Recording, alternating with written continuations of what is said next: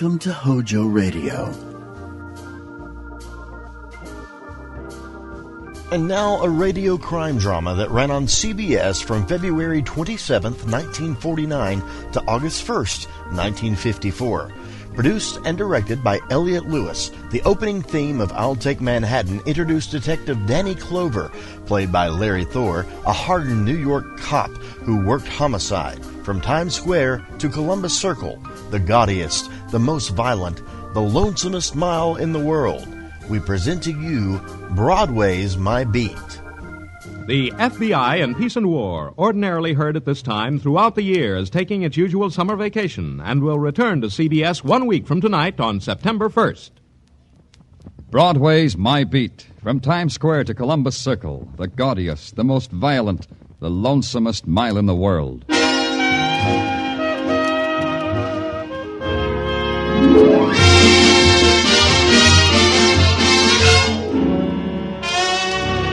Broadway's My Beat, with Larry Thor as Detective Danny Clover.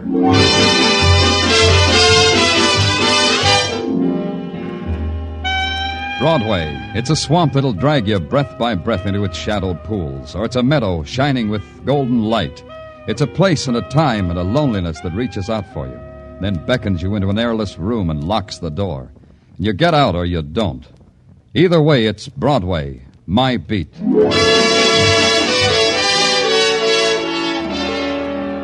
A man dies in silence and in dark, and the city sets up a shrieking clamor, and you're part of it. You ride a scream through the crowded, heat-heavy streets, and then you hit a dead end. And it's a building, and a room at the top of the building, and it's a man lying in the center of the room while other men take notes on the history of his dying. All right, Joe, get one from this angle, huh? Yeah, hold the light while I focus, will you? Hiya, Danny. Okay, that's good. Got it.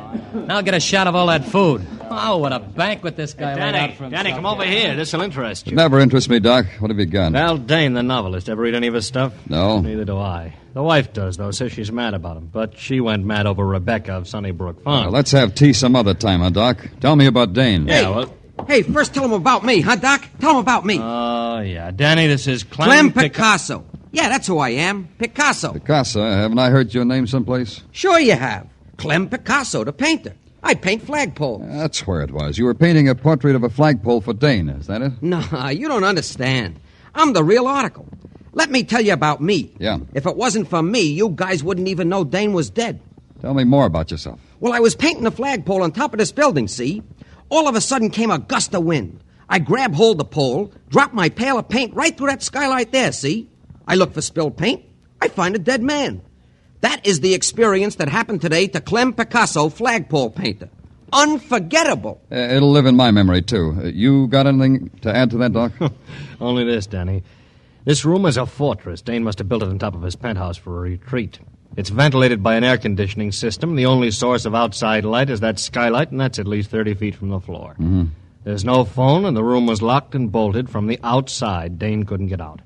This place is bare. No writing materials, nothing. Yeah, like a tomb. Maybe he needed this kind of atmosphere to think. Maybe. All the boys found when they broke in here was Dane and that table, loaded with food, all jarred.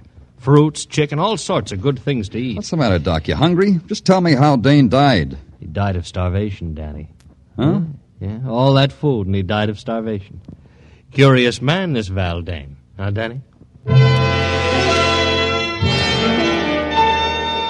I could have dropped it right there. Val Dane, I told myself, had committed suicide by starving himself to death, thereby obtaining new material for his next novel. That's what I told myself. That's how much sense it made. And that's why I couldn't drop it. In New York, hardly anybody dies in a vacuum. A man as famous as Val Dane never does. There has to be a close friend or relative to break the news to, and in a case like this, to question. It wasn't tough to find out that Val Dane had a wife, now divorced, and a city directory said she lived on West 79th Street. It was apartment 105. As simple as that.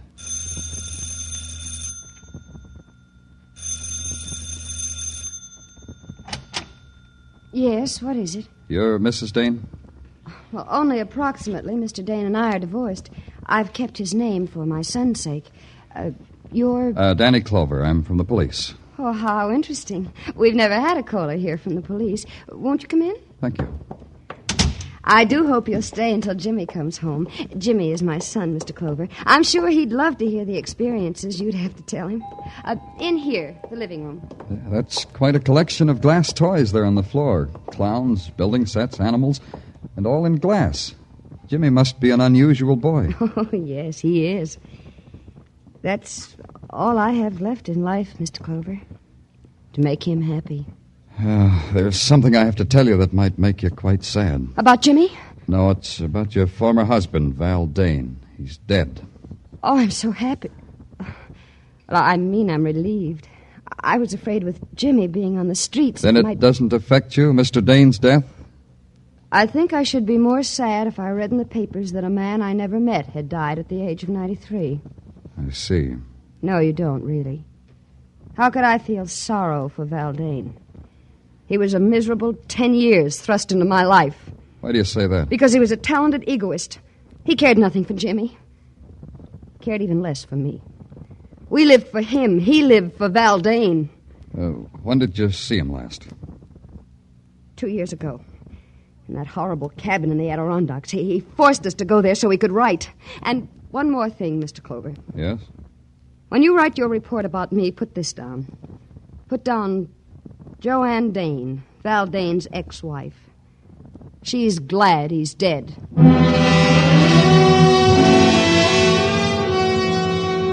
I didn't bother to tell Joanne Dane that her former husband had starved to death. I had a feeling she would have enjoyed that too much, and death doesn't need laughing at. But when I hit Broadway again, death was screaming at me in big black letters. Val Dane had become public property for a nickel a copy. You got the funny papers, too. I called headquarters and asked Sergeant Tartaglia if anything new had turned up. Something new had. Get back to your office right away, the sergeant said. There's a guy who wants to see you. He's hysterical. The sergeant wasn't kidding. Something in my office makes you laugh like that? The pollen, maybe? I can't help it. It's rich. It's the richest one I've ever heard. Okay, come out of it. Who are you? My name's Brooks, Lyle Brooks. Lyle Brooks, huh? Tell me gently, what's so rich? Oh, if I think of it again, Lieutenant, I shall roll on your floor in continued convulsions of hilarity. And think of something real sad, like a right to the jaw, and tell me what's on your mind. Why, Val Dane starved to death. Don't you think that's funny? No? Well, I think it's funny. What tickles you about a man's death, Brooks? About Val's death? He was such a pig, and he starved to death. Well, that, Lieutenant, is humor. Category ironic humor. What's your interest in Val Dane's death? I'm his ghost. Ghost, huh? Battaglia. Yeah, Daddy. Now, what do you want? Book this guy for impersonating a human. Hey, that's a serious... Right now. Tartaglia, book him. Well, sure. For impersonating a human, huh? Come on, you. Policemen have a sense of jest, too, I see. Come on, you. So I'll explain. I am Val Dane's ghost. You're doing it again, Brooks. His ghost writer. I did much of the writing which is credited to our so literary Mr. Dane. That's why I came to give myself up. To give yourself up, huh? Did you have anything to do with his dying? Assuredly not. But you might think so. I hated him. Val Dane cheated me time and again. But this time was the biggest cheat of all. What's he talking about, Danny? I'm talking about The Great Fake, Val Dane's latest book. I wrote at least half of it, you know. Got no credit. Val said I would get credit. What are you trying to tell us? Just this. If Val Dane met with foul play in any way, I should head your list of suspects. Me and Cynthia, of course. We mustn't forget Cynthia. Oh, we can't forget her. Cynthia who? Cynthia Troy. Why, everybody knows she's the woman in The Great Fake. Heavens. Do you mean to say you haven't read the book, Mr. Clover? Mr. Clover hadn't, but Mr. Clover did. The Great Fake, new novel by Val Dane, available at your favorite bookstore, $3 the copy. I bought it, noted it carefully on my expense account, and went home and curled up with $3 worth of vitriol. Because that's what the novel was. A book of hate, a sneering book, a book without humor. There wasn't a person in it, only caricatures dipped in acid. And the leading woman of the novel had been dipped deepest of all. It tweaked me. The next morning, I just had to see her. I'd been expecting a call from the police, Mr. Clover. Drink? No, thanks, Miss Troy. Then you won't mind if I do. No. I realize it's before noon, but then I haven't had my breakfast yet. You sure you won't have a drink? Yeah, I'm sure. Just why had you been expecting a call from the police, Miss Troy? Because I have no doubt about your intelligence. One thing you must know in my business is never to underestimate anybody. You mind if I ask what your business is? The same as in Val's novel. I give parties, Mr. Clover. I arrange that the unfortunate rich be impressed by their leisure and their wealth. By opulent and clever parties, Mr. Clover. For an opulent price, Mr. Clover. Now the question, Miss Troy. Why Why were you expected, Mr. Clover? The answer is a question. How do you get a man to starve to death? I've been asking myself that. You think somebody got Val Dane to starve? Undoubtedly. Val Dane was a man whose only love was Val Dane. He was too jealous of his love to kill himself. He would never commit suicide. Then you think he was murdered? I believe I implied that, don't you? Did you kill him? The idea titillates me. Yes, it's a rare thought. Ask me that again, Mr. Clover. Look, Miss Troy, the social graces aren't one of my, social graces. In your circle, how do you tell a lady to quit stalling? By telling her. Then let's quit stalling, huh? Very well. You've read Val's novel, yes? It made a fool of me, didn't it? Is that why you killed him? Locked him in that room and starved him to death? I should like to have done that, Mr. Clover. The idea... Yeah, I know. It titillates you. You've started a train of thought, Mr. Clover.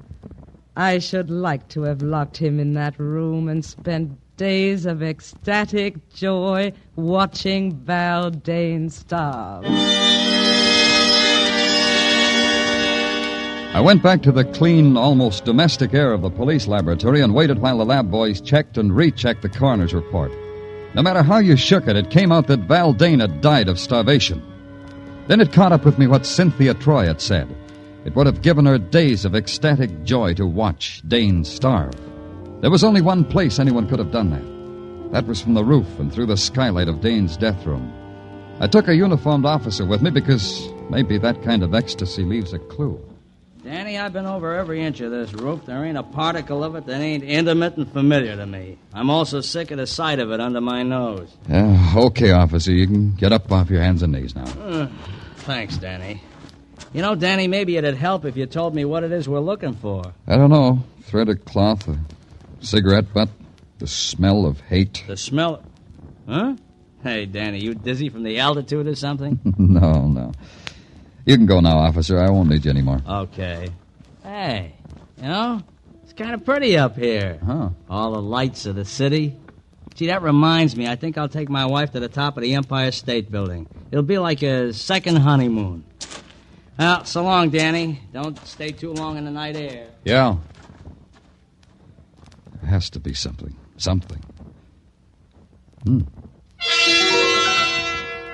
Didn't make sense what I saw. A piece of Scotch tape stuck to one of the panes of the skylight. I leaned down to examine it.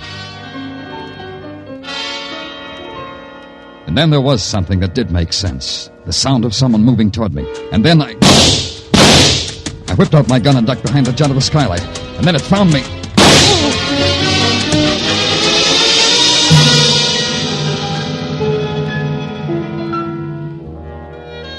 When I woke, a sickly dawn spread itself over the roof and over me. I took inventory and found I was missing 2 items. A valuable hunk of skin from my right temple and a piece of Scotch tape. Just that. Scotch tape.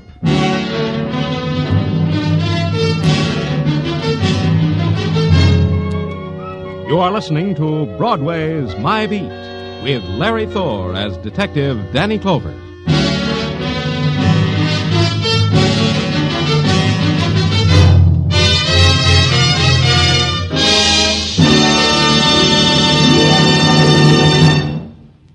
A thrill a minute. High-tension suspense from the word go. Dramatic excitement that builds and builds until it explodes in a smashing climax. That's Inner Sanctum, the great mystery show that's another of CBS top-notch Monday night programs. You'll find Inner Sanctum one of the most entertaining spots on your Monday night listening schedule. And remember, Lux Radio Theater returns next Monday, August 29th, for its 15th year of great dramatic presentations. Inner Sanctum, Lux Radio Theater, every Monday night over most of these same CBS stations.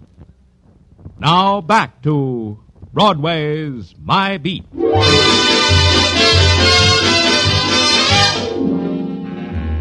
Morning on Broadway is like any other August morning on 1,000 other main drags. People are caught up in a salary to be earned, baseball scores, and the heat. You keep moving and do the best you can.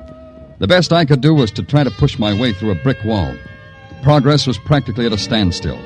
But by now, one thing was obvious. I had a murder on my hands.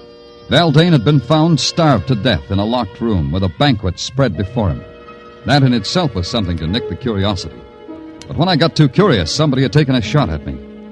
Draw a line and add that up, and you get a 6-letter word meaning foul play. At headquarters, after I had my head bandaged, Sergeant Tartaglia was terse and intelligent about the whole thing. I can't figure it, Danny. Now, don't try, Tartaglia. If you could figure it, you'd become invaluable to the department. You'd never get your pension. Did you get what I told you to? Yeah, one piece of frosted glass, just like you said. Thanks. Where'd you get it? Now, Danny, where would you get a piece of frosted glass at police headquarters? Out of the men's powder room. You better hurry up with it. Yeah. Now, we'll tear off a piece of scotch tape. Now, we'll paste it over the glass like this. What are you doing, Danny? Pasting scotch tape on frosted glass. It's the latest craze. Now we hold it up to the light. Look through it, Tartaglia. Get up close and look through it. Hey, you can see right through it. The part of the glass with the scotch tape on it, you can see right through. Hey, that's a neat trick, Danny. It's also a clue, Sergeant. The skylight to Valdane's retreat was frosted glass. Somebody stuck that missing piece of tape on the glass so they could watch Valdane die.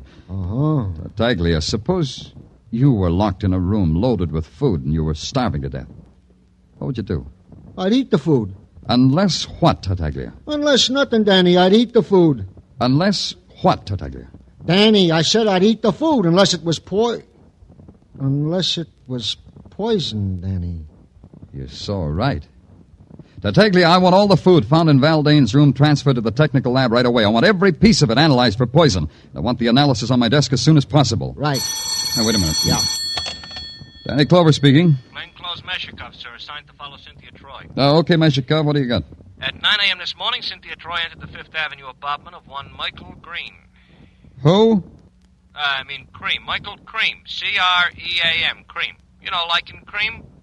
So I took a plant in the hall. At 9:15, I heard loud voices, which at 9:20 became a heated argument. Who's this Merkel Cream? Oh, him I checked. He's a yogi. A yogi, huh? Oh, that's interesting. These guys go on starvation diets to get next to their souls. Thanks, Mechikov. Stick with Cynthia. Hey, Tartaglia. Yeah, Danny. Get my bed of nails. I'm calling on a yogi.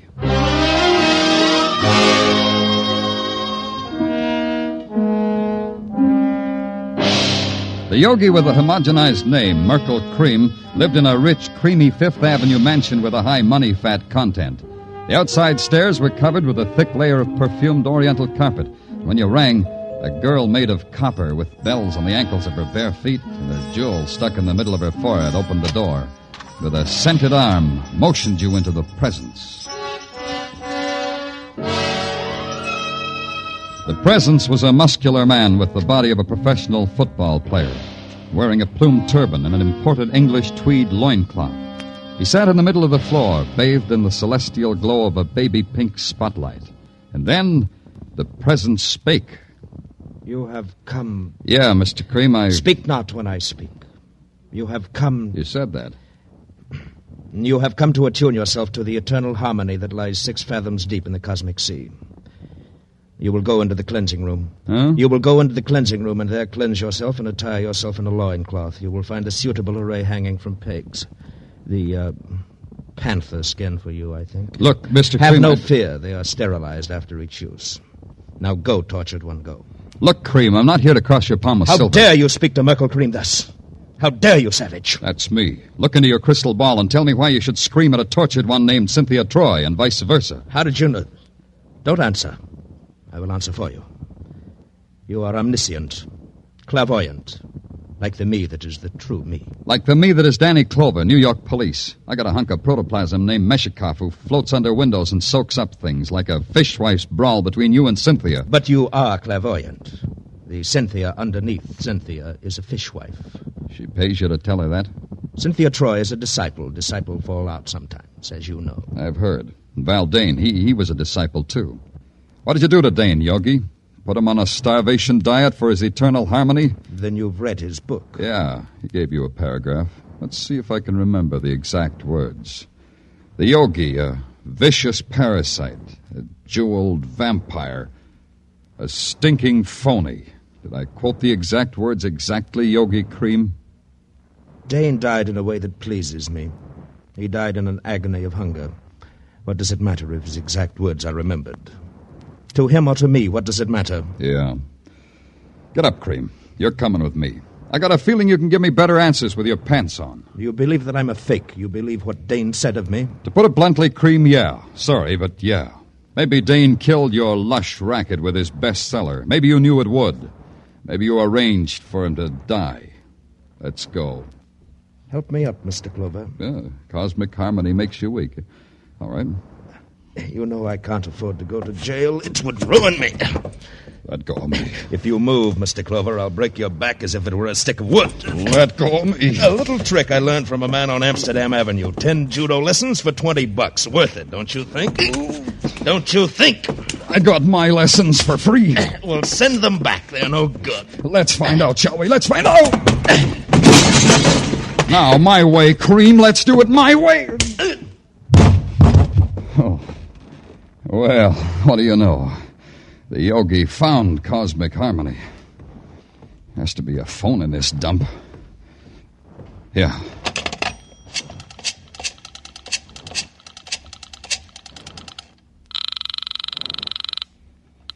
Headquarters, Tartaglia speaking. Tartaglia, this is Danny. Send a stretcher to pick up Yogi. Mr. Merkel Cream? Yeah, he spilled out of his bottle. One stretcher coming up. Hey, Danny, we got a report on that food. Yeah?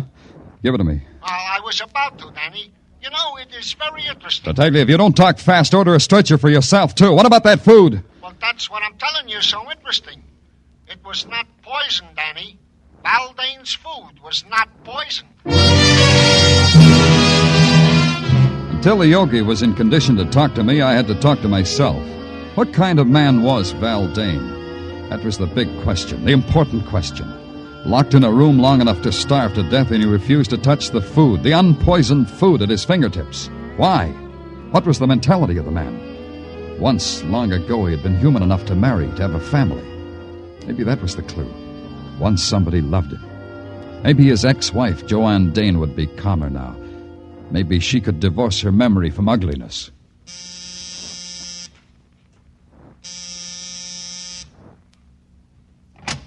Yes? Who are you? I'm Danny Clover, police detective. Who are you? I'm the landlady. What can I do for you? I want to see Joanne Dane. Joanne's not in any trouble. She's a fine girl. What kind of trouble would she be in? No, I didn't say she was in any trouble. I just wanted to talk to her. Well, she ain't in. Where is she? Joanne's out for a walk. With Jimmy? Jimmy? What are you talking about? His son, Jimmy. Mister, you got the wrong address. Joanne's got no son. Nobody lives here by the name of Jimmy. Say, what kind of a detective are you anyway? Yeah. What kind, Clover? Let's go find out.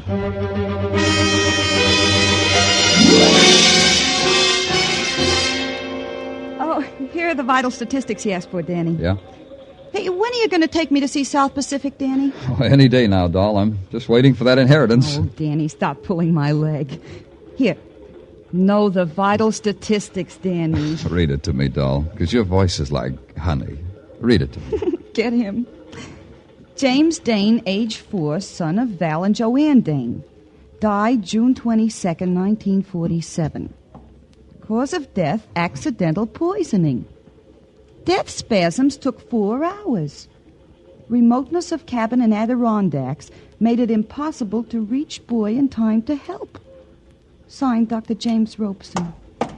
Hey, Danny, where you going? I haven't finished. Danny, come back here. I've got some things to settle.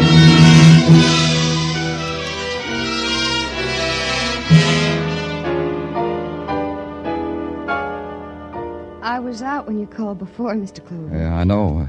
Joanne, your landlady said you'd gone for a walk. With Jimmy. Jimmy loves to walk on a sunny day like this. Where's Jimmy now? Out playing. Joanne, I asked you before. Now, don't lie. When was the last time you saw Valdane? I won't lie. A few weeks ago, as I told you. A few weeks ago, yeah. Another question.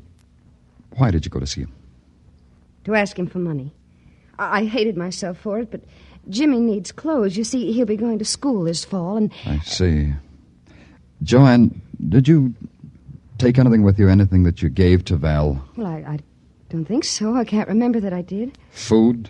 Why... food in jars, chicken, preserves, things like that?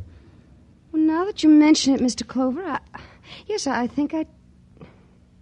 Yes, Joanne, you told Val that food was poisoned, didn't you? Just before you left, just before you closed the door behind you. You told Val it was poison, didn't you, Joanne? What are you talking about? Just before you locked the door and bolted it behind you, you told him that. You pointed a gun at him and told him that. Why should I do that? Joanne, listen to me.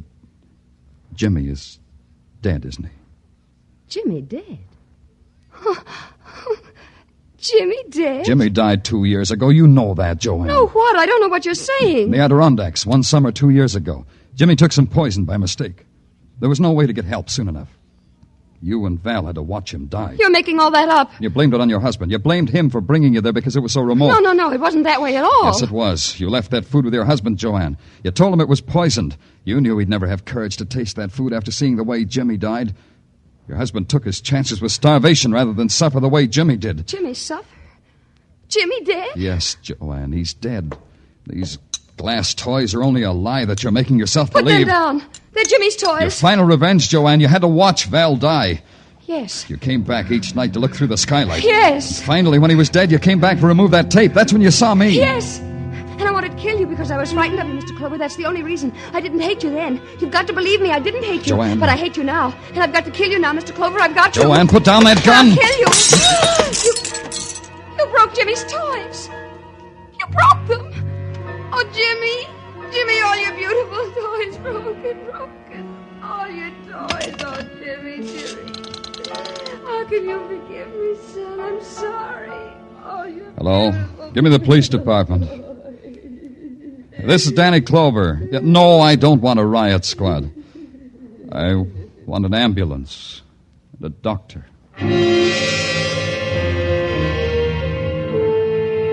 It took 15 minutes for them to come, and in that time I watched the shadow soak up the remnants of her mind.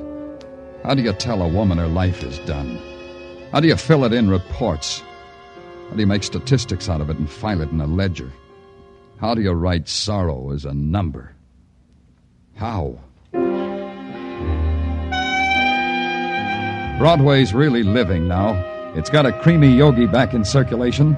Cynthia is throwing a marvelous party for Patrolman Mishakef. And the ghost, Lyle Brooks, he's haunting another author. Broadway's jaunty now, and it wears a chip on its shoulder. It's flexing its muscles and daring the nighttime. And before it's over, it'll tear itself apart and laugh at its own agony. It's Broadway, the gaudiest, the most violent, the lonesomest mile in the world. Broadway, my beat.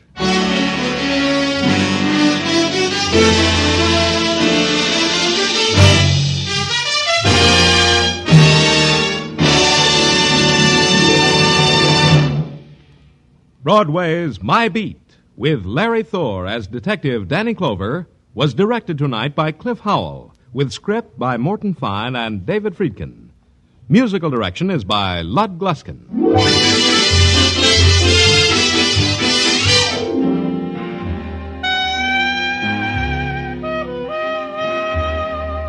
That man is coming back again. Yes, Arthur Godfrey is returning from his vacation, and he'll be helping some promising young performers up the ladder of success when Arthur Godfrey's Talent Scouts return to the air next Monday night over most of these same CBS network stations.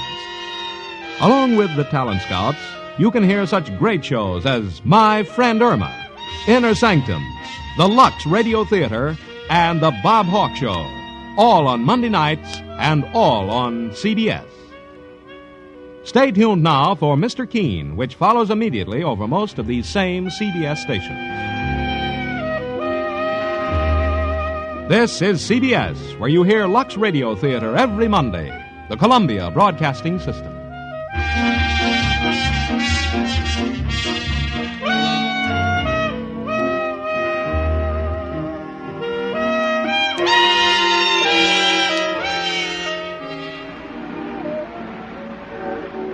And now, before the overture to the second act of the Gibson family, let's step backstage and look in on Sally Gibson and Hilda, her maid, who is helping Sally change for the next scene. Quick, Hilda, hold this dress. I've never been so excited in all my life. It's really wonderful, isn't it, Miss Sally? Too wonderful. That scene in the garden. It made me think of Henry, Miss Sally. Miss Sally, if I had your complexion, do you suppose Henry would... What, Hilda? Help me, what's wrong with my face, Miss Sally? Those red blotches just won't go away. Soap, probably. What kind are you using? Some beauty soap, I suppose. Yes, Miss Sally. That one that promises radiant beauty, glamorous youth, irresistible loveliness. Oh, Miss Sally, I had hoped Henry would... Yes, so did I once. And then I learned the truth. Hilda, you can't feed the pores of your skin with beauty oils or mysterious ingredients. No. And many highly perfumed, prettily colored soaps contain fatty acids and free alkali that really irritate and harm your skin. But, Miss Sally... My doctor recommended Ivory. He says all any soap can do is cleanse, and that to protect the fine texture and pores, a soap should cleanse gently. And that to do that, a soap must be pure. He said Ivory would help to keep my skin smooth and fine. And, Miss Sally, do you think Henry would... Oh, quick, my gloves, Hilda. Is the bell for the second act? No, Hilda will never get a Grecian nose by using a beauty soap. But we do hope she gets Henry. And now for the overture to our second act. All right, Don. HOJO Radio. We're your old-time radio headquarters. Stay tuned.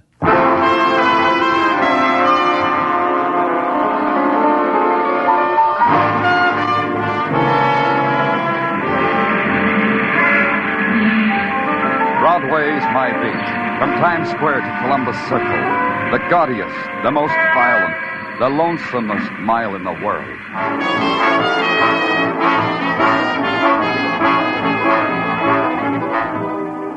Broadway's My Beat, with Larry Thor as Detective Danny Clover.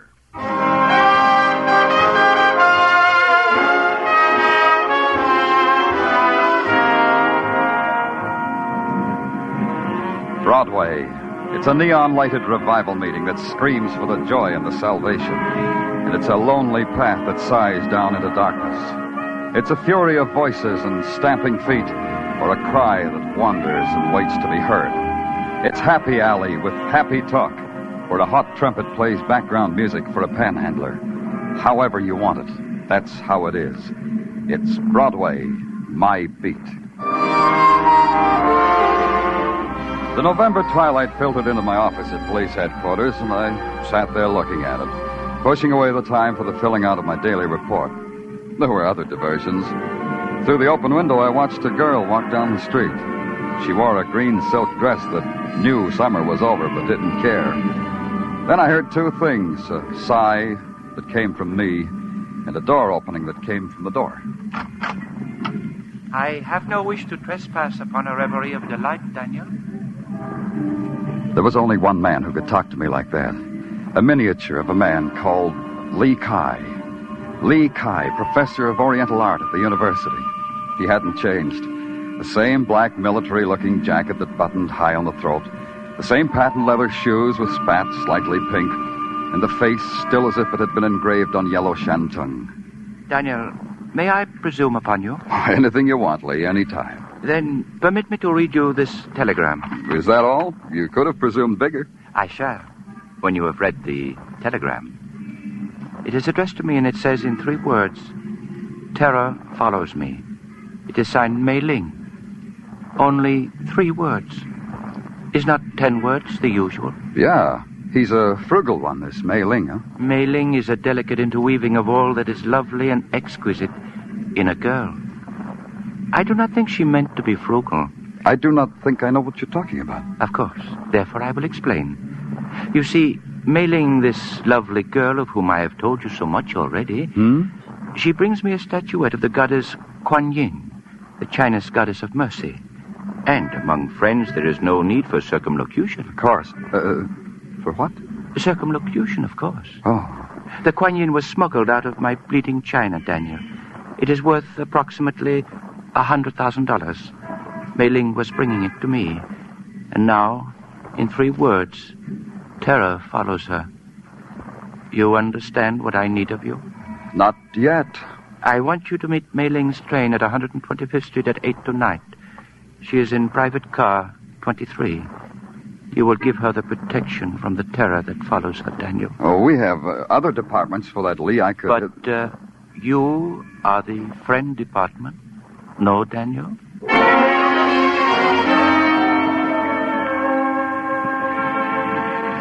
In the nighttime, the 125th Street station hangs over the edge of a glittering world. Arrival and departure have a special meaning in the dark. There are shadows between everything, and the talk is always whispers. I walked out on the concrete platform toward the light on the bulk of the train, and I saw him, the man in a conductor's cap, holding a lantern and looking down at his watch. I asked him a question. Car 23, next one down through this empty coach. Oh, thanks. Hey, wait a minute. Can't get in 23, private coach. That's all right. I just wanted... Nope, can't let you on. Nope. Sorry, but nope. Orders. Want to see something? Huh? Look at this for a second. Go on, hold it up to the light. Yeah. Police badge, eh? Yep. Yeah. Train pulls out in 7 minutes, mister. Oh, bury me not on a lone prairie. Oh, excuse me, mister. I didn't know where... Hey, you big enough to come from Texas. Are you from Texas? No, now, if you'll let me through here... Well, city fella, huh? You know how I can tell? City fellas are always in a hurry. That's how I can tell. Yeah, now, one side, friend. Now, in Texas, it's different. People are friendly. Just folks down in Texas. I'll show you what I mean here. You have a drink. Maybe you didn't understand. I said one side, friend. Hey, you meaner than a shote with a cut snout. No drink, huh? Well, Texan don't prejudice a man because he ain't no drinker. Let me tell you about Texas. Hey, I gotta prove it to you. Out of the way. Oh, you got the idea. Sure, I got the idea. See if you can get this one through your head. Oh. What are you...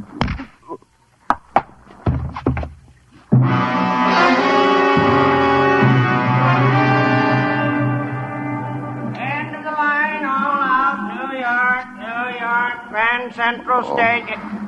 Hey, you, wake up. Now, don't ask me where you are. I've been shouting out my lungs where you are. Oh. Come on, get up.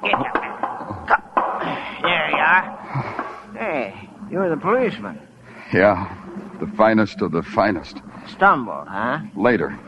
First I was slugged. Feature that. You feature it. I haven't made car 23 yet. Hey, come back here. I've got to write a report. But I finally did. I finally made it. Car 23. Inside the place was a shambles. Upholstery ripped, baggage opened and tossed across the seats, as if someone had been in a desperate hurry to find something.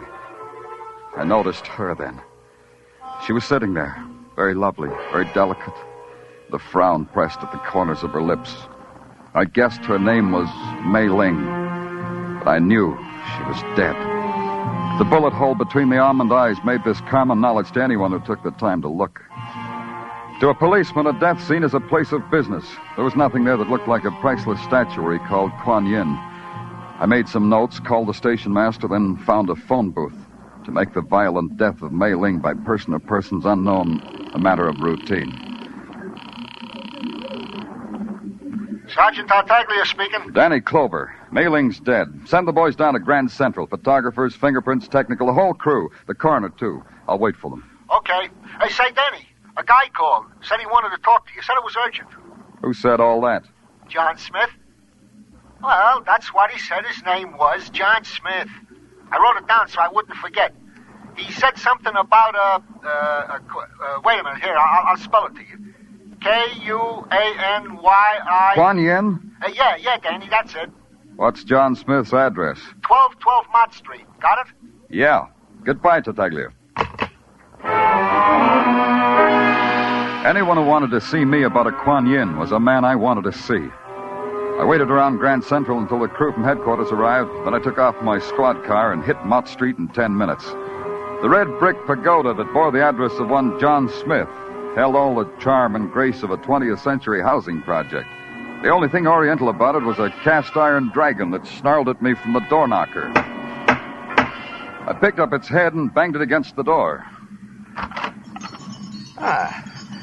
You would be Danny Clover, and I would be John Smith. The ecstasy is mutual.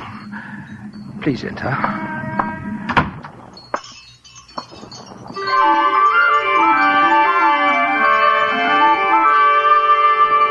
The thing that stood in front of me I didn't believe. It was a mound of flesh wrapped in a scented mandarin's robe.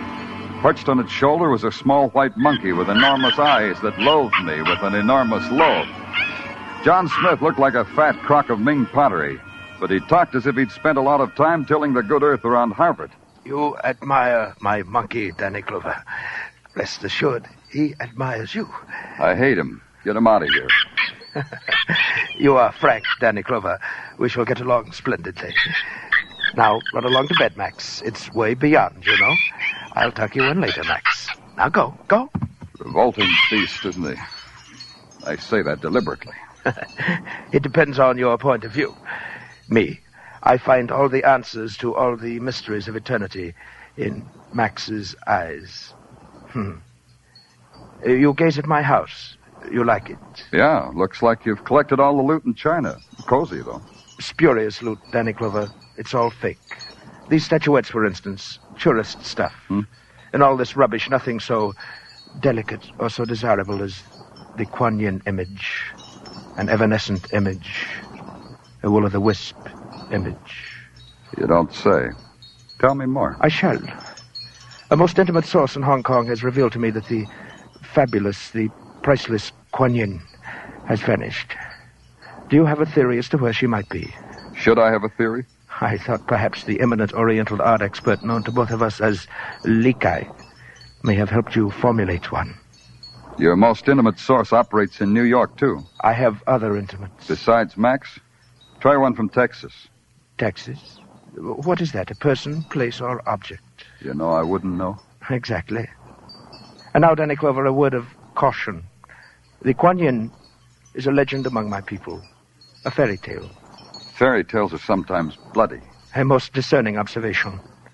On a sensitive and intelligent mind, they can leave a most fatal scar. Sometimes not only on the mind. It's sweet, the way you try to scare me. The Kuan Yin is a goddess of mercy and compassion. If you know where she is, may she watch over you. If you don't, we have nothing further to discuss. And now I must tuck Max in. Au revoir, Danny Clover. I shook his hand, watched him wince, then bowed out of his fat presence. John Smith was a man who would keep. Now there was one place I just had to go, to the university, to break the news to Li Kai. It was at this time in my life that I exploded the myth that the thirst for knowledge never ceases. The door to the Arts and Science building was locked. It took me a half hour to find the night watchman, go through the policeman's badge routine, and get ushered to the self-service elevator. Wait a minute. Hey, wait a minute. Thank you. Thank you very much. I feel silly saying this, but... Floor, please? The third. Oh, good, me too. I've never seen you about the building. What are you in, arts or sciences? I never knew which. I'm Danny Clover, a policeman. Oh? Mm-hmm. And you're in... Seismology. I'm Professor Higgins. Professor? Oh, here we are. Third floor. Oh, yeah. You, were saying? I was saying Professor of Seismology with a question mark after it. What is seismology exactly? Exactly. It's that branch of geophysics which has to do with earthquakes and their attendant phenomena. Mm-hmm. Here's my lad. Good night. Oh, before you go, and in non-scientific terms, could you tell me where Professor Li Kai's office is? Li Kai? Yeah. How nice. In the Argo, any friend of his is a friend of mine. Now we'll shake hands. I'm glad to know you. I'll show you his office. You've known Li Kai for a long time. Why, he slapped my... He was in attendance when I was born. There were no doctors nearby then. In China, Mr. Clover. in the interior. Oh, and from that moment on, you became interested in earthquakes and their attendant phenomena. Pretty nearly. Understand, Mr. Clover, I enjoy seismology. A girl can always make her way in the world with a good, sound knowledge of seismology, I always say. I'll say the same thing. It does make for dull conversation, doesn't it? Well, Here's Lee Kai's office. Professor Kai. Professor Kai. Professor Kai!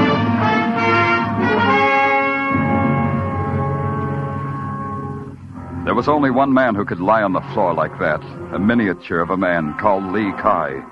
He had only changed a little bit. The patent leathers were the same, and the spats, the crinkled face. But the small change made a big difference. The sharp object sticking in the middle of his black military-looking jacket made him a venerable ancestor to whatever good he'd done in this world. I knelt down beside him. It was a letter opener plunged deep into his back. And on its handle it said, Acme Life Assurance Company. Put your life in our hands.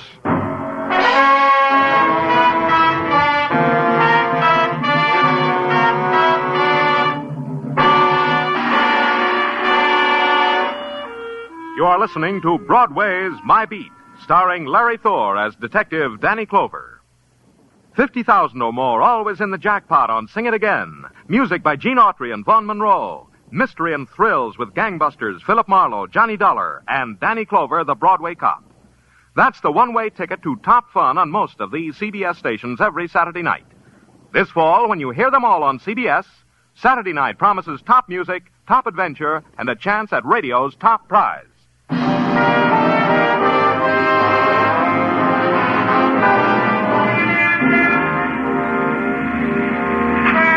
There's this about Broadway. It savors the exotic while it's taking bites out of a hot dog. The deaths of Mei Ling and Lee Kai were duly reported for the next morning's newsstands, were scanned by the crowd while reaching for their respective mustard jars. Then Broadway went about its business. You can't blame Broadway. It's got too many other things to consider, like T formations and mass substitutions, the weather, and making a buck. But a policeman with a murder in his hands has to make a world outside all that. Mine revolved about a specific Chinese statuette called Kuan Yin, and incidentally worth $100,000. It also included paying final respects. I took a ride down to a twisted alley off of Mott Street. The festivities for Lee Kai's funeral had already begun. Venerable Chinese ladies and gentlemen stood on the curb and with great ceremony lighted firecrackers and tossed them serenely into the air. As the body of Lee Kai approached, others tossed money into his open coffin to ensure his price of admission into heaven. Walking directly behind was a lady by the name of Higgins, Professor Kate Higgins. She was dressed in a mandarin robe, and her tears were the tears some enchanted princess might weep. There were only two, one under each eye, and each one a jewel. And then across the street through the procession, a face that I had seen once before in a train station brought me back. Pardon me. I'm sorry. Pardon. Tell me what Texas, kid. I got more time now. Who are you? Why leave a great place like Texas just to strong-arm a city fella? Take off, friend. They warned me about talking to strangers. In here, friend, in this alleyway where we can be far from the city's rattle. In here where we can be pards. In here. Take your hands off of me. Talk to me, pard. Who told you to slug me on that train? I can do it now without nobody whispering in my ear. Do it. Yeah.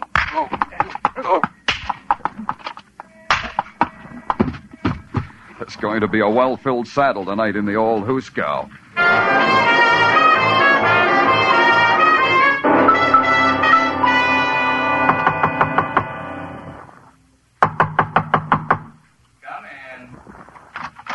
I was looking for Professor Higgins. This is her laboratory, isn't it? Yes. The professor isn't in. I'm John Scarn, her assistant. Danny Clover, police. Social or business? I only ask because Kate has such various callers. Last week it was a gentleman peddling hot Persian prayer rugs. I got quite a seism out of him. Seism? You're not hep, are you? Seism. Earthquake. A big bang. Tell me, what do you do around here when you're not having seisms? Well, I'll explain it to you. See, these things here are seismographs. They're connected to another machine embedded in concrete below this building. Oh. If there's an earth tremor, it's picked up by the machine downstairs and recorded on these. I see. And this needle here, writing on this rotating drum, records the time of the shock. Precisely. Interesting. Mind if I take a closer look? Well, take it easy, Mr. Clover. We don't need a tumbler to disturb the needle, you know. It's very delicately balanced. It'll even record footsteps that come too close to it. What do you do with these recordings after you've got them? File them. Each recording is for a 24-hour period. Unfile yesterday's reports and send them to my office. Well, but... And do you get reports from other stations that do this work? Yes, every day, but... Send yesterday's, all of them, down to police headquarters. Now, see here. Mr. Scarn, you had you size them today? I'll send everything down just as soon as I can get them together. Good. And quietly. No one's to know. Another thing, Mr. Scarn. Who has access to this lab? Why, just Kate and me. And, well, yes, the night watchman. Yes, we three. We have the only keys, I believe. Thanks. And Kate, Professor Higgins, where would I find her? Perhaps at her apartment.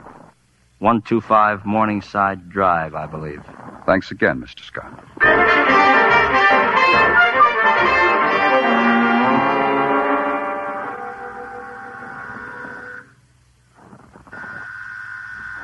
Just a moment. I have to put something on. I'll wait. Clover, why is it that everything happens to you while you're on duty? Maybe it's because you're on duty. Oh, it's you. How nice. You caught me just as I stepped out of the shower, so you'll have to take me as I am, robe and all. Come in. I could wait outside until you, A shy policeman, how charming. You can trust me. Go on in. Thank you, Professor. Over there, but the fire's nice. I always dry myself by the fire, but you interrupted that. Easy, Clover. I'm here. Tell me. I didn't say anything. Oh. Shall I get her something? A drink? Do you object to the phonograph? Some men do, you know. I saw you at Lee Kai's funeral. I saw you, too. You're different now. You're not? That's right. I'm still thirsting for knowledge. So talk to me about things Chinese, Professor. The, Kuan Yin, for instance? For instance? A miraculous goddess believed by the Chinese to have only to kiss a wound to make it vanish. $100,000 a kiss. It's expensive healing. There are some who would pay more. 2 murders, maybe? More, if they have to. Yeah. You told me Lee Kai slapped you into the first breath you ever took. What else did he do for you? Everything. He was my father, my brother, my companion, my teacher. And, Mei Ling? I didn't know everyone in China, policeman. Nice policeman. And a man named John Smith? John Doe, yes. John Smith, no. Give up? All right. Invite me to an earthquake sometime, will you? I'll take time out for it. You'll love it. There's nothing quite so exciting as when the earth moves. Danny? Yeah? The Kuan Yin. You could give her to me. I'm only a professor on a professor's salary, but I could think of some way to pay you for it. Oh? What makes you think I've got the Kuan Yin? Because Lee told me he'd gone to you. Because you found Mei Ling. Because it would have been simple for you to steal it from a dead girl. Yeah, it would have been. But you know, I didn't think of it. Also, she didn't have it. Now it's your turn again. Lee Kai would want me to have it. No one else. I'll make a note of it, Professor. Now, would you unlock the door, please? I promised Mother I'd be home early. Of course. There's frustration everywhere, isn't there, policeman? Nothing but frustration. I think I remembered to tip my hat. I know I remembered to get back to police headquarters. I hustled Sergeant Tartaglia off his fat comic book and sat down at my desk to go over the sheaf of seismographs I had Scarn send down. Not only were they dull reading, but for a long time they didn't make sense. I kept trying. You can talk, Tartaglia. Item 1, Danny. I've questioned the Texas cowboy in his cell. McGrath won't talk, won't open his mouth. Hey, in a Texan, this must be some kind of terrible disease. Okay, physician. Item 2. Item 2 is alibis, good and indifferent. At the time of Lee Kai's murder, John Smith was giving a dinner party. Assistant Scon was calling a square dance. Hey, you know, Danny, they're fun. You ever been to one? Ask me sometime, Tartaglia. Yeah. Item 2 continued. Professor Higgins was to a movie. The night watchman checked into the station the other side of the campus. Item 3. San Francisco Customs reports this Mei Ling never had no Kuan Yin. Tell me that again. The Kuan Yin Mei Ling was supposed to have. She never had it. Danny, this means 2 people was killed for something they didn't have. Huh? You said something, Tartaglia? When San Francisco Customs reported they had no records on the Kuan Yin, something clicked into place.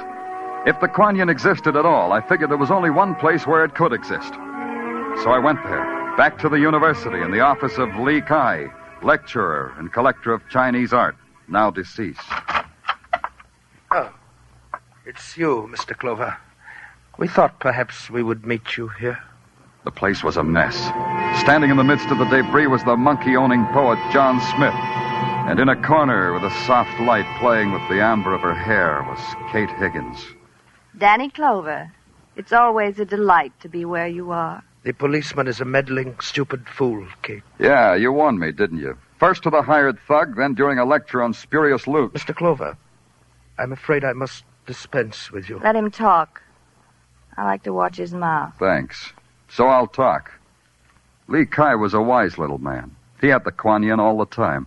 All he wanted was to find out who was trying to get it away from him. He came to me because he knew his enemies would follow him to me. And it backfired, shall we say, in his face. His and Mei Ling, the girl with whom he planned the whole puppet show. You have talked enough, Mr. Clover. Quite enough. I'd been watching Smith, but where that knife came from, I'll never know. He held it low, slanting upwards for ripping, and then he lunged at me. I sidestepped and reached back, grabbed one of Lee Kai's art figures, and threw it at his head. He ducked, and the statue shattered against the wall. Kuan Yin. The Kuan Yin. And there it was, an ebony image shining with some inner light. It held us in a kind of suspended trance. Lee Kai had been clever. He'd encrusted the Kuan Yin in a cheap plaster cast and set it alongside the rest of his art. One of the oldest tricks in the world. I came out of the trance faster than John Smith did. He lay there with the rest of the crockery, just as pale, just as broken, just as unconscious. He can no longer harm you, Danny. He was an evil man. Yeah, and tricky. Hiring that hatchet man McGrath to kill Mei Ling and slug me on the train. Kate. Yes, Danny? Maybe I shouldn't ask you this, Kate. But how come you were with Smith? I knew his greed would finally lead him to Kuan Yin, as your curiosity led you to her. And to me. To me, Danny. Kate, do you always repay kindness with murder? What are you talking about? You killed Lee Kai. Danny, you're insane. Why do you talk like that? Because the seismograph in your lab registered a disturbance at 9 o'clock last night, the time of Lee Kai's murder. How do you know it wasn't the recording of a minor shock someplace in the world? Because no other laboratory picked it up. That's when you stabbed him, Kate, at 9 o'clock. You said you were at the movies. Nobody could prove that. Danny. But you weren't, Kate. You weren't at the movies. You were in your lab. You stabbed Lee Kai and dragged his body down the hall to his office. He was a small man. You could have done that. Yes. It's no use. You would deprive me of the Kuan Yin anyhow. 2 killings for the goddess of mercy. Doesn't add up. I would kill anyone who would deprive me of the Kuan Yin. Yes, you too, if I could now. Danny? Uh-huh. Let me hold the Kuan Yin, Danny.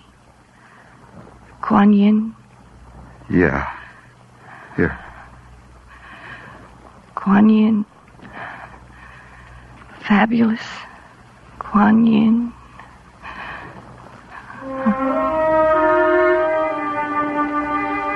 I watched her hand slide down the side of her cheek and her body go taut.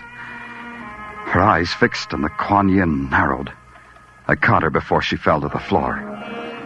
When the boys from headquarters came, it took 4 of them to heave John Smith onto a stretcher. They started for Kate Higgins. I told them to mark her fragile. Even a professor of earthquakes can break.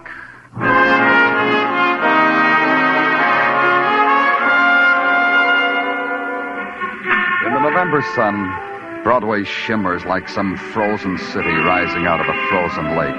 It's clear, crystal clear, and its air is fresh and clean. You close your eyes because you know it's a lie. The easy laughter that snarls when your back is turned. The spectaculars that advertise the grave. The welcoming hand that turns to ice in yours. It's Broadway, the gaudiest, the most violent, the lonesomest mile in the world. Broadway, my beat.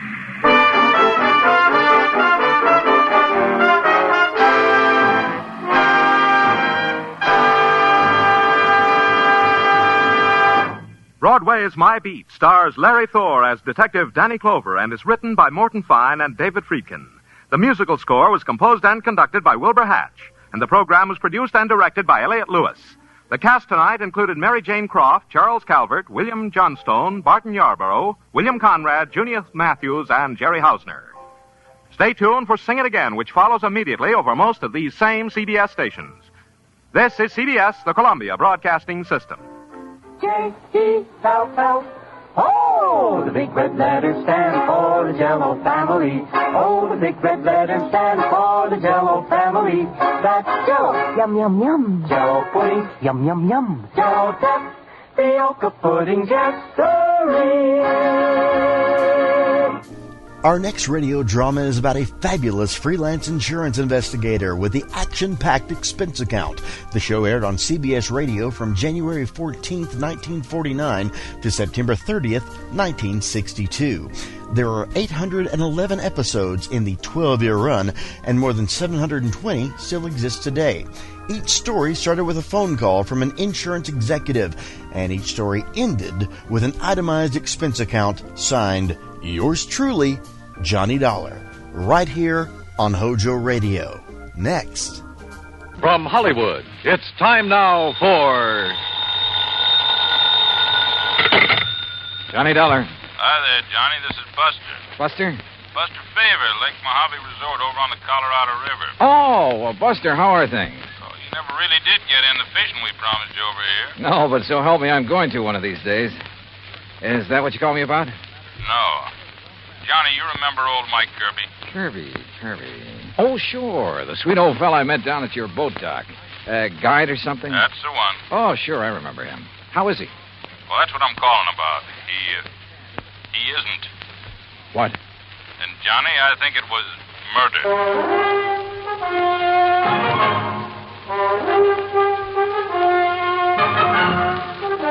Bob Bailey in the exciting adventures of the man with the action-packed expense account. America's fabulous freelance insurance investigator. Yours truly, Johnny Dollar.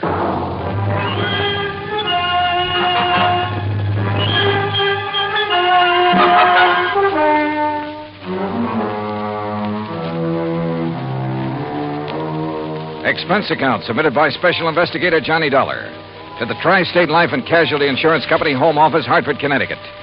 Following is an account of expenses incurred during my investigation of the Kirby Will matter. As soon as I hung up on Buster, I lost no time in making the necessary plane reservation to Las Vegas and picking up a handful of American Express traveler's checks. That's item 1 on the expense account, a total of $320. Then I packed a bag, was about to take off when the phone rang again. Johnny Dollar. Oh, Johnny, I'm glad I caught you in. It's Danny Newcomb at Tri-State Life and Casualty. Oh, hi, Danny. Johnny, I need you badly, and I need you fast. Now, there's only a $5,000 policy involved. Danny, the circumstances are such I'm sorry, Dan, but I can't handle it. I'm about to catch a plane out of here. here. No, Johnny, now listen. There may be a killing involved in this case, so we don't dare waste any time. And what's No, you listen. There may be a killing involved in what I'm going out What's more, the death of our client occurred at one of your old stamping grounds. Sorry, Dan. At the Lake Mojave Resort. Danny, I told you What? Yeah, that's right. Mike Kirby? Yeah. Okay, Danny, I'm on my way.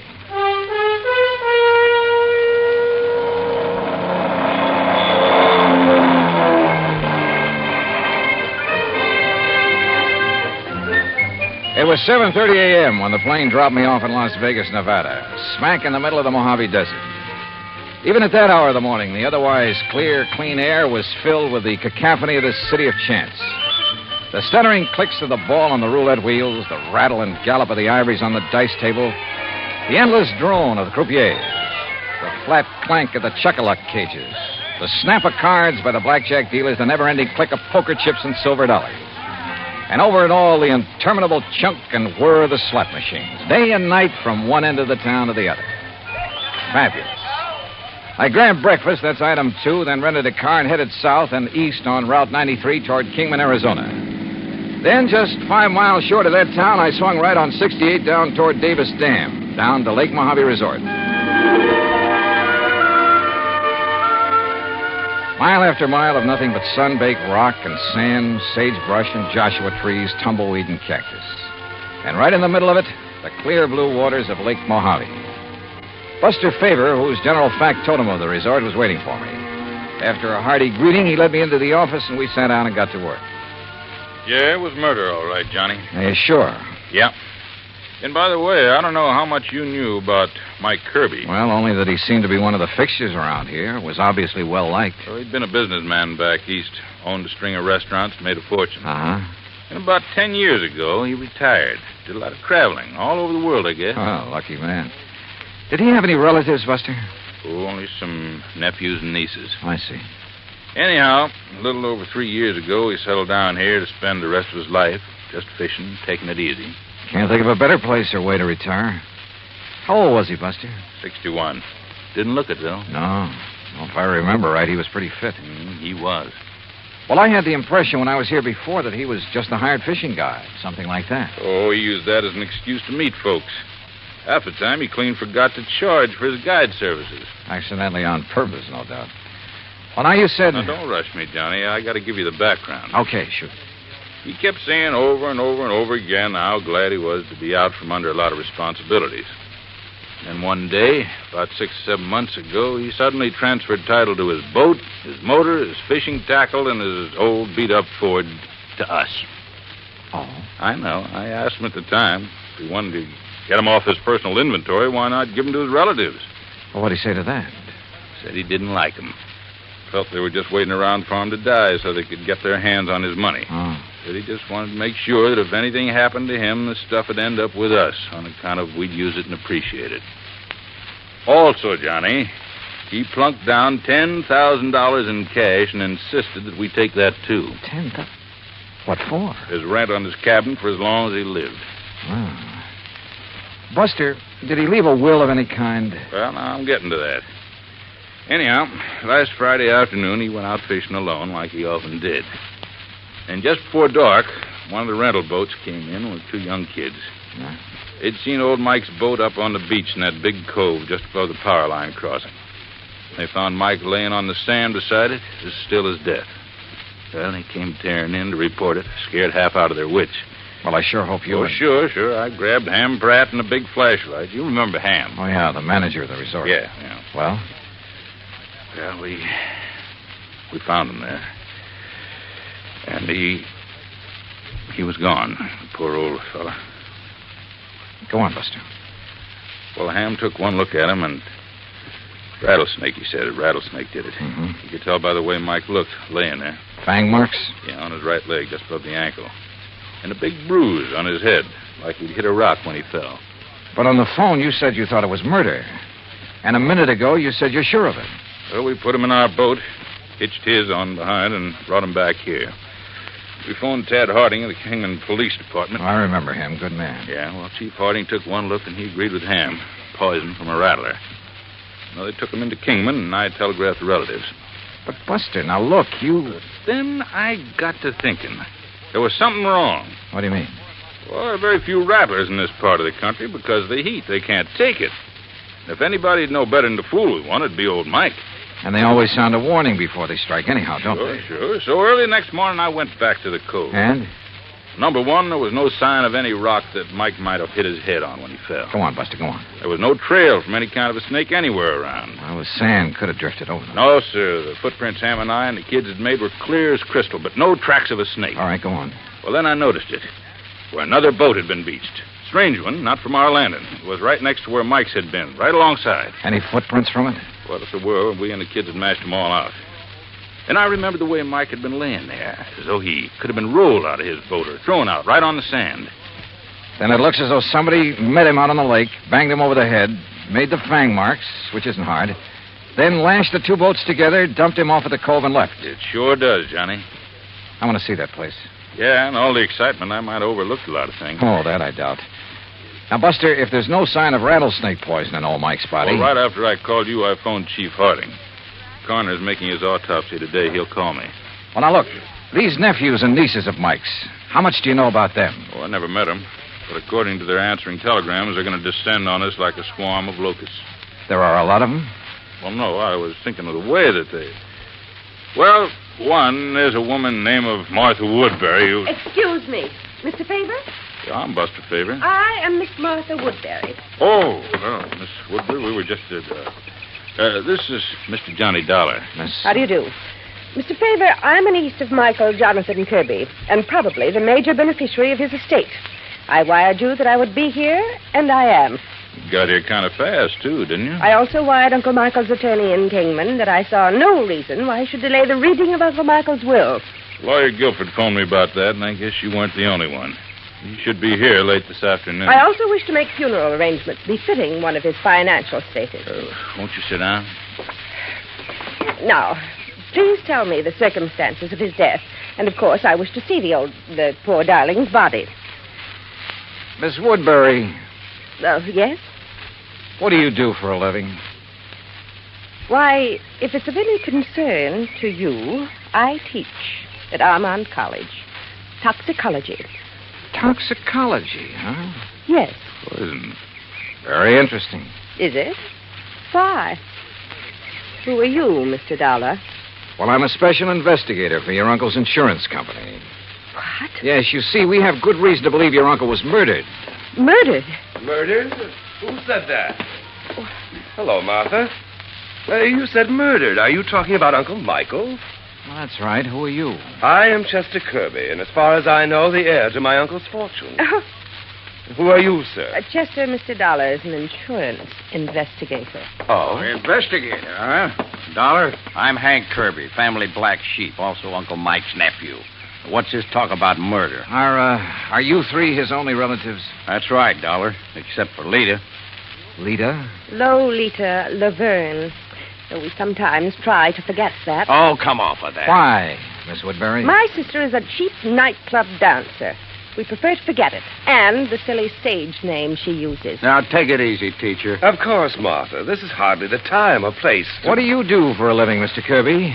Chester? Play the stock market a bit, that sort of thing. He's a playboy, Mr. Dollar, and a gambler, and I suspect not a very honest one. Martha, my dear girl, I resent that. You've never done a lick of honest work in your life. And if you think Uncle Michael didn't know it, would let his money ever get into those soft pickpocket fingers of yours... You don't think you're the well, one let doing me it. tell you something, Oh, shut up, both of you. Pair of money grabbing.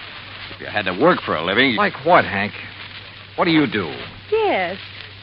Tell him, Henry. Oh, I told you I was the black sheep of the family, but I work.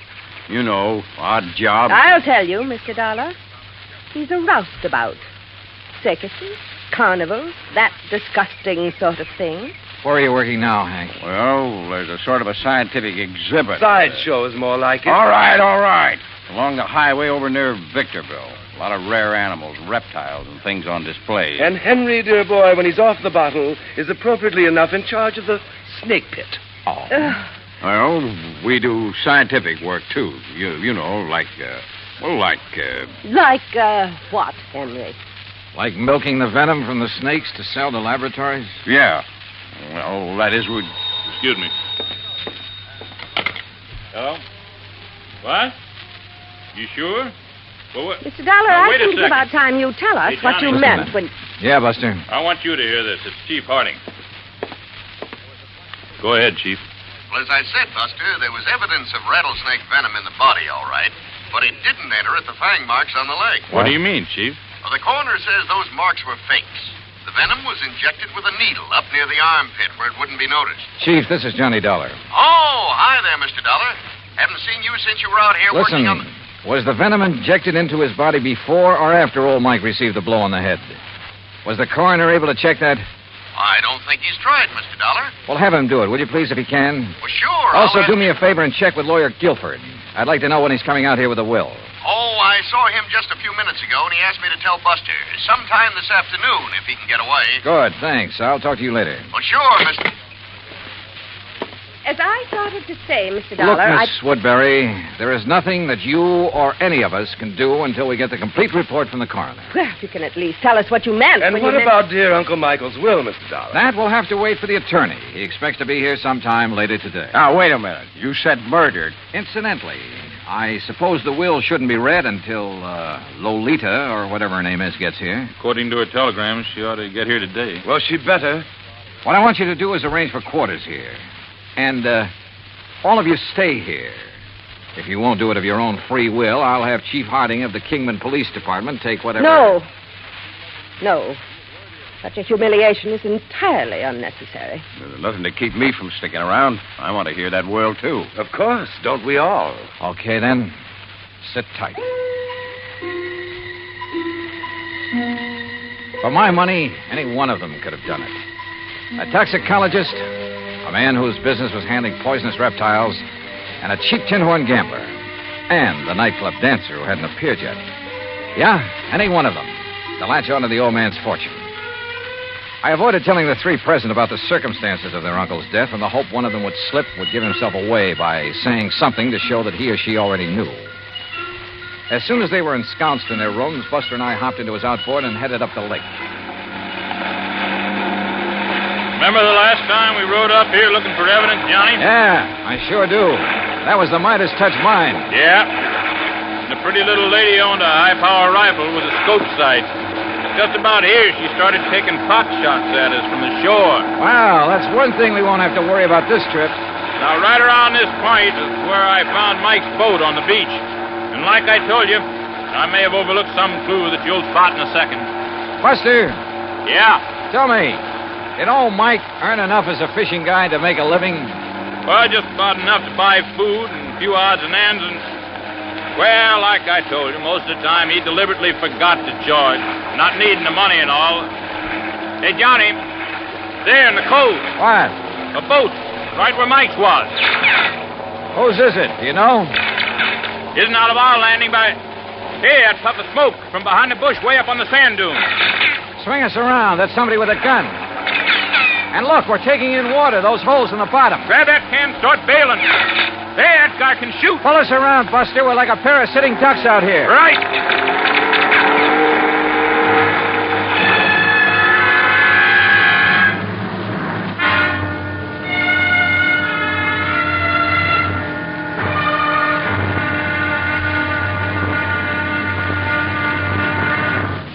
Act Two of yours truly, Johnny Dollar, in just a moment. Democracy. It takes an awareness of life and a respect for mankind to make democracy work. But when this happens, democracy works in mysterious ways to better the lives of everyone. Why? Because democracy is concerned with everyone. One could say that democracy is people. For the people rule themselves in a democracy. No tyrant stands a chance. No dictator can get a foothold. The systems of laws and justice in a democratic government is made and operated by the people, for the people.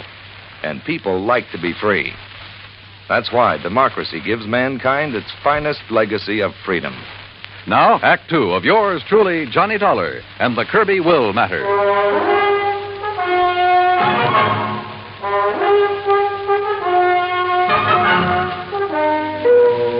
Whoever had been shooting at us from the shore there on Lake Mojave had a good eye.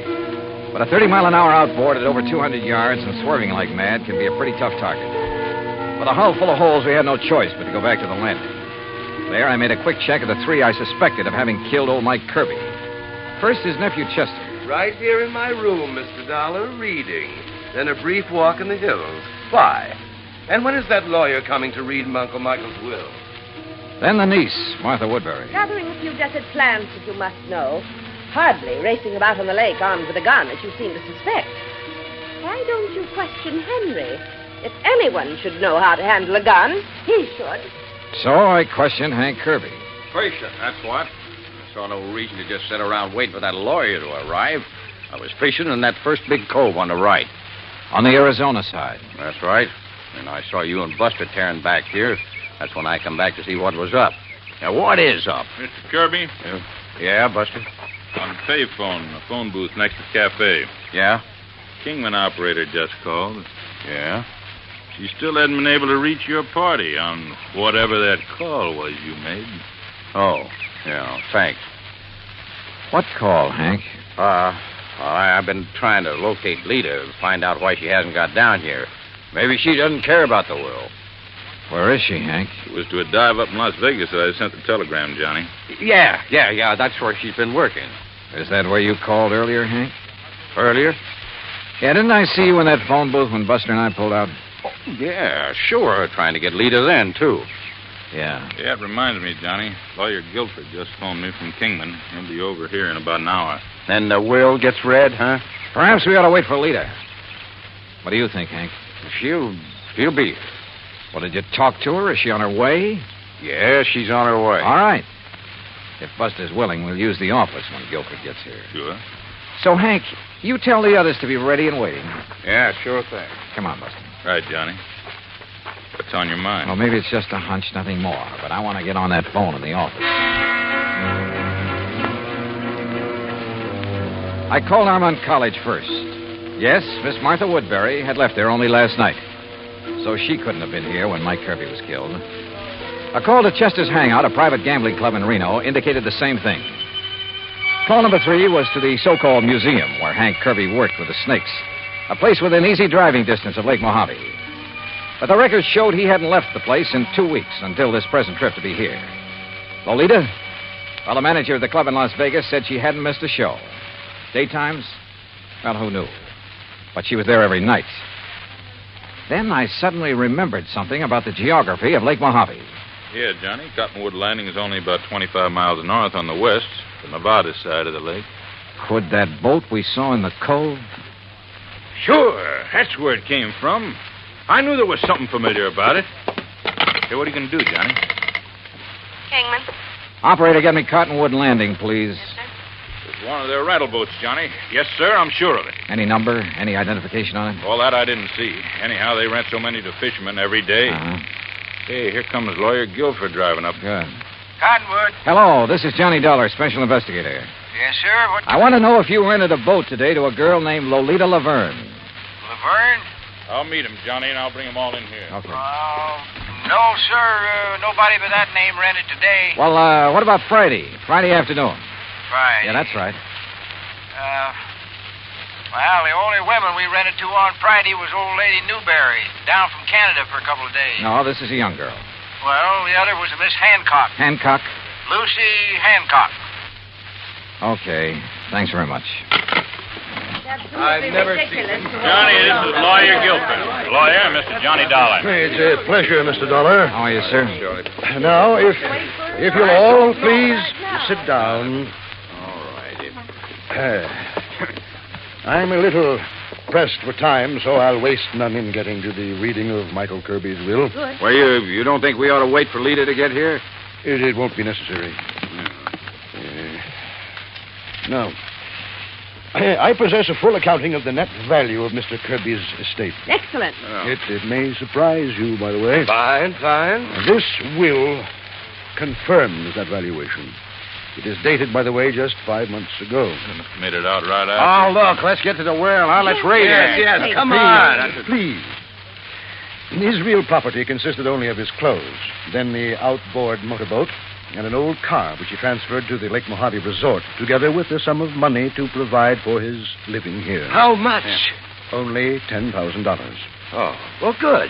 Some years ago, he turned all other of his real property, including some rather important real estate and business holdings, into cash. Well, where's all the cash deposited now? Surely you aren't considering adding bank robbery to your rather questionable career, Henry. Martha, that is quite uncalled for.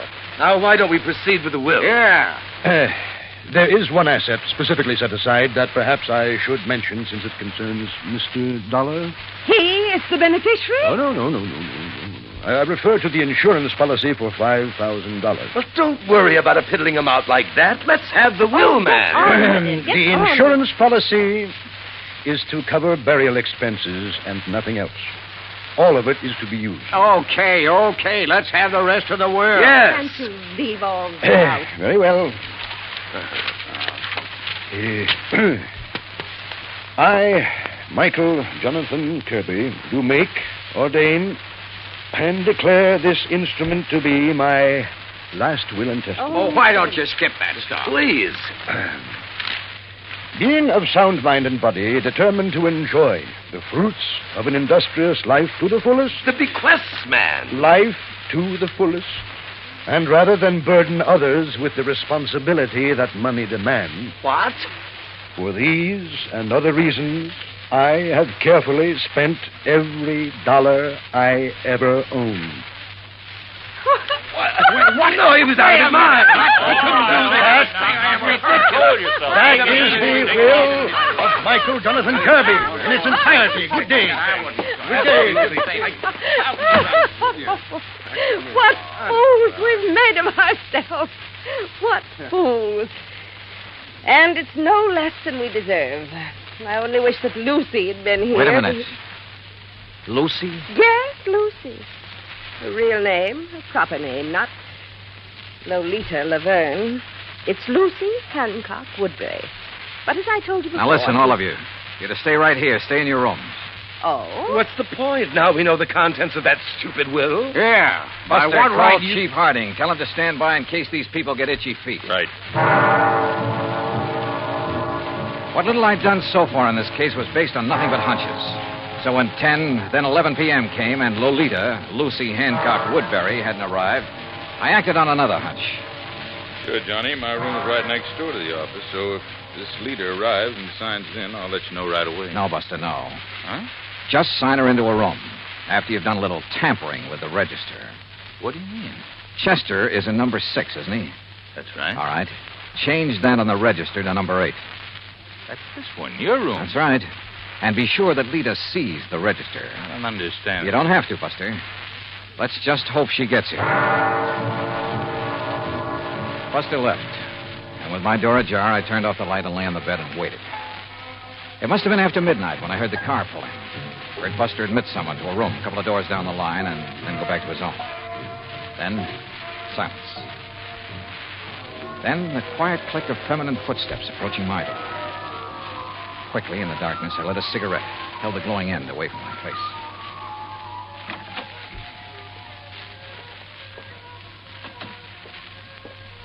Well, darling. Yeah, about time. About time you got some sense, Chet. No, don't turn on the light. The others asleep. Their rooms are dark. Uh-huh. Listen, dear cousin, have you lost your mind? Huh? Shooting at that boat from over the ridge between the two coves. What were they? Police? Detectives? You should have known you couldn't have hit them that far away, Chet. You should have waited till they got on shore looking for me. Well. Did they fall for the rattlesnake bite we made on the old man? Uh-huh. Well, they'll never find the needle I used. It's at the bottom of the lake. And look, if the cops question you, I hope you had sense enough to remind them what Martha and Hank do for a living. No chance. And what about the will? Would you be surprised? What? Say that again, Chet. Say anything. You sound like somebody else. Yeah, like Johnny Dollar. Let's have some light.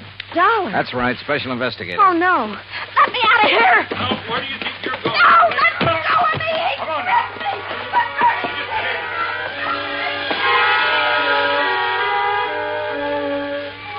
Yeah, all 4 of them had wanted to see old Mike dead. But Hank, the only honest working man of the lot, didn't have the brains.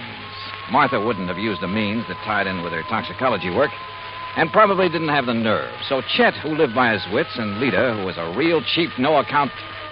Well, the courts will take good care of them. And I still have to chuckle over poor old Mike's will.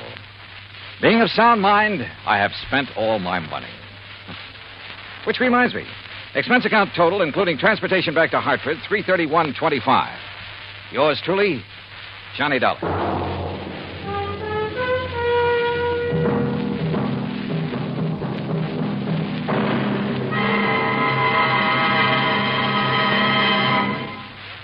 Now, here is our star to tell you about next week's story.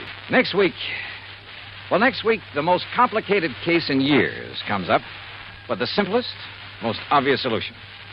Join us, won't you? Yours truly, Johnny Dollar.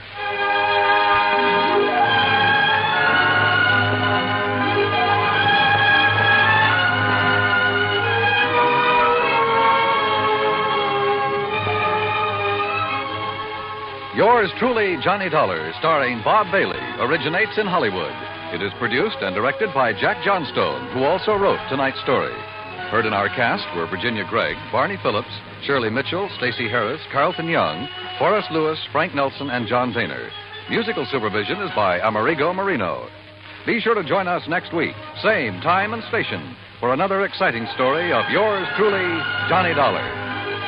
Johnny Dollar has come to you through the worldwide facilities of the United States Armed Forces Radio and Television Service.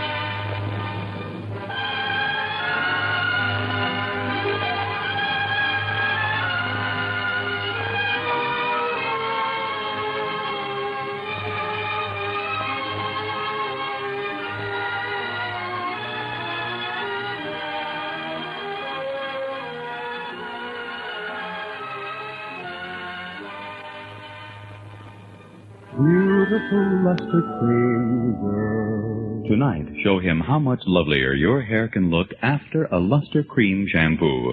Only Luster Cream brings you Kay Duma's magic formula blend of secret ingredients plus gentle lanolin. Gives loveliness lather even in hardest water. Glamorizes your hair as you wash it. Luster Cream. Not a soap, not a liquid, but a dainty cream shampoo. Leaves hair fragrantly clean, free of loose dandruff, glistening with sheen, soft, manageable. Gives new beauty to all hairdos or permanents. 4-ounce jar, $1. Smaller sizes, either tubes or jars. Tonight, try Luster Cream Shampoo and be a dream girl, beautiful Luster Cream girl. You owe your crowning glory to a Luster Cream Shampoo. Stay tuned to HOJO Radio. From Hollywood, it's time now for Johnny Dollar. Lud Barlow, Johnny. I'm on a spot. What's the matter? The Templeton house in Boston was knocked over sometime during the night. We have a $100,000 loss on our hands. Can you go over there right away? Well, I'll see what the plane situation is, Lud. And Never mind the plane situation. Just pack up and get out to the airport. I'll meet you at Hangar 12. What? I'm chartering a plane for you.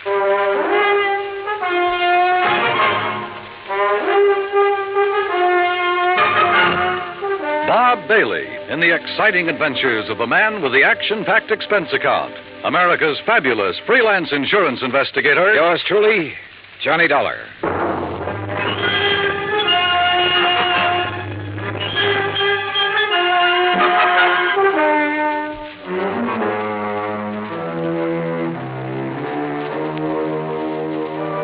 Expense account submitted by Special Investigator Johnny Dollar to the Mideastern Indemnity Corporation Home Office, Hartford, Connecticut. Following is an account of expenses incurred during my investigation of the Templeton matter.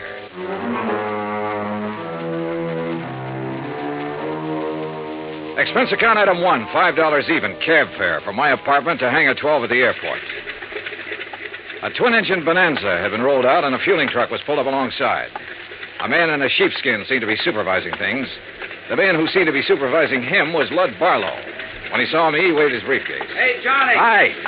Why, you all set? Well, I'm here. That's what you mean, Lud. That all your luggage? Yeah, this is it. This is Tommy Clark, Johnny, your pilot. How are you? Hi, Tom. I'll stow this gear for you. Oh, thanks. The faster we move on this, the better off we are. You know that. I know. This is the blanket policy. This is the itemized list. This is the itemized list broken down. You'll have to check the itemized against the sales. Your authorization procedure. And a description of stock records, including shipments received by Templeton House up to and including the first day of last week. Okay? Swell. Now maybe you'll tell me what this is all about. And when you get there... What? What it's all about. Let's start with Templeton House, huh? It's the biggest jewelry firm in Boston. You said they were robbed last night. Burglarized, broken into somewhere between 5 and 7 o'clock in the morning. All set, Mr. Dollar. What'd they get away with? Well, that's for you to find out, Johnny. We carry a blanket policy on all their stock. Anything in the store in the way of merchandise is covered. On the phone, you said something about $100,000. It may be $200,000, Johnny. I take it you talked to somebody in Boston. Yeah. Did you talk to the police? Yes, for a minute. I told them I was sending a man. They're expecting you. Give you a hand, Mr. Dollar. Oh, thanks, Tom. Okay? Yeah. Thanks. Who's in charge, Lud? Lieutenant Roebuck. Roebuck? Yeah. Get your seatbelt, Mr. Dollar. Oh, sure. He'll want to see those contents records. You be sure and tell him they're up to date. Who's the man with the company? What? The man at the company. Templeton. Stand clear, Mr. Barlow. Remember, Johnny, a client can face a thing like this a lot better if a man from the insurance company standing by. I'll try to remember that. Good luck and keep me informed.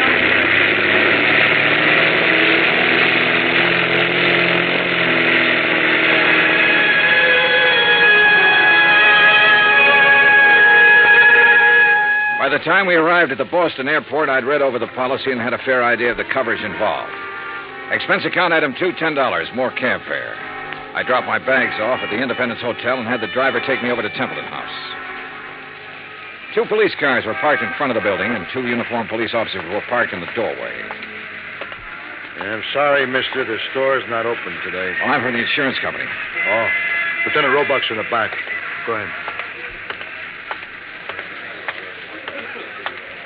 At the back of the store, a white-coated intern and an ambulance attendant were working over a blanket-wrapped figure laid out on the stretcher.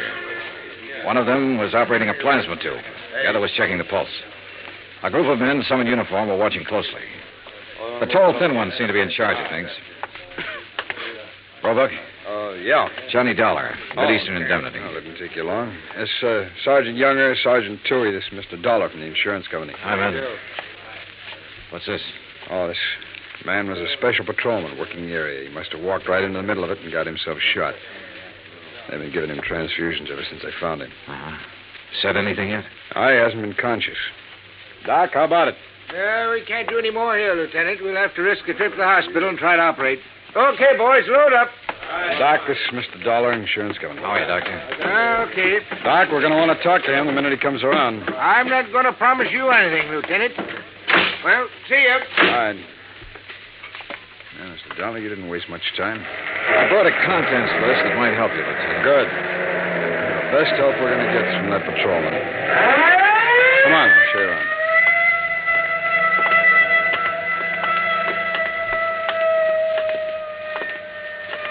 This is where they got in. Jimmy, huh? Yeah, most likely. There's marks there on the door jamb. But near as we can tell right now, they only took important stuff. Easy to move. Easy to break down and unload, you mean? Yeah. Here you can see where they snipped the alarms, grounded the wires. Mm-hmm. Showcases aren't touched. No, they went straight for the safe, Dollar. Well, we really got something on our hands, huh? You don't just break into a store and open one of these things very easy. Someone did.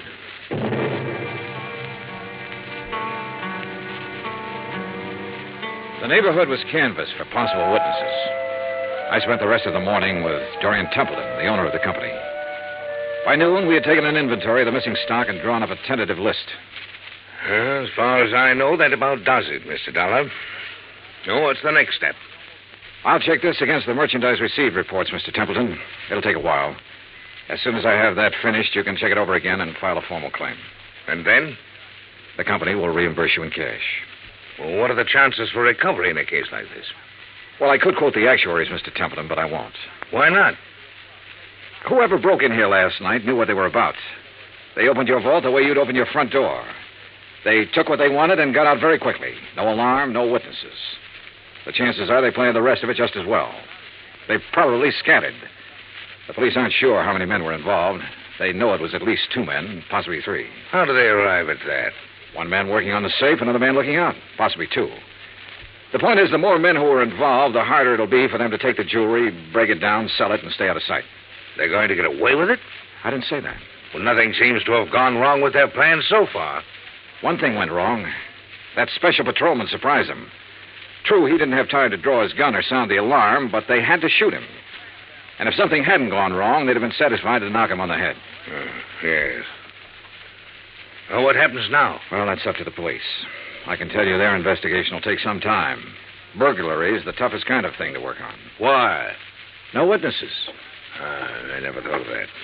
Dollar, you all cleaned up? Oh, we got a tentative list. As soon as I check it, I'll give it to you. Okay.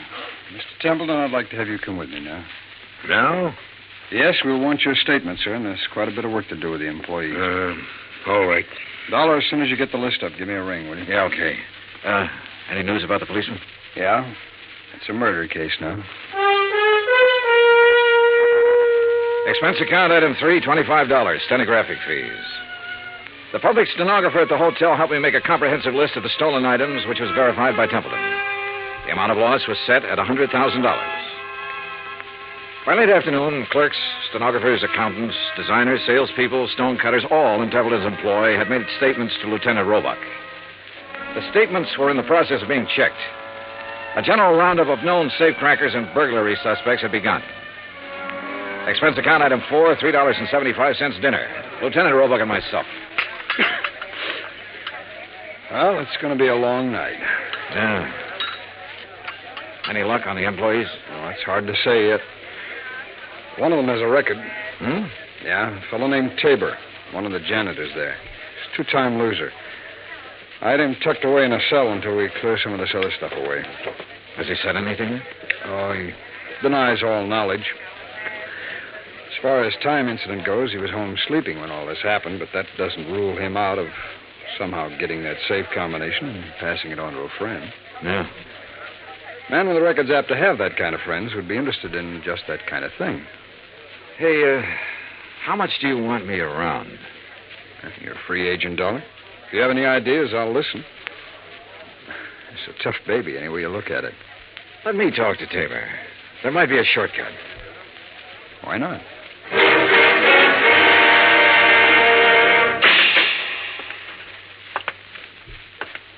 Well? John Tabor?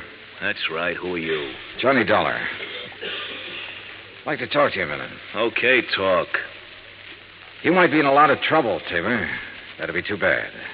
They tell me you're a 2-time loser. If you don't believe what they tell you, you just go look it up for yourself. It's right down there in the books. How did you get that job at Templeton's? I asked for it. They know about your record? No. You keep it from them? I didn't broadcast it, would you? No. Okay, what other dumb questions have you got? Do you have any ideas about this? I've got a lot of ideas. Do you know anything about it? No. Need anything? What? Cigarettes, anything?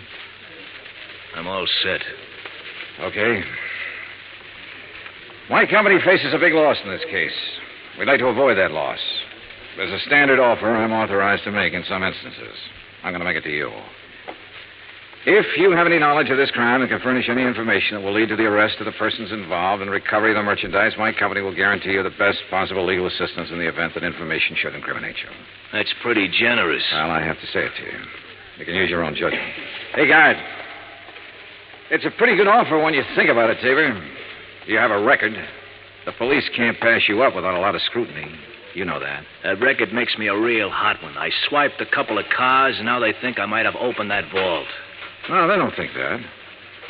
But they have to find out if you might have contact with somebody who did open it. I don't know anything about it. In that case, you'll be released. Oh, sure. Sure, I'll be released when every cop in town had a go at me twice. I'll be released when the guys who did the job walk into the station and say we didn't mean it, we want to give it back. They've always got to have somebody to throw to the newspapers. Maybe. You know it and I know it. Nothing better than to throw some old ex-con in a cannon hole and for questioning.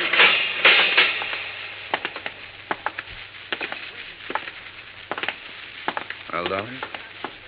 You go for it? No.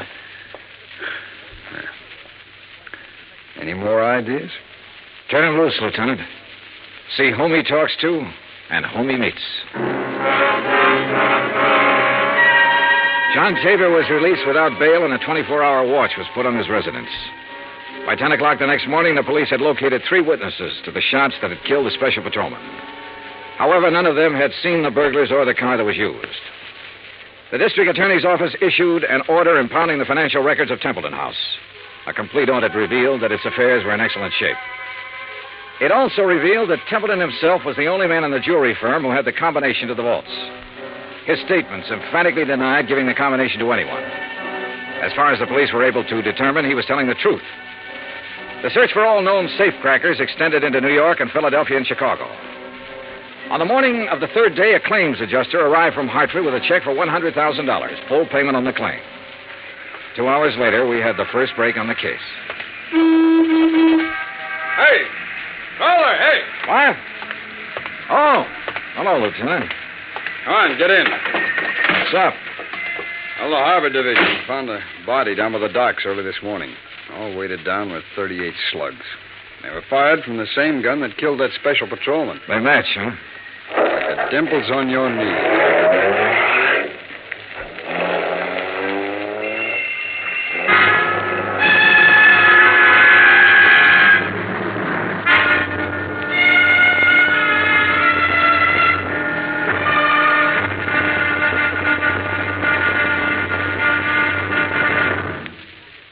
Act 2 of yours truly, Johnny Dollar, in just a moment. It is a rare event when a young man decides to leave civilization behind and hide himself away in the steaming jungle, just so he can help his fellow humans in a remote corner of the world. The late Dr. Tom Dooley did just that when he left the United States to help the sick and starving jungle people in the little kingdom of Laos in Southeast Asia. Dr. Dooley's story is well known to nearly everyone. And all over the world, people talk of his little jungle hospital on stilts. That's where he treated the dread diseases of the jungle and trained native medical technicians so that they might help their own people. Dr. Dooley wrote and lectured to many people so that the work of his medical assistance program, Medico, might go on. It was not easy for someone so young and so talented to give up the bright lights of the city and plant himself down in an unknown jungle just for the purpose of helping unfortunate people he didn't even know. But through Medico, Dr. Tom Dooley wanted to help people. He wanted to help people to help themselves. Today, the work of Medico is going forward in a number of countries besides Laos. Young men are being sent to the United States to be schooled in medicine with the idea of returning to their own countries to help their own people. Hundreds of thousands of dollars worth of medical supplies have been donated by American businessmen and pharmaceutical companies. Today, Dr. Tom Dooley's work is being continued for him. It is helping to create better understanding. It is an injection of the spirit of freedom, the right of all men everywhere. Now, Act 2 of yours truly, Johnny Dollar, and the Templeton Matter.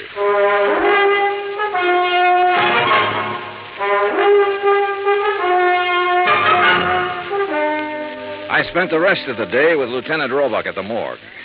The body that had been found in the harbor was a man about 35 to 40 years old, slim build, dark hair. The labels had been cut out of his clothes and the laundry marks torn off. His fingerprints didn't check with anything in the local files. Roebuck put them on the wire to Washington and requested an urgent identification. Johnny Dollar. Blood Barlow, Johnny. What's this in the paper? Well, the special patrolman and the unidentified man were killed by the same gun. As soon as we get an identification, we can go to work. How about that ex-con that turned up working at Templeton's? Tabor? Well, they're still watching him. He might have been the case man. So far, it's just an idea. I'd like a recovery on this one, Johnny. So would I. What do you think is possible? Well, 2 days ago, I would have said no. Today, things look better. For one thing, none of the merchandise has shown up on the market. For another thing, there has to be some kind of connection with this unidentified man. I just read your report on Templeton himself. He's out of the question as a suspect? So far, yeah. He's the only one who had the combination to the safe. There's no apparent motive for him to rob himself. But he's the only one Don't who start yelling at me, Lud. I know what you're thinking. Find a motive. Well, give us time, boy. Give us time on everything. Lud? Oh, I guess I hate to pay off big claims. You may get it back. Keep your pants on. Expense account item 5, $50 deposit for rented car. That afternoon, I drove from Boston to Creeksdale, the home of the Grantland Safe Company, where I met a man who looked as formidable as the product he manufactured. I am Grantland, sir. I found him standing inside a shiny new vault, ready for shipment. Beautiful thing, eh? On its way to South America tonight. Well, I never thought of a safe exactly that way, Mr. Grant. Ah, beauty, strength. Think for a moment, sir, the treasures it will someday hold. But I bore you, sir, with my enthusiasm. Now then, you say you are here on a matter of vaults? One vault, Mr. Grantland. No. The one your company sold and installed at the Templeton House in Boston 17 years ago. Yes. Have you read about the burglary? No, sir, I have not. Templeton House? Yes. The vault was opened. Blasted? Opened.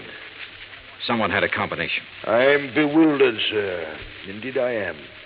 You'll want a thorough accounting from my organization, of course. Well, that's up to the police, Mr. Grantland. Right now, for my own information, I wonder if you could tell me who might have the combination to that vault. Well, in answer to your question, I would first have to inspect our records. Well, I brought the serial numbers. Oh, well, let me see. That's as good as... the K series. Mr. Keating set the final combination. Mr. Keating? Yes, my chief engineer for years. And who else? Myself, sir. I'd have a record of the combination in my own file. And who are those available to? Myself, sir. I keep them in my own vault. I see. Anyone else? No one here. The people in proper authority at Templeton's. I'd like to meet Mr. Keating if I could. Impossible, Mr. Dollar. Why? Mr. Keating has been dead these 6 years.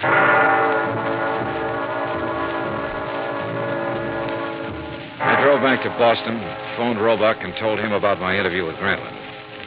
He said he'd already started looking into Grantland's background and expected to have a report within 36 hours. I was a little surprised when Dorian Templeton called half an hour later and asked me to have lunch with him. Would you like a drink? No, not now, thanks, no. I didn't know whether to call you or the police, Mr. Dollar. I finally decided on you. Uh-huh. What's the matter? Well, it's one of those strange things. I'm not a particularly observant man, and I don't know why I observed this. Go on.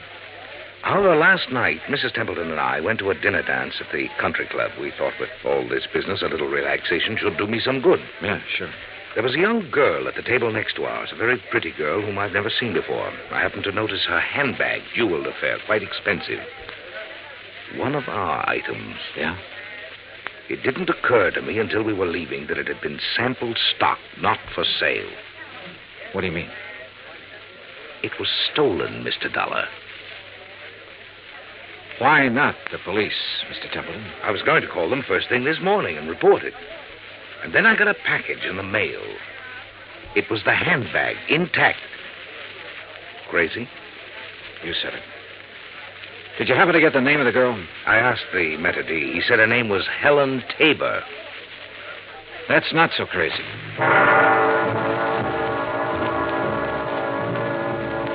Expense account item 6, 10 cents, one phone call to Lieutenant Roebuck to see if John Tabor was still being watched. Roebuck said that 2 men were on duty watching his house at all time. I saw them when I drove up an hour later. They were parked across the street.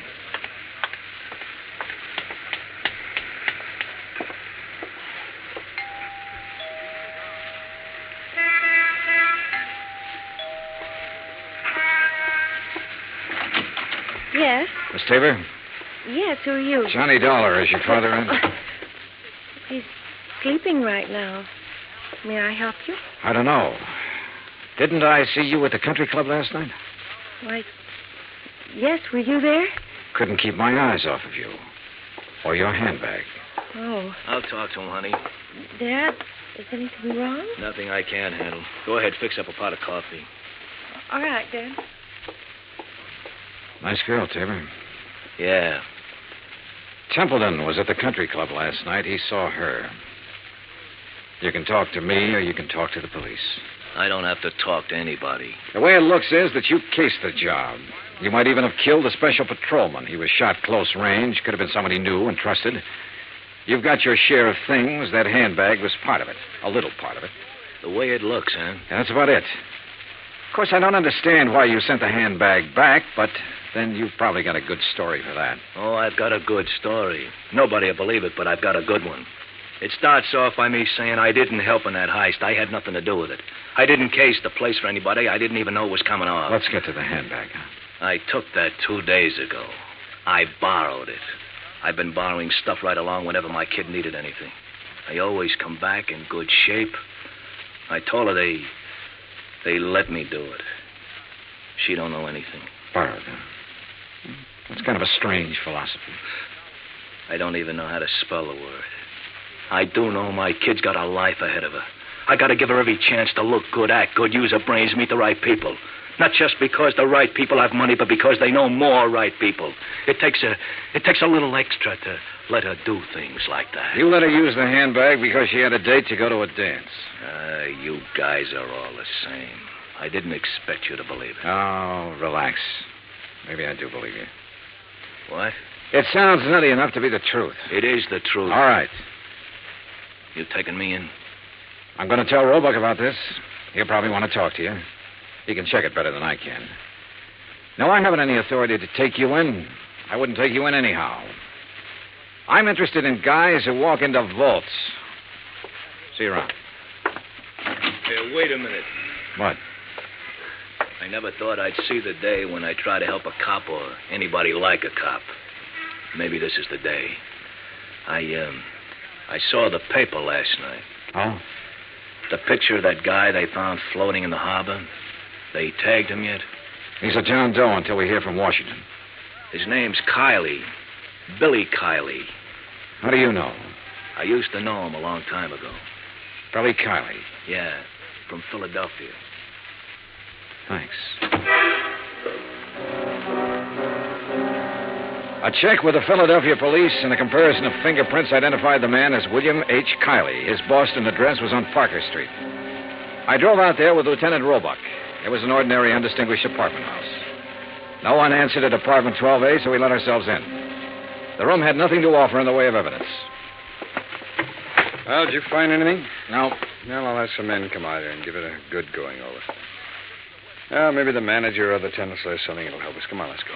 Yeah. Now, be careful, Dollar. Yeah.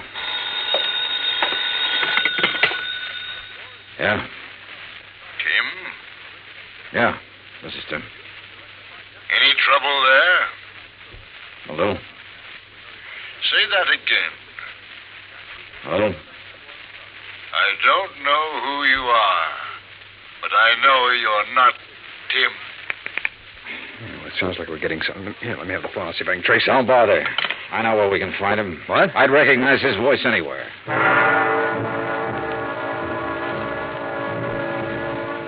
It was dark by the time we got to the Grantland Safe Company factory in Creeksdale. There was a single work light spreading a sickly yellow glow over the main floor loading platform. We were expected. It went off somewhere in the darkness of the building. You okay? Yeah, I'm okay. All right, let's try for that stair railing. Right.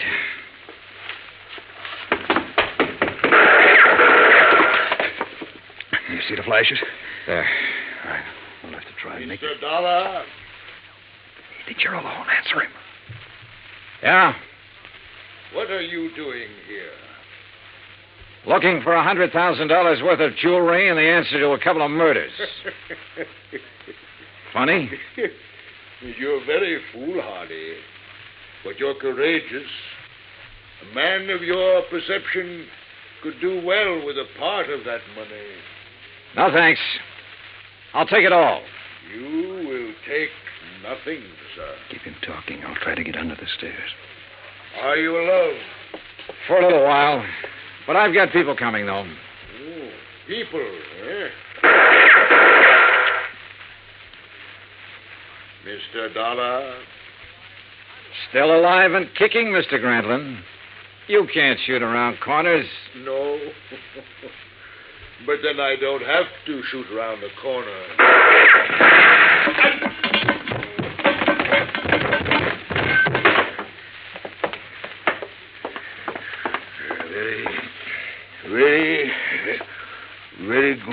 Very good shooting, sir. Grantlin, I want a statement. No statement. No statement.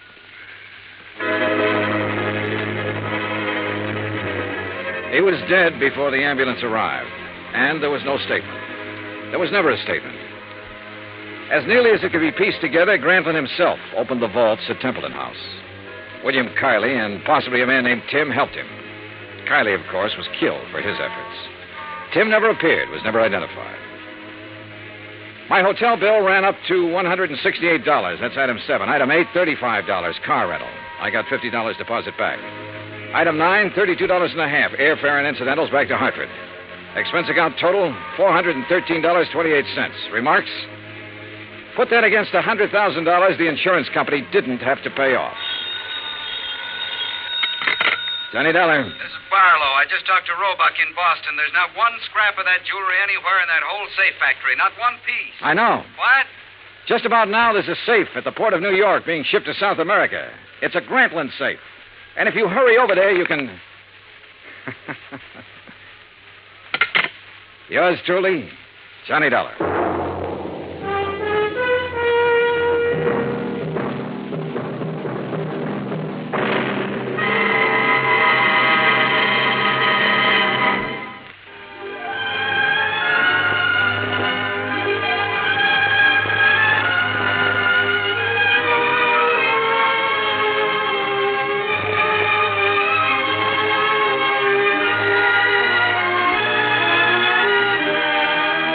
Johnny Dollar has come to you through the worldwide facilities of the United States Armed Forces Radio and Television Service.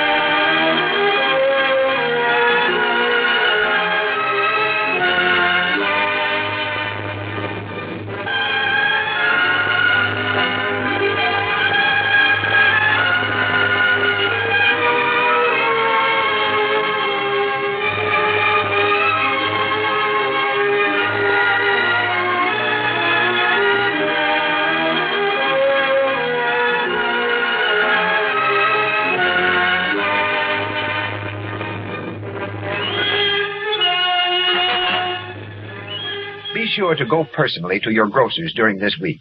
You will be well repaid. Splendid values will be featured generally over a wide list of products you use regularly. Incidentally, you will find in the great majority of stores from coast to coast special values on Lux Flakes and Lux Toilet Soap. Get this and get it straight. Crime doesn't pay, which was the motto of our next broadcast from the pen of Raymond Chandler. The first show aired on NBC in June 1947. And then in 1948, the series moved to CBS, where it was renamed. For 114 episodes, the CBS version ran and ended in September 1950. It was a more hard-boiled program than many of the other private detective shows at the time, containing few quips or quaint characters. We're proud to present to you the adventures of Philip Marlowe, right here on HOJO Radio. Get this and get it straight. Crime is a sucker's road, and those who travel it wind up in the gut of the prison of the grave. There's no other end, but they never learn. This time it was going to be a vacation in the wide open spaces, but a black stallion, a tiny emerald, and a battered horseshoe meant a 24-hour delay. It could have been worse, because to the dude from Manhattan, they meant death. from the pen of Raymond Chandler, outstanding author of mystery, comes his most famous character and crime's most deadly enemy, as we present The Adventures of Philip Marlowe.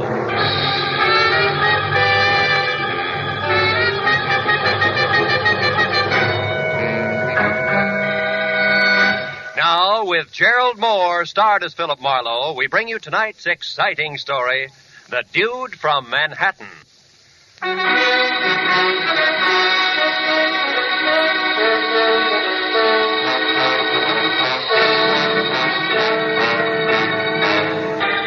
Every so often, life in the city seems to boil down to nothing but noise and concrete, where all a deep breath does for you is to pack more exhaust fumes into your lungs. And the nearest thing to nature is a mangy sparrow pecking survival out of a dirty alley. So when I got a long-distance call from an old friend inviting me to spend a week in the great outdoors at a ranch he just bought near Rattlesnake Mountain, I snapped at the chance. Inside an hour, I was rolling down the highway towards San Bernardino. And 120 miles later, at 5 o'clock, I turned in under a big arch of gnarled cedar that spelled out Rainbow Ranch. But the layout beyond was about as primitive as a dry martini. A ranch house the size of Union Station was backed up by blue-tile swimming pool, paved tennis court, and a semicircle of bungalows with all the rustic charm of a Hollywood motel. I drove on in slowly as a broad-brimmed hat, red gabardine shirt, hickok belt, and hand-tooled boots bounced out the door and ran toward me. It was my host, the ex-hotel man, Harold R. Lawson. Oh, rascal. How are you, boy? I am sure glad you could make it. File out, and I'll show you around. Hey, what is all this, Harold? From your phone call, I expected a shack with oil lamps, a wood stove, and at least a few head of cattle. Oh, you mean I didn't tell you? Why, this is a guest ranch, Phil. Guest ranch. The best in the West. Oh, brother. Oh, and incidentally, don't call me Harold. No, huh? Bad atmosphere for the dudes. The name's Buck now. Buck Lawson. Buck? Oh, no. Oh, I got a real spread here, Phil. Real spread. 14 big cabins, string of 30 horses, stables down there. There, Buck. Hello, Buck. Beautiful day, isn't it? Howdy, folks. Sure is. Mr. and Mrs. Doberman. He's a big van and storage man in L.A. Oh. As I was saying, thunder. Who's coming? Red Rider? Not funny, Phil. Not funny. Look, it's thunder. Oh, that black devil, he's loose again. That horse will kick the fence down if those fools don't hold him. Hey, that's some animal. He's a beauty. Yes, and a renegade. A skittish, temperamental bronco with anybody but Virgil Sawyer. Yeah? Oh, they got a rope on him now. That'll hold him, huh? Not for long. Sawyer's the only hand I've got who can get close to that stallion. And he's leaving tomorrow. Blast it. How come? Well, frankly, that's what I wanted to talk to you about. Yeah, wait a minute. I came up here for a rest, not a job. I know. You'll get it, Phil. You'll get it. But since you're here, I figure you could sort of keep your eyes open for me. Lawson, it's a dirty trick. No, Phil, please. I'm expecting trouble, and bluntly, I can't afford it. Every cent I've got is tied up in this ranch. A serious scandal could ruin me. And you're just the one who can keep that sort of thing from happening. Okay. So it's the old hotel business on horseback. How does this Sawyer mean trouble?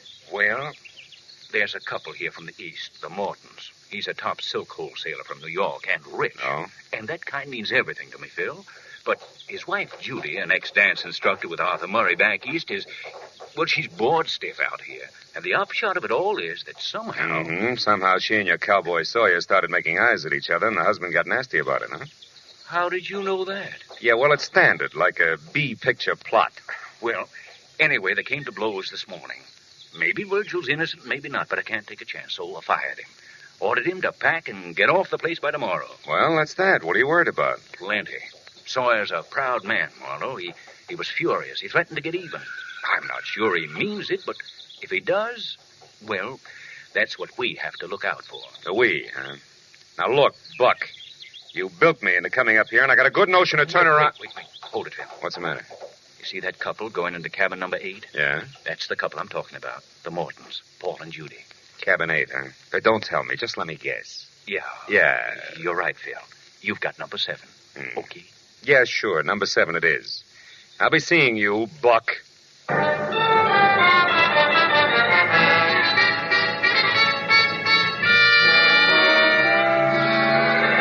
I walked up to number 7 and waited for the boy to show up with my bag. Then I started to unpack, but stopped when I heard a riot next door. At that point, sprawling Rainbow Ranch was just a horizontal tenement. Nothing more. Well, let me point out a few... Now what are you doing? Shutting the window. Isn't isn't it bad enough to make a fool of yourself in private? You have to make a public scene as well? The voices rattled on for a few minutes, then dwindled off into a long and golden silence that said maybe a peace treaty had been signed. But then a door slammed to number 8, so I peeked out. It was Morton. And from the look on his face, I knew the peace treaty was nothing but an armed truce. I followed him to the big lodge and into the bar, and when he sat down, I took the stool next to him. Well, what'll it be, gentlemen? Scotch and water, no ice. The same, with ice. Well, Mr. Morton, I guess that brands us as dudes, huh? Bourbon's the only drink out west. I wouldn't know, I'm sure. Oh, it's a fact. Sure. Hey, that's a handsome ring you got there. And the initials are the same as mine. Those stones are emeralds, aren't they? That's right. Yeah. There's supposed to be 4 of them. One's missing, I see. Is that an emerald, too? It was. Happens to be my birthstone. Oh. Here you are, gentlemen. Oh, fine. Allow me, Mr. Morton. There you are. Oh, thank you, sir. How'd you lose it? Stone, I mean. I don't know. It happened several months ago, and in any case, it's no concern of yours. Now, if you don't mind, I'd just as soon be left alone. Oh, well, that's too bad. Here I was hoping I'd find out all about the silk business. The silk? What do you mean by that? Oh, just conversation. You are in that business, aren't you? Of course, but... Hey, who are you, anyway? Name's Marlowe. And just why are you prying into my personal affairs, Mr. Marlowe? Because I got a little free advice for you. Cool off before you start the kind of fire you can't put out, huh? So that's it. That cowboy Sawyer. Mm-hmm. Marlowe, now you're getting too personal. I suggest that you mind your own business. Oh, I'm sorry. Didn't mean to lose my temper that way. Good night. Yeah, it's bound to be. Charming, isn't he? Well, Mrs. Morton, where'd you come from? I was standing over there watching. My husband has all the social grace of a tarantula. Well, maybe you should have looked closer before you made the leap. Oh, that's the wonderful thing about him. Yeah? You're not apt to like Paul much when you first meet him. But once you get to know him, you hate him. Yeah, I'm not sure that's funny. It's not supposed to be. I've been living with him for 6 months now. So jealous it's unbelievable. He wouldn't leave me in New York, oh no. Insisted on dragging me out to this dust bowl with running water. Why a ranch, I'll never understand. He doesn't know one end of a horse from another. Well, with his aptitude, he'll learn. You know, it might be he figured you two might get back together if you had a chance to relax in the open, Mrs. Morton. Mm-hmm. So he said. However, we weren't here 10 minutes before he accused me of getting romantic with that leather-faced cowboy. Does that make sense? I don't know. Both gentlemen are justified. You're lovely to look at. Somebody ought to remind my husband. His idea of welding a marriage is to spend all his time playing gin with that Doberman. Who? Doberman, the van and storage character from Los Angeles. Oh. Which, of course, leaves me saddled with his wife, Carrie. Now, there's a cute personality for you if you happen to like neurotic parrots. So, what with the desert, the dame, and gin rummy, Virgil began to look pretty good. Is that it? Excuse me, folks. Care to order another drink before dinner? Yes, I would. And I'd like it over there, alone. Make it Manhattan, bartender. Strictly Manhattan. And make it double. Mr. Marlowe, good night. No, I'm not so sure.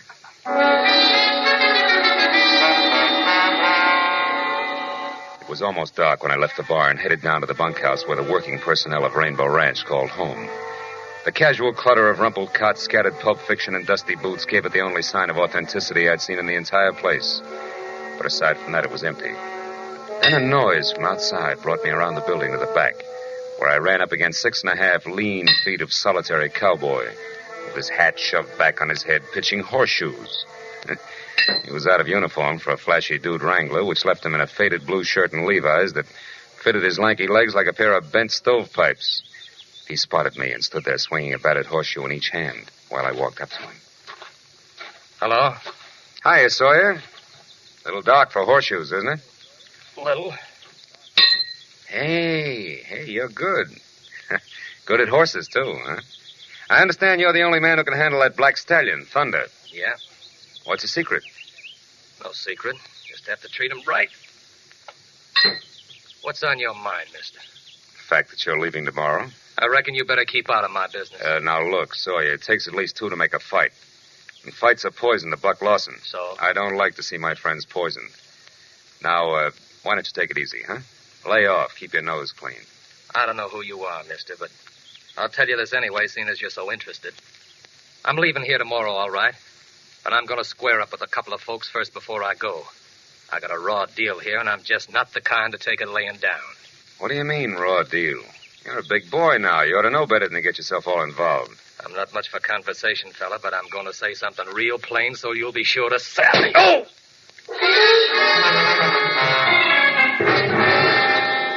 By the time I got myself untangled and back on my feet, the strong, silent fugitive from the old Chisholm Trail was gone. However, my original theory that it takes two to make a fight was still valid. So I decided to find Paul Morton and spend the rest of the evening close to him. His cabin was dark, but I remembered the running gin game he had with a big van and storage man. So I went down the line to the Doberman cabin and knocked. It was Carrie, the perennial dude, who galloped up to open the door.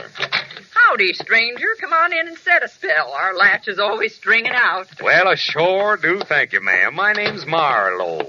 Orville, this is Mr. Marlowe. Howdy, Marlowe. Howdy. Hope you'll excuse the looks of the place. Our box of extra clothes just arrived from town. Carrie's been unpacking it. Sit down there, Mr. Marlowe. They're mostly old things. Just throw them on the floor. Oh, thanks. But really, I can't stay. I'm looking for Paul Morton. I thought I might find him here. Morton? Say, there's a nice chap. Met him day before yesterday for the first time and won $90 off him in gin already. Haven't seen him tonight, though. Orville was out looking for him himself just a few minutes ago. Weren't you, dear? Why, yes, as a matter of fact, I was. You didn't locate him, huh? No, I didn't. You know, he seemed to be all upset this afternoon. Couldn't keep his mind on the game. I thought I'd have a little chat with him to calm him down some. Orville's a whiz at that, Mr. Marlowe. Oh, it's not me, Carrie. It's this country. I don't see how a man can keep trouble in his mind on a place like this ranch, Marlowe. It can happen, believe me. Poppycock, why, son, there's something about this open land round here that cleans out a man's head and his heart, too. You sound like a travelogue. I mean it. A few more days of this and Morton will forget there ever was such a thing as a cash register. Yes, sir. Give this untamed countryside a chance, and it'll cure anything. Whoa. Yes, well... Marlowe, come here, quick. What was that? Wasn't the call of the wild, Mrs. Doberman. Lawson, what's the matter? Bill, come on, down to the stable, hurry. Something terrible's happened.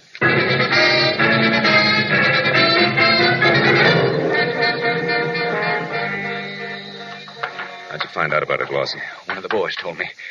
Heard Thunder raising a terrible fuss. Come over to check, but by then it was all over. Give me the lantern, Harold, will you? Here you are.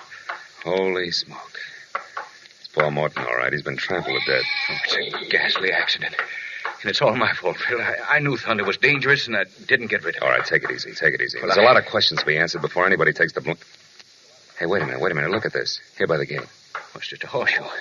Stables are full of them, Phil. Yeah, not like this one. Look at it. It's all battered up. Well, all right, it's battered. Well, what's that supposed to mean? Nothing yet. But it gives me an idea. Because the last time I saw one of these, it was being pitched at an iron stake behind the bunkhouse. What are you getting at? Well, the chances are at least 50-50 that Paul Morton's death was no accident. It was murder.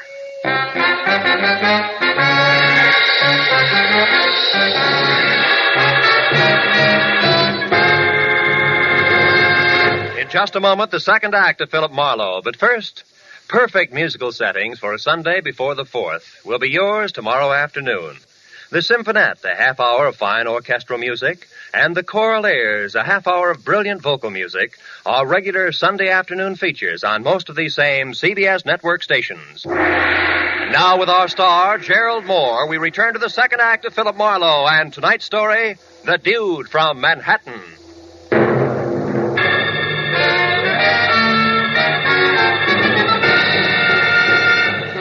When I labeled Paul Morton's death something worse than an accident, Lawson's mouth fell open and the muscles in his face jerked as his eyes moved slowly from me out to the now quiet black stallion in the corral, who somehow or other seemed to sense the death at our feet. Then as the trembling man's lips silently formed the word murder, he gestured for me to help him carry Morton's body out of the stable. After that, he looked at the dead man's broken face once more, said he was going to call the sheriff's office, and hurried away. A minute later, Judy Morton stepped into the small circle of light that surrounded what only a short time ago had been her husband. But except for a thin line of perspiration above her lips, she was no different than when I'd seen her last. I just passed Buck on my way down here. Told me my husband was dead. Did he tell you anything else, Judy? About how Paul died, I mean? No. It was a stallion, wasn't it? An accident? I doubt it. Why, Marlowe? For one thing, this horseshoe, too close to the body. But this is a stable. And this a horseshoe that's been used exclusively for pitching at a stake in the ground. Here, look at it. And remember, Cowboy Virgil's favorite sport is horseshoes. Besides, what reason would your husband have for coming down here at this hour in the first place? He wasn't too crazy about horses, you know. No, but he was about me. Let's move a little away from here, Marlowe. Cigarette? No, thanks. I'm not coming apart at the seams because it isn't in me. I hated Paul. Hated him with all my heart, Marlowe. I'm down here only because he pleaded with me, begged me to talk to him once more, to listen to reason. About what? About the decision I came to less than an hour ago, which was divorce, unconditionally. I thought you said you came out here to try to patch things up. I did. But I also said that we weren't doing a very good job of it. Then, tonight, a little after we left you at the bar, Marlowe, I got my hands on the lever I needed to pry myself loose from that jealous maniac. It was the knowledge, Marlowe, that my late husband was crooked. Silk business? Yes. While he was drinking his dinner, I went to one of his suitcases for an aspirin. Found what instead? At least 3 dozen samples of the best silks made without any importer's or manufacturer's name. And underneath that, $200,000 in cash. I know enough about the silk business to fill in the blanks, Marlowe. All of which comes under the heading black market, huh? Yes. I added what I had found to the fact that this Dude ranch he had insisted on was close to Los Angeles. Close enough for him to run off and conduct his purchasing while I thought he was communing with nature or playing gin with that Mr. Doverman. Then I had him. Mm-hmm. You also had a divorce, no strings attached, right? Exactly. Blackmail to get rid of your own husband. Pretty, isn't it? Yeah. Well, at least with this accident or whatever it is, it's no longer necessary. No. Now, Judy, only 2 things are necessary. One, the location of Virgil Sawyer, and the other, you in your own cabin where I can ask you some questions later. Why do you want to ask me questions? Well, I might be making a big mistake, baby. But it might be that Virgil and you are out for the $200,000. You know, honey, that man in the saddle might like money, too. I'll see you. When I started back for the bunkhouse, the only place I knew of that might give me a lead on the strong, silent horseshoe pitcher, I realized that tagging Paul Morton's death a murder was one thing, proving it was going to be quite another. And when I was there and the place was empty without even signs of a hasty departure, I was sure of it. But not by intuition, as was the gentleman standing in the open doorway watching my every move. Orville Doverman, champion of the wide open spaces, didn't believe that a clean-cut cowboy could be guilty of anything more unrefined than spitting on a pot-bellied stove. Well, I think you're crazy. Buck told me about your finding that horseshoe next to Morton's body and the conclusion you jumped to from there. You're being very hasty, boy, and that's dangerous, and that's the reason I'm here. I don't believe in necktie parties. A man's got a right to a fair trial. Hey, hold it. Nobody said anything about lynching your hero. Huh? I want to find Sawyer, so that if I'm right, we can save the state the time and trouble of a manhunt. But since you brought it up, Vigilante, don't scramble for conclusions too quickly yourself. I happen to have a little more to go on than the relative position of a horseshoe. Not that idle gossip that's going around. The same. But at the moment, it figures 2 ways. Virgil's unhappy enough with the status quo to liquidate the city slicker. Or Virgil and the squaw light out after a clean start the hard way. Choose one. Nonsense, Marlowe. In either case, and especially the stupid suggestion that the girl and Virgil Sawyer are in cahoots. That I can't believe. Well, for sentimental reasons, I can't either. Besides, Judy Morton found out enough about her husband within the last hour to make murder for freedom's sake very unnecessary. She learned he was a crook, Mr. D, if you can stand the disillusionment. Oh, now, Marlowe. Yes, and shady dealings in silk. Judy didn't go into details about it, but I gather she found out enough to make him sit up and take notice. And that brings us right back to Virgil, boots, saddle, and all.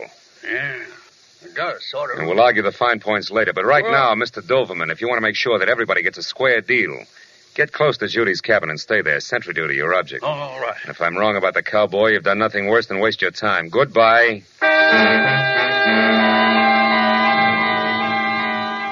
I spent the next 20 minutes talking to cowhands, guests, miscellaneous hired men, any and everybody who might have been able to say he went that away of Virgil Sawyer, with no success. And to make matters worse, when I'd given that up and was on my way back to the lodge to help Lawson wait for the sheriff, I found myself being paged. Howdy. Western style, of course, by no one else but Mrs. Carrie Doverman, the capital D in Dude Ranch. Howdy. Howdy, ma'am. Oh, Mr. Marlowe. Yeah. Mr. Marlowe, look at this. Look at what I've found. I've struck it rich, you might say, much like the old rustlers. The old rustlers, Mrs. Doverman, stole cattle.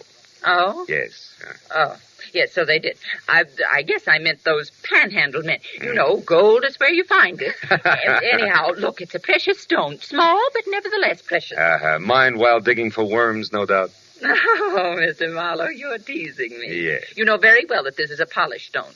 Funny thing, though, is where I found it. Shall I tell you? Oh, please. Please do, Mrs. Doverman. Well, I was just unpacking those clothes that Orville has sent up from Los Angeles. Yeah. Some slacks and things like that. And, well, when I started to hang a pair up, this fell out of one of the cuffs. And then... Now, I wonder how a little old emerald like this ever got there. Well, it was probably mice, Mrs. DOJO. Emerald? Let me see that, quick. Well, yes, of course, but believe me, Mr. Marlowe, it can't be very valuable, I'm sure. I'm not. What are you talking about? Murder, or a reasonable facsimile thereof, and a girl named Judy Morton if I don't hurry. Goodbye, and bless you, Mrs. Doverman. You talk too much, but now was the right time.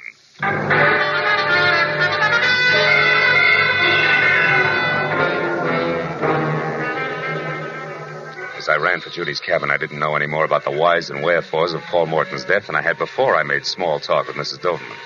But I did know that unless Lady named Luck and I were on the same team, the Rainbow Ranch was due for a second corpse. And when I was close enough to the rough oak door, numbered 8, and Orville Doverman, whom I'd asked to stand guard, was nowhere in sight, the full impact of that responsibility sank into where the wingtips on the butterflies in my stomach were scratching at my hip pocket, until I moved in still closer, and there in the light of a single lamp that was halo enough for me, I saw the girl from Manhattan, nervously lighting one cigarette from the end of another. But more important, very much alive. I didn't bother knocking. Marlowe, what are you doing here? What am I doing here? Honey, I'm uncrossing fingers and toes alike. You know, they've been that way since I realized that I opened my mouth too wide, too soon, which put you right smack on what used to be known as the spot. Oh, so that's the way it happened. Yeah, that's the way it... Now, look, Judy, baby, you can't know what I mean yet. It's Doverman, honey, the gin player with all the moving vans. He's the one your husband was buying that black market silk from. I didn't know that until a few minutes ago, which was after I told him where you could be found and that you knew an awful lot. Oh, which, Mr. Marlowe, he thanks you and warns you not to move. See what I mean, Phil? Sure, I see. You know, it's funny, Doverman, when I was outside and didn't see you around, did see that Judy here was still in good health, I figured that either you had decided to sit tight until you knew exactly how much she did know, or that you already started to run. Yeah, this I didn't count on. And this, Marlowe, should point up what I said earlier about your jumping to conclusions. It's dangerous. Handling hot silk is child's play. It has been for me for 20 years, Marlowe. For your husband, Mrs. Morton, it was much more. That's why I had to come to you like this. That's why I had to know if his stupidity went so far that even you knew of me. You shouldn't have bothered Mr. Doverman. I didn't. No, but you see, Marlowe did. That leaves me even. Correction, Doverman. Paul Morton's dead. You're out in front. I didn't kill Morton, Marlowe, and neither did Virgil Sawyer. I saw it all, my friend. So I can tell you that the man who killed Paul Morton was Paul Morton himself. Suicide? Are you out of your mind? No, not suicide, Mrs. Morton. Merely a plan for murder that backfired. The intended victim was you, his wife. Oh, no. Keep talking, Doverman. Why, Marlowe? I'd rather keep you guessing. I wouldn't. Duck, baby! Oh, my shoulder. Now, the man said keep talking. I can't. I'm hit. You'll be again if you don't. Sawyer, no. Stay out of this, Marlowe. Come on, Doverman. I'm not going to ask you again. Well, no. I'm not even going to let you fall until you tell the rest. Okay. I'll tell you. I overheard Morton ask him. So I'm go to your place first, Sawyer, pick up one of your horseshoes, and then he went to the stables near the Black Stallion's stall. The horseshoe in his hat. Oh, Sawyer, my shoulder. Come on, Doverman, you're not finished yet. I figured that he was going to... To knock his wife out, leave Sawyer's horseshoe where it will be found, then half make it look like an accident that would fool nobody, huh? What went wrong, Doverman? Why didn't it work? Well, he approached Thunder from the right side instead of the left. The horse got excited, kicked out, and caught him. The dude. Now, let go, Sawyer. Sure, Doverman. With pleasure.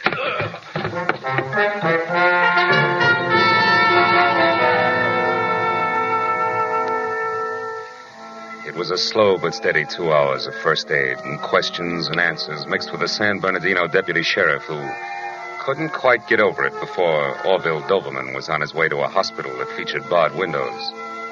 Mrs. Doverman, a complete innocent, was on her way back to Los Angeles. And Buck Lawson, Judy, and I were in the bunkhouse, watching Virgil Sawyer watch a pot full of water boil for coffee, ranch style. Well, you know, you can't ever tell, Marlowe. This whole thing might have just the right effect. Oh. Put the ranch on the map, I mean. After all, it was a genuine 100% cowboy who saved the day for it. Oh, no, that's not right, Buck. Huh? It was Marlowe here. I only followed him. Coffee's ready, folks. Oh, that's good, for me. Good. Let's go. What did make you go up there, Mr. Marlowe? Oh, a little precious stone, Virgil. An emerald that once fell out of Paul Morton's initialed ring. But, Marlowe, that happened a long time ago, 3-4 months. Well, just after Paul had returned to New York from Los Angeles. Yeah, and negotiations with Doverman. You see, honey, it was Mrs. Doverman, really, who found the missing emerald tonight in a pair of slacks that Orville had sent up here. Then that was proof that Paul must have been with Doberman in Los Angeles before. Yet they claim to have met for the first time here at the ranch. Yeah, that's what they claimed. That plus what you told me, Judy, made the man with the moving vans it. And, hey, Virgil, that coffee's hot. But it's good. Well, anyway, since I told Doverman where you were and that you knew your husband had been dealing in black market silks, he took his cue accordingly. Yes, and fortunately, yours. Well, that makes it two people who tried to kill me tonight. My husband and his partner. Seldom is heard a discouraging word. Oh, fine. And the skies are not cloudy all day. Good night, gentlemen.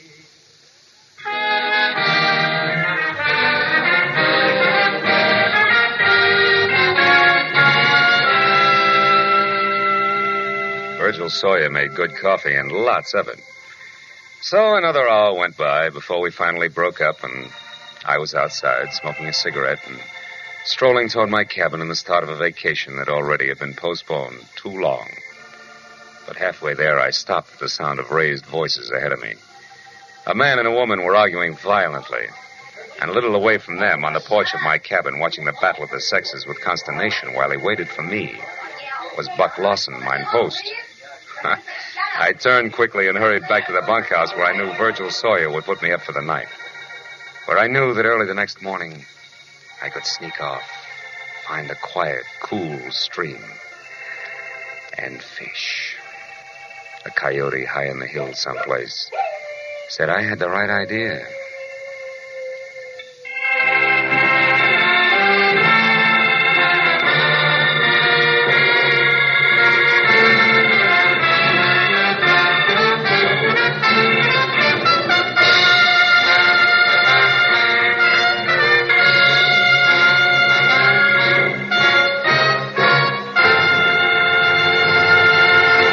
The Adventures of Philip Marlowe, bringing you Raymond Chandler's most famous character and crime's most deadly enemy, star Gerald Moore, and are produced and directed by Norman MacDonald. Script is by Mel Donnelly, Robert Mitchell, and Gene Levitt. Featured in the cast were Charlotte Lawrence, Bill Johnstone, Bill Lally, Herb Butterfield, D.J. Thompson, Lou Krugman, and Jack Carrington. The special music is written by Richard O'Runt. Be sure and be with us again next week when Philip Marlowe says... I went from a mansion in Bel Air to a cheap flat in Southgate, looking for a girl with a secret, who a man in a pork pie hat, a wise-cracking secretary, and a fat corpse didn't want me to find, but who I found anyway, because of the quiet number.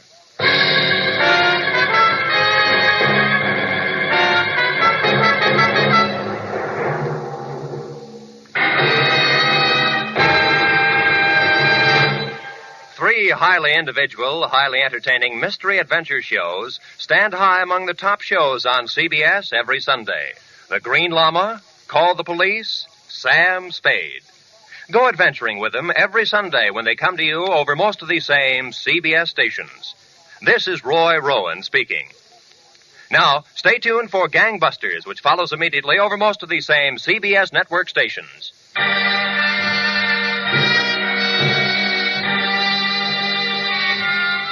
This is CBS, the Columbia Broadcasting System.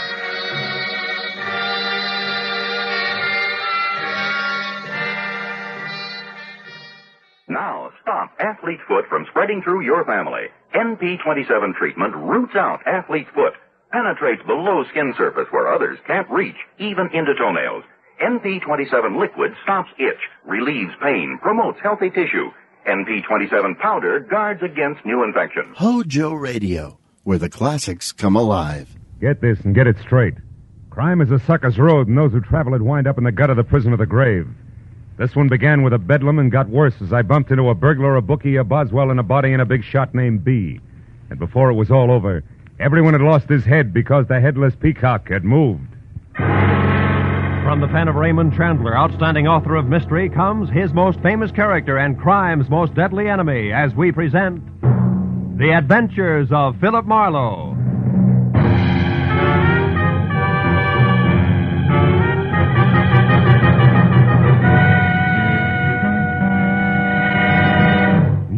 with Gerald Moore, starred as Philip Marlowe, we bring you tonight's exciting story, The Headless Peacock. The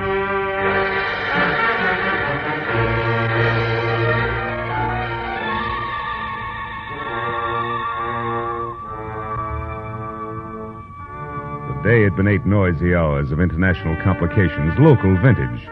It had started when a Frenchman from Beverly Hills who spoke no English hired me to find the Filipino houseboy he thought had stolen the family's silverware to sell to a prosperous downtown Chinese. However, it had played differently since the Frenchman had been wrong all the way.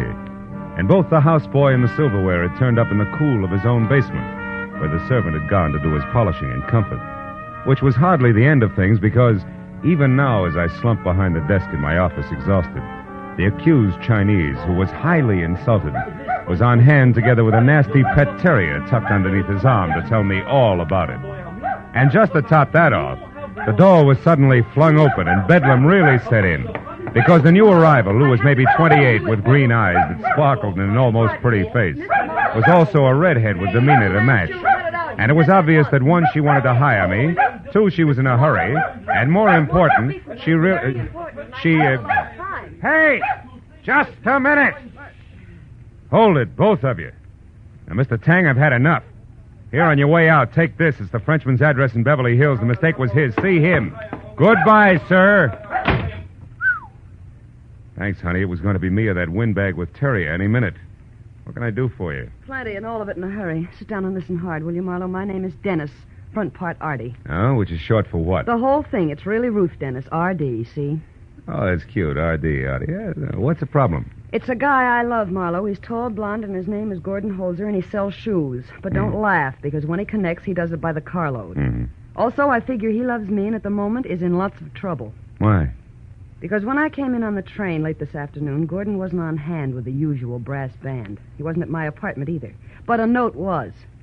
Said he had to work late at the office. I waited an hour and then gave him a ring. They told me he wasn't in, hadn't been for 2 days. Next, I called his home. He has a bungalow up on Vista Del Mar, 7700 North. Mm-hmm. And when you got no answer, you started to worry, huh? Yeah, so I went up there. Gordon, of course, wasn't around, but somebody else was. Somebody small on the natty side, with no more eyebrows than a goldfish. He belonged to a new sedan, long and black. Did you talk to him? Oh, better than that. We wrestled. Have you got a cigarette? Oh, yeah, here. Thanks. It's all right. See, Marlowe, this guy was snooping around the place, so I decided to find out a few things. I made believe I had a gun in my pocket, and I told him to put his hands up. Oh, fine. Well, it worked for a while. Which brings us to the wrestling, huh? Yes. When I mentioned Gordon's name, he knocked me down. But he wasn't very big, so I managed to hit him once with my bag before he got away. Also, I ripped his coat pocket open. And here, this fell out. It's a newspaper clipping. A picture of a fat hunk of jewelry that was once stolen from someone named Isaac B. Stolen from Isaac who? B is in bzz. Oh. Look, it's a peacock with the head broken off. But with a tail that's loaded with diamonds, rubies, and emeralds. What does it mean? What is it? Marlowe, that's the reason I'm here. I don't know. If you'll turn the clipping over, you'll see that the theft must have happened quite a while ago because the ad on the back features a Christmas special. Tell me, you figure that Gordon stole this from Mr. B? Well, no, I don't. Well, then why'd you come to me instead of the police? Well... You what? Come on, Artie, let's have it all, huh? Okay. That's better. I don't suppose it's smart not to tell you anyway. Gordon isn't all shoe salesman. He's part lunatic when it comes to the horses. You know, the right pony a day keeps the doctor's bills away. I thought I'd cured him. Now I'm less than sure.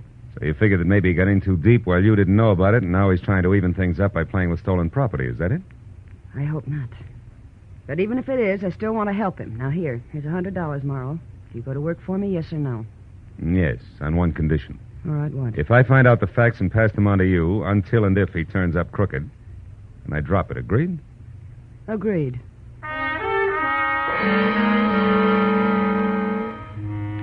The lady left, and in that hour that followed, I was on my own in the files of the Hollywood Times. I learned that Isaac B. was a 70-year-old eccentric with curly hair, a bulbous nose, no chin, $1 million, and a mansion on West Adams Boulevard. He had a Napoleonic complex and was a great philanthropist, as long as the grant in question would perpetuate the name of Isaac B. About the headless peacock, I learned little except that it had never been recovered and that the gems in the tail were of an unusual cut and would be hard to peddle. So it was 8:30 when I finally dropped the oversized bronze knocker monogrammed IB, after which a man about 40 with a sallow complexion and a voice as delicate as spun glass opened the door, halfway. Yes, sir? I'd like to see Mr. Isaac B., please. Name's Marlowe. And your business? Personal. I'm a private detective. And you? Me, why, I'm Everett Ransom. I'm Mr. B's biographer, but also, Mr. Marlowe, I act as his aide. Now, if it's about money for some cause, you'll have to follow the usual channels and write to You Mr. B. can stop right there, Boswell. I'm not after money, just information. About what? A piece of jewelry that was stolen from Mr. B., a headless peacock. The peacock? You know of its whereabouts? I didn't say that. Now, do I see Mr. B. or no? You, young man. Open up, Ransom. Bless you, meet. Yes, sir. We'll sit over here in the foyer. How cozy. Thank you, Ransom.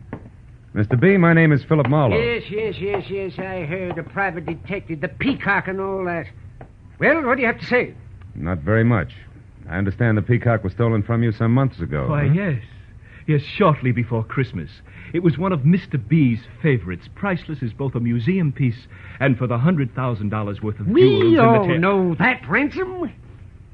Yes, sir. Shall I go now, sir? No. That bust of me for the Young People's Club. I want you to take it with you before you leave tonight. I'll show you the inscription change I want made the first thing in the morning. You can keep it in your apartment until then. Yes, sir. Yes. Now, Marlowe, get to the point. Quickly, please. All right. Mr. B., a client of mine... Whose name is what?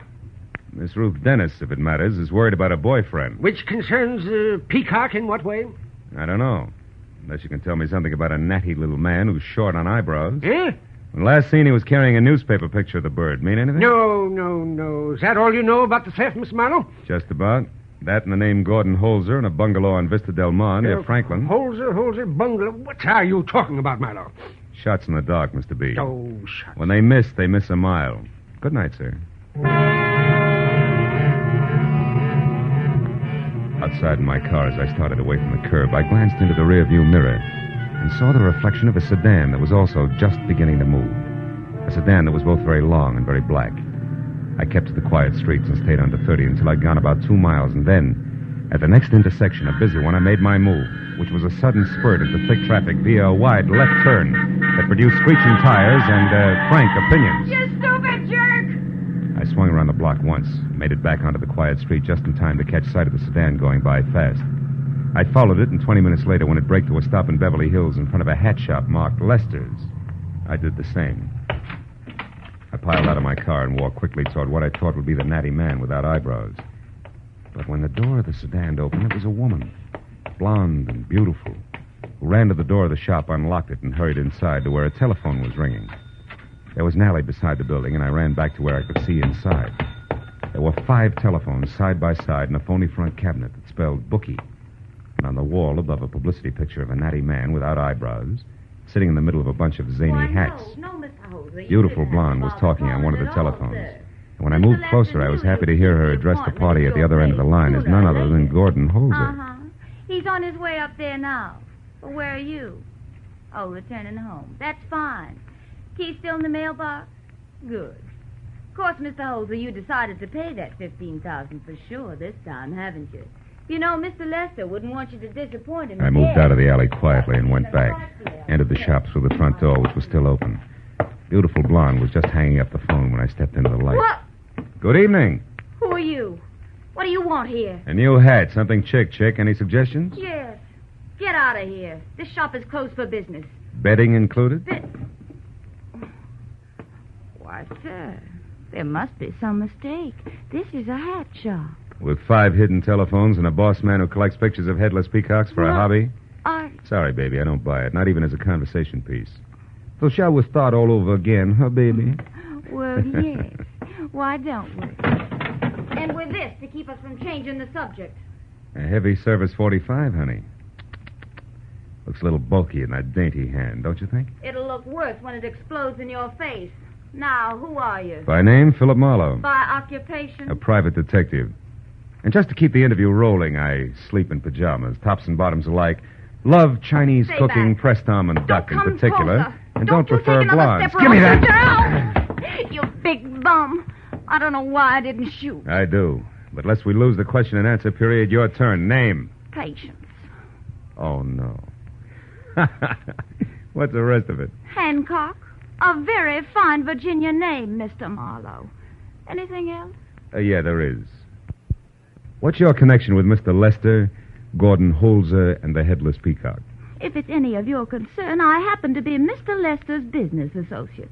But believe me, when he gets back from Pasadena, he... You mean just what you said. The man I'm looking for is in Pasadena. Don't look. Thank you, honey child. The interview's now closed because as of this minute, I'm off for the home of the Rose Bowl. Good night, Patience.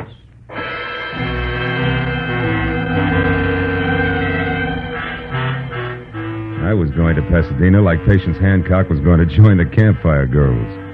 But as long as the little Virginian wanted it that way, I couldn't see any reason not to play ball. So after I called my client and brought her up to date, blow by blow, I headed for 7700 North Vista Del Mar in what I figured was a business transaction, Headless Peacock included. I parked away from the place, which was cedar shingles under healthy ivy, and a single lamp at work in the living room. Then I walked up to where I could see that a man, blond, tall, and alone, in hat, coat, and frightened face, was about to leave. When the door opened, I took that as my cue to switch 38 from shoulder holster and announce myself. Well, what do you want with me? Words, Mr. Holzer, lots of them. You see, I work for Mr. Holzer, that man on the floor there behind you, that natty little man without eyebrows. Seems quite still, isn't shot to death. He is. But I didn't do it. Honest, I didn't. Now, let me out of here. I gotta go. Start running? Come on, Holzer. I'm not all chump. Get back inside. Well, all right. But I can explain this. Oh, sure. It's easy. Like one, you lost too much money playing the horses through this dead bookie here who used to double as a milliner. Boy. And 2, to square yourself with him, you got mixed up with $100,000 worth of Headless Peacock. Oh, look, and 3, Mr. Holzer, as of just now, you had an appointment with said milliner, which body on the floor here says got out of hand. Do you care to add anything? Like how you got the Peacock away from Isaac B. and what took you so long getting around to peddling it? I don't know any Isaac B., nor did I... Or did you what? Outside the window. Somebody's moving. Yeah, somebody with a gun. Duck Holzer. It's going to be lights out. He's going to shoot!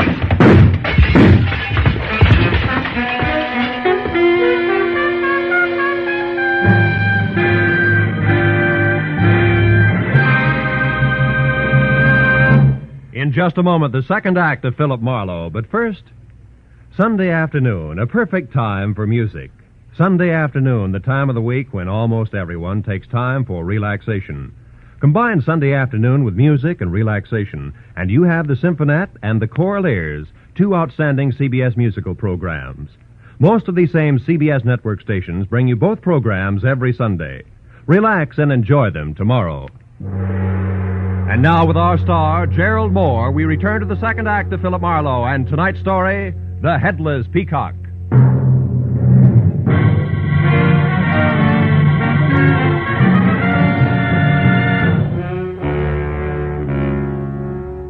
It had come 1, 2, 3. A corpse on the floor, shots through the window, and Gordon Holzer out the back door while bullets made lights out. And Marlowe on the floor, the smart move. It made this the time to call the law, so in case the character with the gun was still hanging around outside, I left the lights off, fumbled my way to the phone, and dialed 116 in the dark. A minute later, I had Detective Lieutenant Matthews on the wire. So you got a corpse, huh, Marlowe? Give it to me again, will you? Who, where, and why? A guy named Lester, supposed to be a hat designer in Beverly Hills, but stacks up better as a bookie. He was shot to death here at 7700 Vista Del Mar. Whose place is that? One Gordon Holzer. He has his name on the mailbox. Hey, got a motive, Marlowe? Well, it's a theory.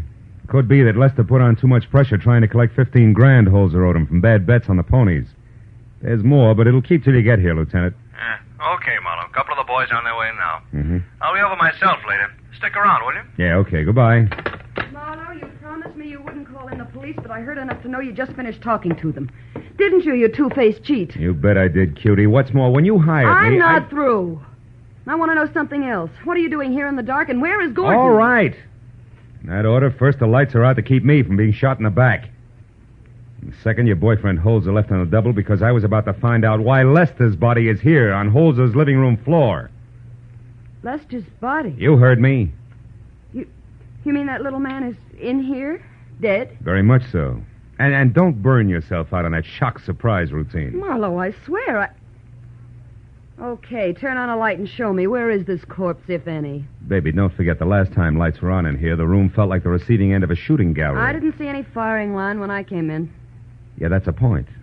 But there are two ways of looking at it. Will you turn on a light, or will I? Okay.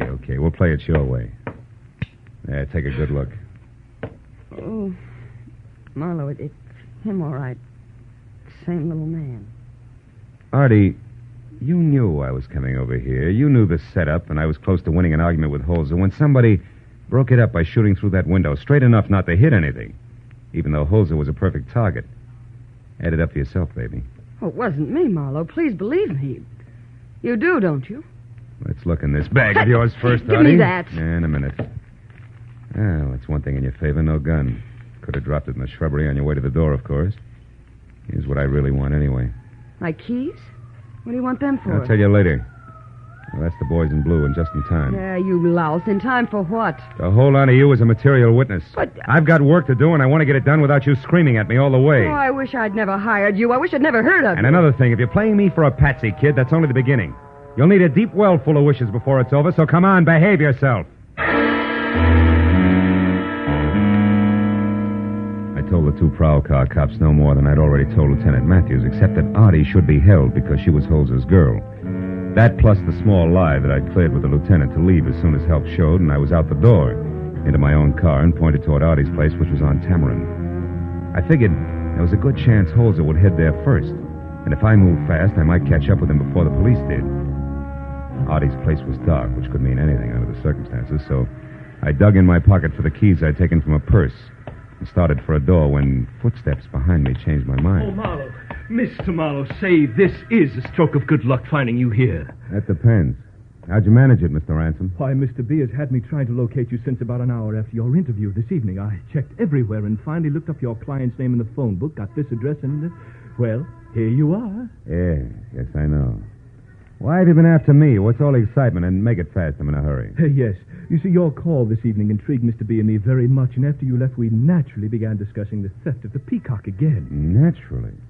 Look, Ransom, get to some point, will you? I got things to do. Oh, certainly, Mr. Marlowe. Well, sir, the point is that in going over in our minds the days preceding the theft, we both recall a man named Holzer or Holter or something very close to that. Mm-hmm. He came to the house one day claiming to represent a certain philanthropy. He was a fake, of course, and we never saw him again, but it was less than a week later that we discovered the peacock was gone. Stolen. What'd this man look like, you remember? Well, I most assuredly do. He was bald, about 50, and fat. No, it couldn't possibly be the same man. Oh, you found Mr. Holzer then? Once, briefly, there's no resemblance. Oh, I see. Well, I don't know how I'm going to break the news to Mr. B. He's upset all over again. I can't tell you how much that headless peacock means to him. Try saying $100,000. Mr. Marlowe, have you run across anything else tonight other than that newspaper clipping that would seem to be connected with the pin in any way? I can arrange a reward, you know. No, nothing. I'm sorry. Well, good night, Mr. Ransom. If anything comes up about headless peacocks, I'll call you as soon as... Well, what is it? What did you find? A note stuck in the door. Oh, maybe I should... No, I can handle it, really. Dearest Artie, I didn't realize how fast things got out of hand. I must have lost my mind.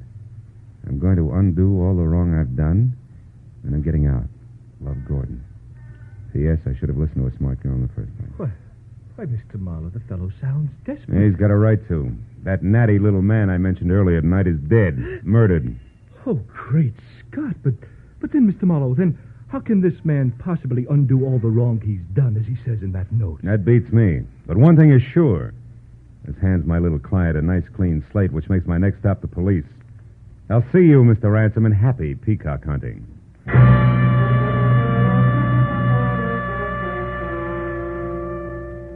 I got in my car and drove back the way I'd come to Gordon Holzer's house on Vista Del Mar. The prowl car was gone, but Lieutenant Matthews' sedan was angled in against the curb, the red spotlight still on. I parked and went in. The lieutenant, his hands jammed down in his pocket, stood with two other plainclothesmen near the shattered window, while a photographer worked over the corpse on the floor. Artie was nowhere in sight. Matthews spotted me as soon as I walked in and bore down on me with all the frivolity of a heavy cruiser. Marlowe, I thought I asked you to stick around. Yeah, you did, but I got an idea that wouldn't keep. Yeah? Did it prove anything? Not for sure. Where's the girl? Which one? You mean there's more? Oh, yeah. That red-headed fireball, Artie Dennis, you already know about. Yeah. The other one is a Southern belle named Patience Hancock. Oh, yeah. Yeah. Belonged to Lester. Yeah. Caught her snooping around outside trying to find out what had happened to him, and when we gave her the word, she blew her top. Mm. I got both of them locked up. Good. Say, did you get any facts out of Patience? Yeah, plenty. Oh? Oh, your bookie theory was right, Marlowe. Thank you. Yeah. All we got to do now is find Holzer, wrap this up. Yeah, I'm not sure it's as simple as that, Lieutenant, listen, but it's the Mark. next step anyway. Come on, let's take a look out back, huh? When he left here, that's the way he ran. I already looked. It's a blank. Oh, really? It's a door that leads out to the alley. Here, this way. All right. And you see? Nothing. Must have beat it through here and out to the street. You wouldn't happen to know where... Now, what's the matter, Marlowe? What are you staring at? Oh, that window there in the house right across the alley. Yeah. See the one with the lights on, the shade drawn? Oh, yeah. Some old geezer sitting in there. So what about it? The silhouette of his head on the shade, Matthews. Yeah? I won't forget that profile as long as I live. Corduroy hair and a light bulb nose. That is Isaac B. in that room, or...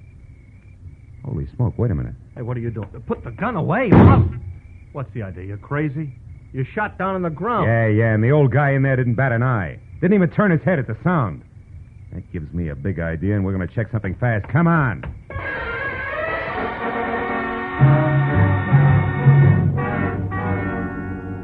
We ran back inside, and as I picked up the phone, Matthews found out for me that the house across the alley faced on Common Avenue.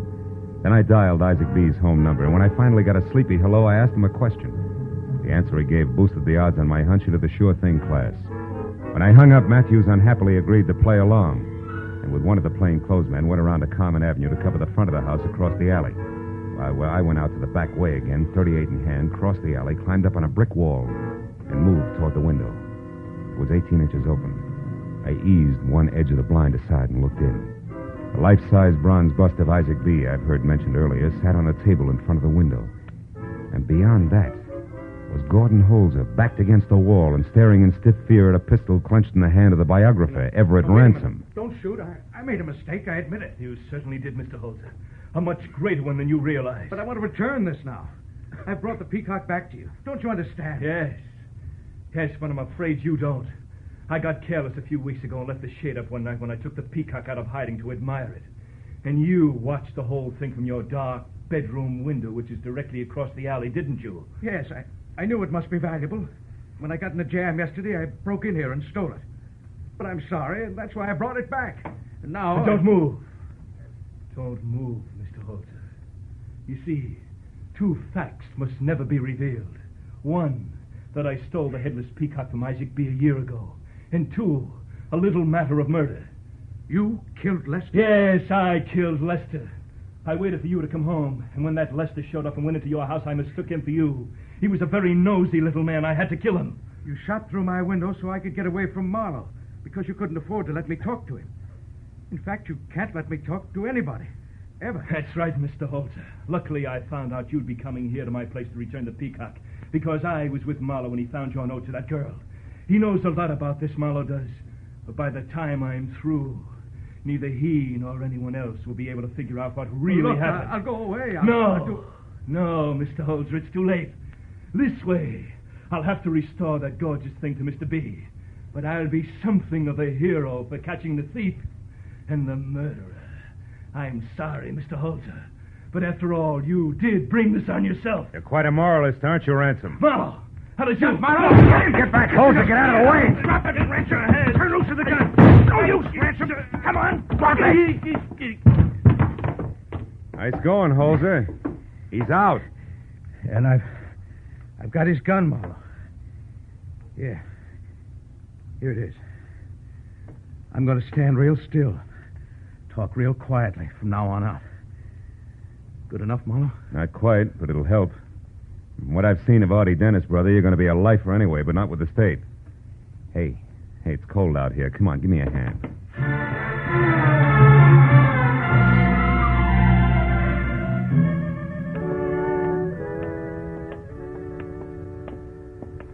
Thanks for getting me out of the pokey, Mr. Marlowe. You rat. No, I figure it's safe to turn you loose now, Artie. Uh-huh. Gordon's going to have to stay in here a while, I guess. That's right. But that won't be so bad. At least he'll be where no horses or women can bother him, till I can get to him again. Won't be for long. It's got a lot in his favor, you know. I hope so. I still don't understand how it all worked out. I was in jail, remember? How did you peg ransom? Well, I saw the profile of Isaac B. on a window blind. Didn't move even when I fired a shot. That convinced me that it was a bust of the old boy. So I called him up at his home, and he told me that Ransom had a house on Carmen Avenue, which put it right across the alley from Holzer's. From there, it all fit. Well, why didn't Ransom kill Gordon when he fired those shots through the window? Oh, that. He still hoped to recover the peacock for himself at that point. But he didn't know where Gordon had put it, so he couldn't afford to kill him right then. Oh, lovely. You know, Marlo, all in all, we're pretty lucky, Gordon and I. Yeah. Try to keep it, will you, baby? Keep it that way on everything but the horses. Oh, you can make book on that, mister. Mm-hmm. Good night, Phil. Good night, baby.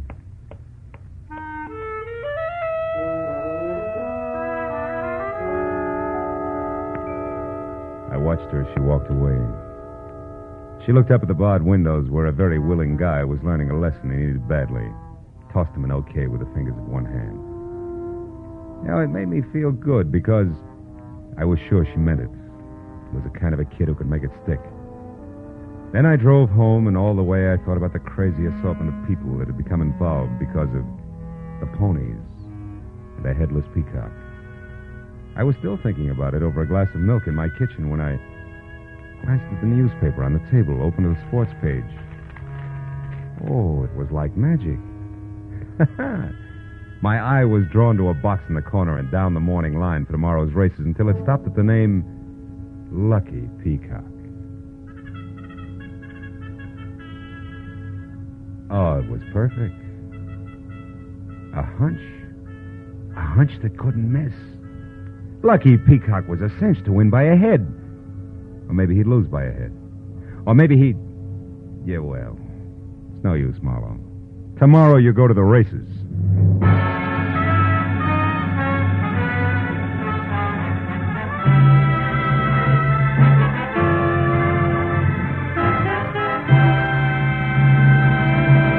The Adventures of Philip Marlowe, bringing you Raymond Chandler's most famous character and crime's most deadly enemy, star Gerald Moore, and are produced and directed by Norman MacDonald. Script is by Mel Donnelly, Robert Mitchell, and Gene Levitt. Featured in the cast were Joan Banks, Howard McNear, Eve McVeigh, Jack Moyles, and Peter Leeds. Lieutenant Detective Matthews was played by Larry Dobkin. The special music is written by Richard Orant and conducted by Ivan Ditmars. Be sure and be with us again when Philip Marlowe says... This time I took a beating and gave one. The man who lived in the dark was afraid. Someone I never got to meet was murdered and a knife-wielding crab was destroyed. All because a girl who hated the water took a boat ride in old Mexico.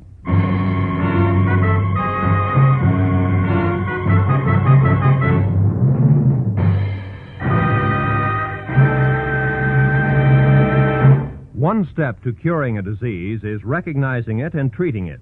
Hate is a disease, recognized by those who refuse to spread the doctrine of hate by speaking against a fellow American because of his color, race, or religious creed. The treatment to cure the disease of hate is to accept or reject people on their individual worth and to speak up wherever you are against prejudice and for understanding, to do your part to build a truly united America. This is Roy Rowan speaking. Now, stay tuned for Gangbusters, which follows immediately over most of these same stations. You know, what you are tomorrow depends on what you eat today. So, Mother, be sure the big and little Indians at your house always eat a good breakfast. And tell me, what could be better for breakfast than Post Toasties? Post Toasties, you know, are the heat-good cornflakes. The best thing that's happened to corn since the Indians discovered it. But all of the talking in the world couldn't tell you how downright delicious Post Toasties are.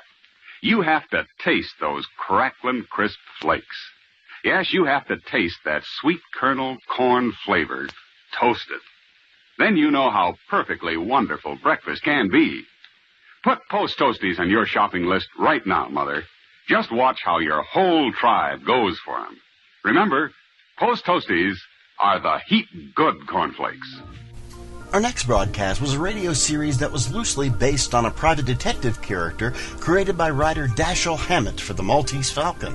The show ran for 13 episodes on ABC in 1946, for 157 episodes on CBS from 1946 to 1947, and finally for 51 more episodes on NBC from 1949 to 1951. The series starred Howard Duff as the titular character and Lauren Tuttle as his secretary Effie. We proudly present to you The Adventures of Sam Spade on HOJO Radio. The Adventures of Sam Spade, Detective.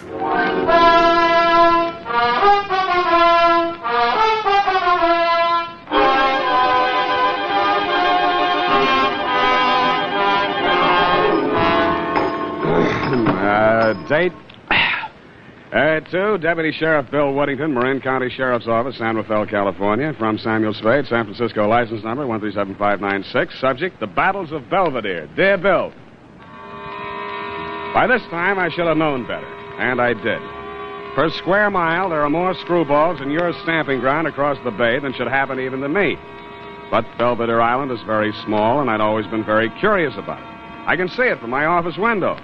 A little green hump rising out of the water just around the corner from the Golden Gate Bridge and connected to the mainland by a narrow causeway. But I got there the stylish way.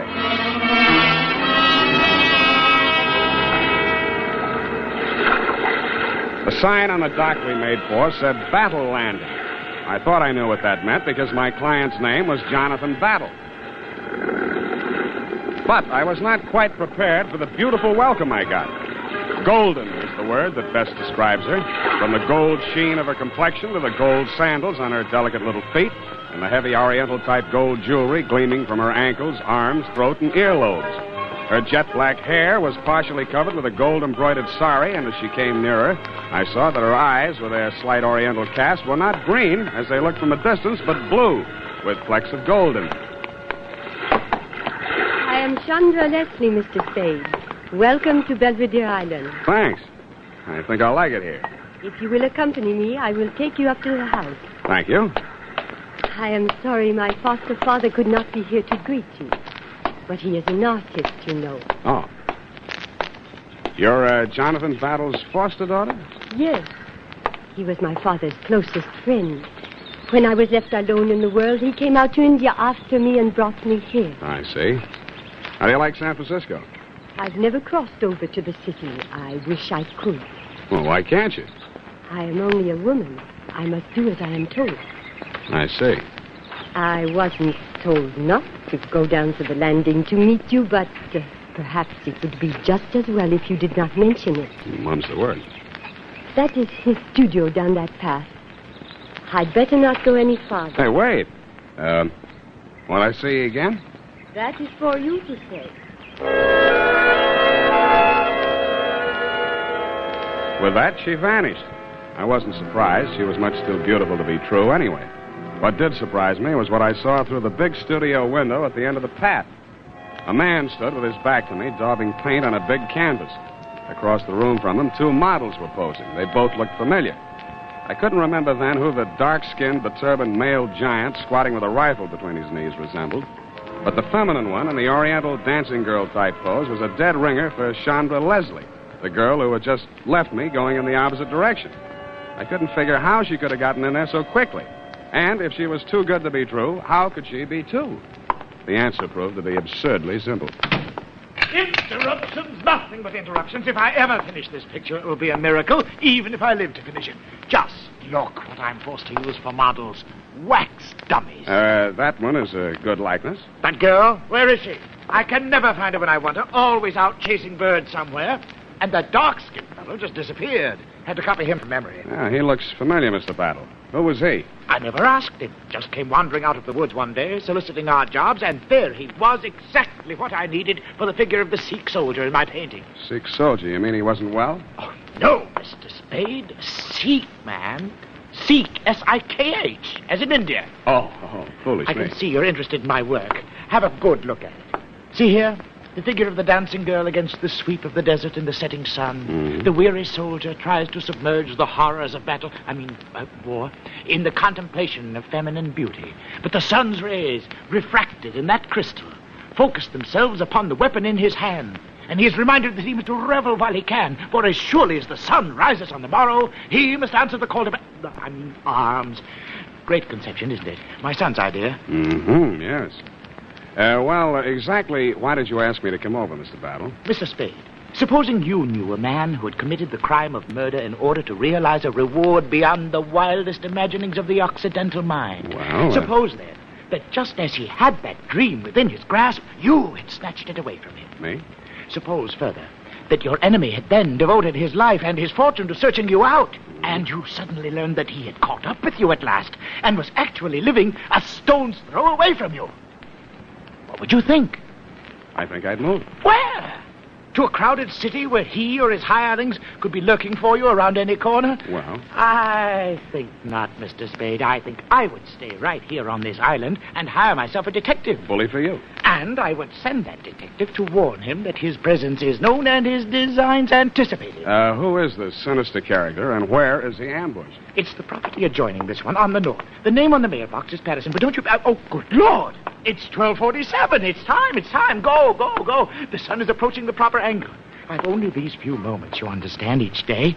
When the sun's rays fall directly on that crystal from the clerestory window up there, perhaps today I will capture it with brush and canvas. He hurried back to his place before the easel and started messing with his palette, squinting intently at the wax models in front of him. There were still a lot of questions I wanted to ask him, but this was obviously not the time. I left quietly and closed the door behind me. Quietly. Hey, you. Wait a minute. Yeah? I think you're a detective. You don't like detectives? Hard-boiled type, huh? James Kane, Raymond Chandler. Dashiell Hammett, please. Who are you? I'm Bob.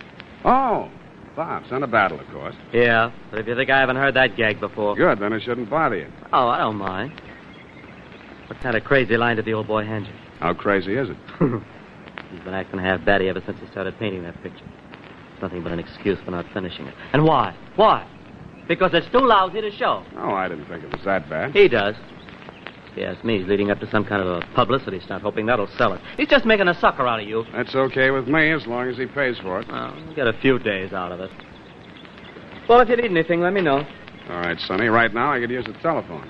It's up there in the main house. Help yourself. Oh, but if you're hoping to run into my beautiful stepsister, save yourself the climb. She went over to the next-door neighbors for lunch. Uh-huh. Your father mentioned them. Who are they? Somebody she knew in India named Sherry. Yeah, well, not Captain Sherry. Yeah, retired. Captain Theophilus Sherry. Captain Theophilus Sherry. Twice before in my wild, unpredictable career, I had crossed the path of and swords with Captain Sherry, and we had both lived to regret it. I wondered which one of us the third time would charm. I knew one thing for certain. With Captain Sherry on Belvedere Island, it would be a good idea for the natives to apply immediately for more life insurance. Not that he was any great criminal mastermind, but people just had a way of dying while he was in the vicinity. This time, instead of waiting for the mountain to come to Muhammad, I decided to move Muhammad off Belvedere Island, altitude 352 feet. But I didn't even make it as far as the mailbox before something stopped me.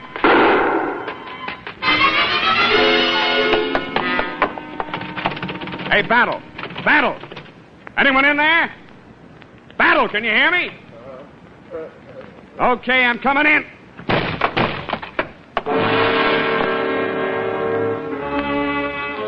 He was dead before I got to him. The front of his artist's smock was so gouged up with paint it was hard to tell which red was which. I finally located the wound. A large caliber slug had torn through him after entering just below the breastbone. It was a locked room puzzle. The one door bolted from the inside, the windows locked and unbroken, no marks of tampering. In fact, no possible way for the killer to have made his escape. I didn't know it then, but he hadn't.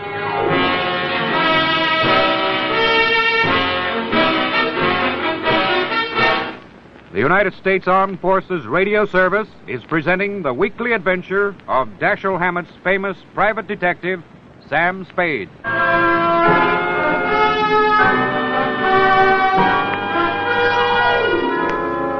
After I'd phoned you, Deputy dear, I went back to the studio to pit my wits against that locked room puzzle. I was glad I hadn't brought my stupid pills with me, because when I got there, the mystery was not quite as deep. Or so it seemed. The first time around, I'd made very sure the room had been just as I left it, up to and including the 2 wax dummies. But I hadn't given them the fingernail test.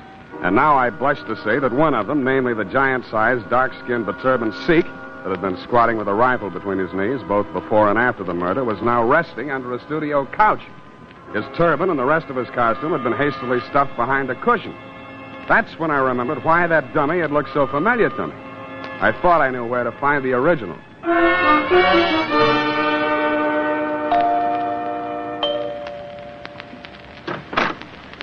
Hello, Marcus. Where's Captain Sherry? You go home.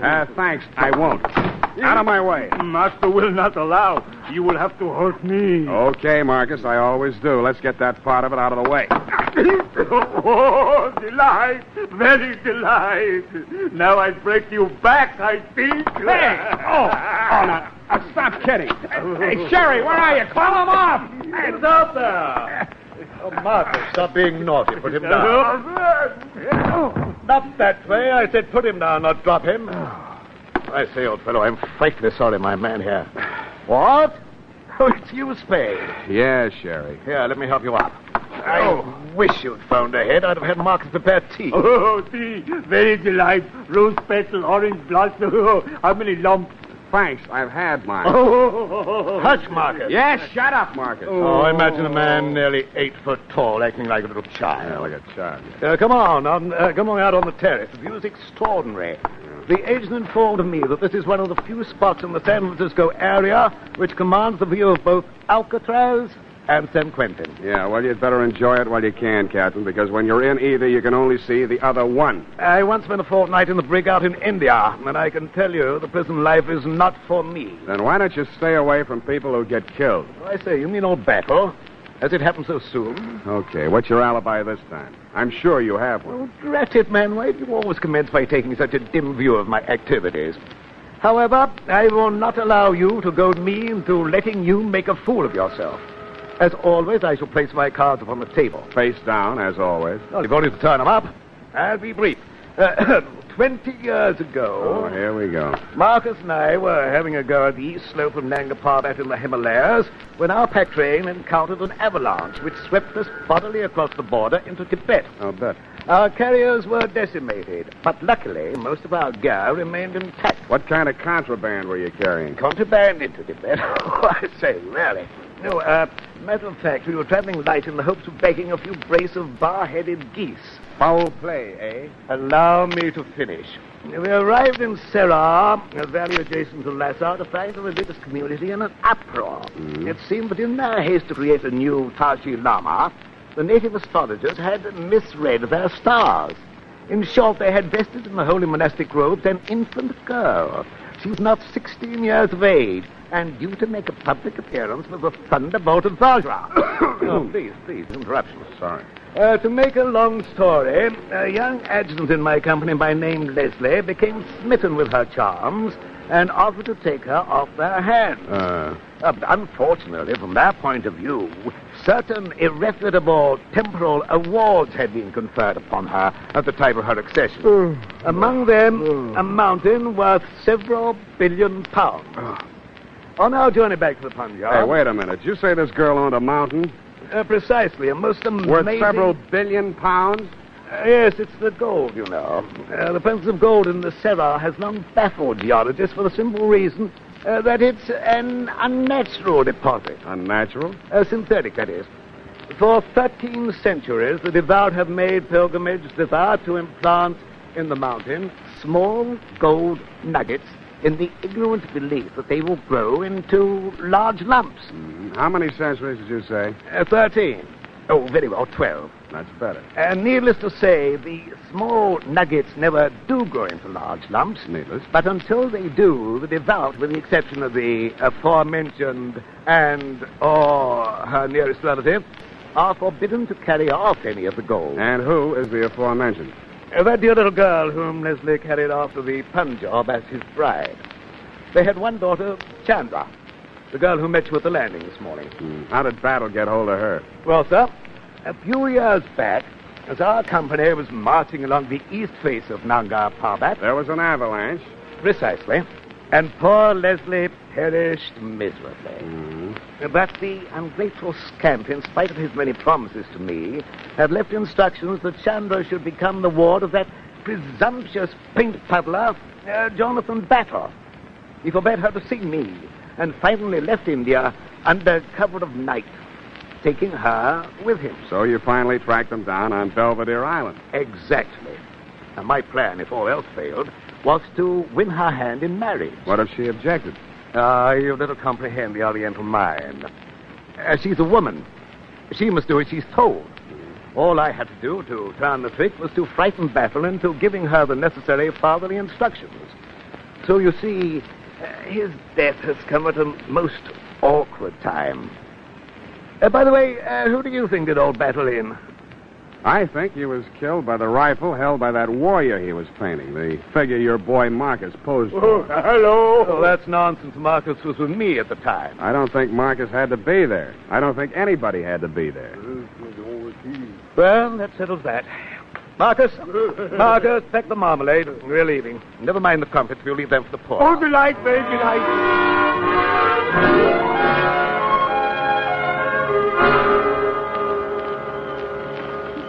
Where have you been? Oh. The police are here, and I have been all alone in the house. Where did Bob go? They took him away. They arrested him. What for? They found a pistol hidden in his room. They say it is the weapon that killed his father. Pistol? Please, you are not going to leave me alone. I'm so frightened, being alone with my conscience. Conscience?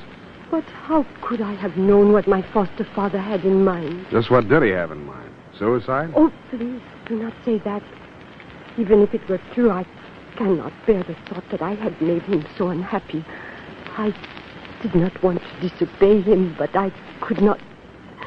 Oh, I could not. Oh, come on, Chandra, don't do that. We Orientals are supposed to be without feeling. But you see, it is not true. Of course not. Please, take me to the house. Sure. And you will not leave. You will stay with me. Sure I will. You do not think I am a wicked girl to refuse to marry the man of my father's choice? If it was Captain Sherry... Oh, no. I thought you knew. He wanted me to marry his son.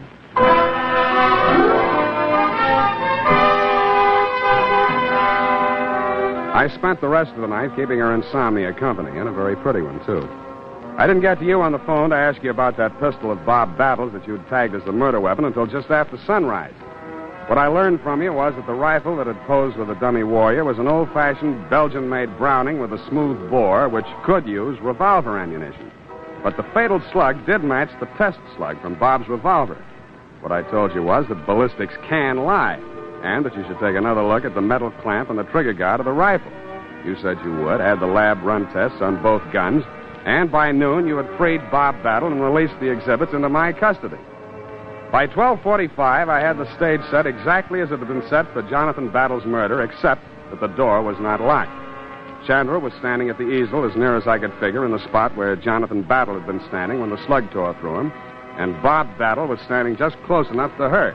You, Deputy dear, were lurking in the shrubbery outside, observing the whole colossal spectacle. Nevertheless, I plunged unblushingly ahead toward my Agatha Christie finish. But, Sam, I do not understand. What are we waiting for? You won't have long to wait, Chandra. You must be off your nut. I've been cleared. Nobody ever suspected Chandra. What do you hope to prove? Maybe that I'm wrong. Well, why isn't Sherry here? If I'm right, he will be. Okay, about 15 seconds. 15 seconds? 12 now. And if we're lucky, we'll find out how your foster father was killed. Chandra, he has no right. You don't have to do this. 5 seconds. Whatever happens, it'll mean your license paid. You have no right... 2 seconds. Chandra, get down! You can't, sir. Of all the high-handed, dishonest, reprehensible... How badly is she wounded? Take it easy, Captain. Oh, trusting little girl. She's all right, Sherry. If she keeps away from you, she'll stay that way. Come on, Chandra. Give me a hand. You all right? Yes. But poor Bob. Yeah, poor Bob. He only killed his own father. But why? There. Now, don't fret about it. I'll take care of you, my dear.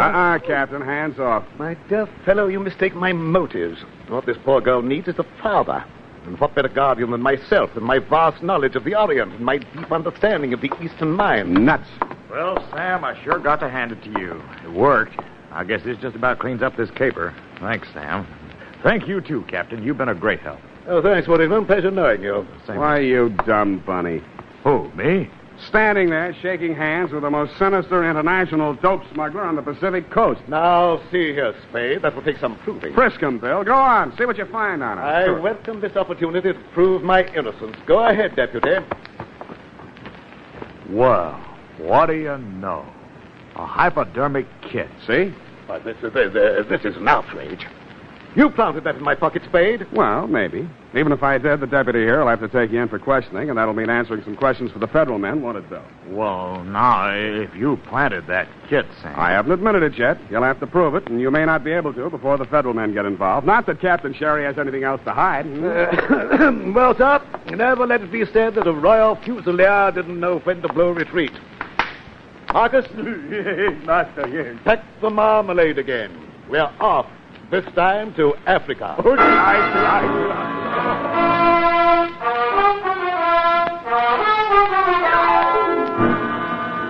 Period. End of report. But Sam, you let him go. I know exactly what you're going to ask, Effie. It worked like this. At a certain time of day, the sun rays were refracted through the crystal directly on the spring metal clamp and the trigger guard of that rifle.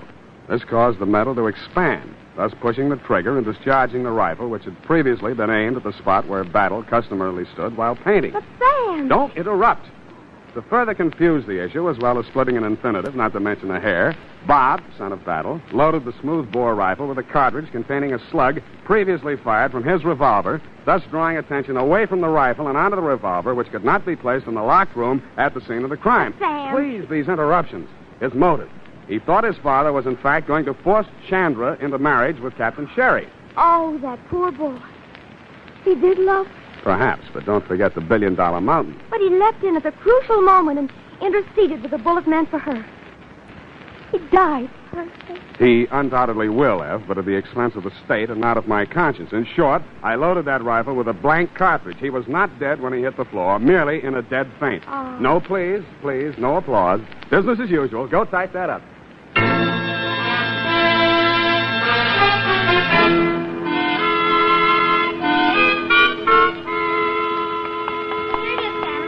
One question. Whatever's going to become of that poor, bewildered girl? Yeah, poor little thing.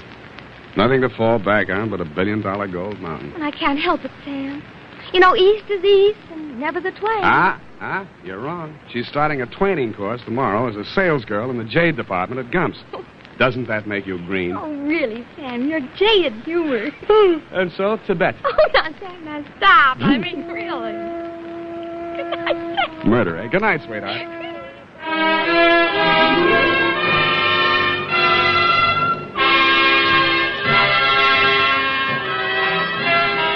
The Adventures of Sam Spade, Private Detective, is a presentation of the United States Armed Forces Radio Service, the voice of information and education.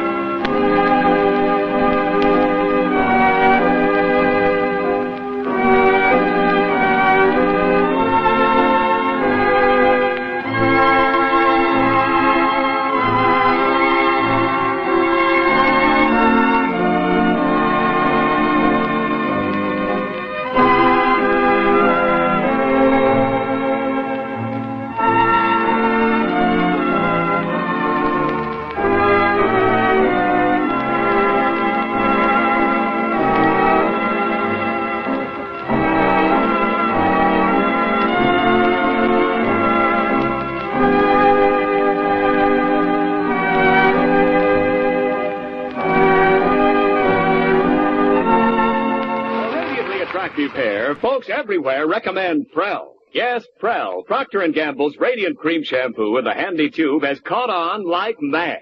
And here's why. At last I found something to make my hair radiantly soft and natural. Prel shampoo brings out all its hidden beauty and makes it so easy to set. Prel's wonderful. Gets a fellow's scalp clean, removes embarrassing dandruff, and makes a man's hair look as clean as it should. Once you use Prel, you'll never want to be without it again. First, because Prel leaves hair more radiant than any soap shampoo. Leaves it soft and smooth, free of dulling soap film. Second, Prel removes ugly dandruff in as little as 3 minutes. Doctors' examinations proved it. And Prel goes farther than any known shampoo, cream, or liquid, because it's concentrated for economy. For that radiant, well-groomed look, wash your hair with Prel. P-R-E-L-L, Prel shampoo. Keep it tuned right here to HOJO Radio for more classic old-time radio. The Adventures of Sam Spade, Detective. Brought to you transcribed by Wild Root Cream Oil Hair Tonic, the non-alcoholic hair tonic that contains lanolin. Wild Root Cream Oil. Again and again, the choice of men and women and children, too.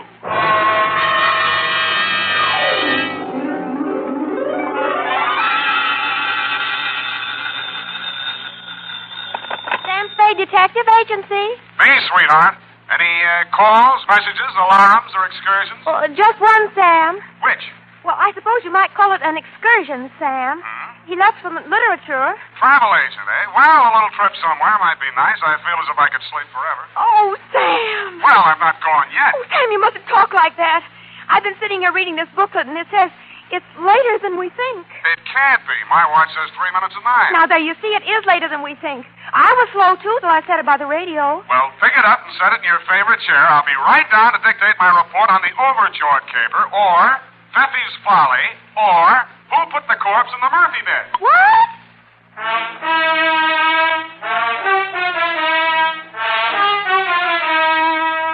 Dashiell Hammett, America's leading detective fiction writer and creator of Sam Spade, the hard-boiled private eye, and William Spear, radio's outstanding producer-director of mystery and crime drama, join their talents to make your hair stand on end with the adventures of Sam Spade. Presented by the makers of Wild Root Cream Oil for the hair. Ah, June, the month of vacations for all the family. Here's hoping you've planned yourself a good one, and that you'll remember to take along plenty of Wild Root Cream Oil Hair Tonic. In spite of heat and winds, Wild Root Cream Oil grooms your hair neatly and naturally, relieves annoying dryness, removes loose, ugly dandruff. Ask for it in the big, economical family-size bottle and handy tube that's easy to pack in your suitcase. Be sure to ask for it by name. Wild Root Cream Oil Hair Tonic. Again and again, the choice of men and women and children, too. And now, with Howard Duff starring as Spade, Wild Root brings to the air the greatest private detective of them all in the adventures of Sam Spade.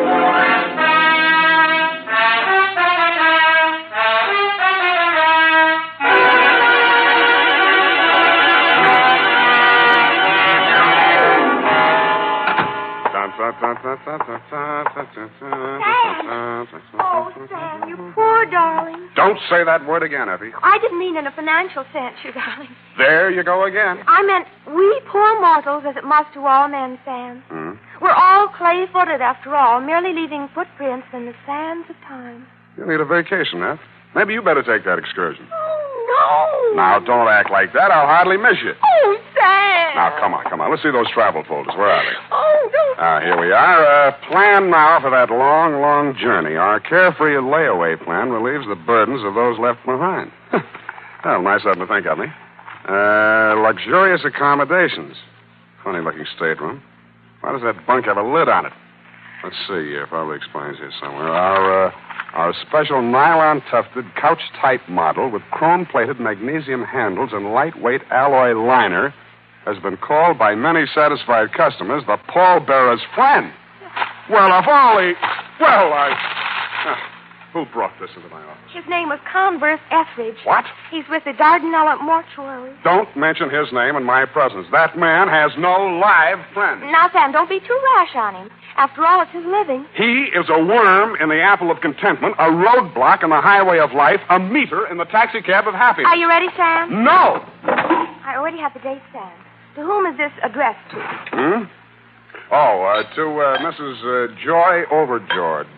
No, you better make that George Overjoyed, Mrs. Oh, make up your mind, Sam. I said Mrs. Yes, Sam. But is it Boy Overboard? Joy Over George? Or is it, It is Judge Overboard. Now, wait a minute. Just let me get this straight, Sam.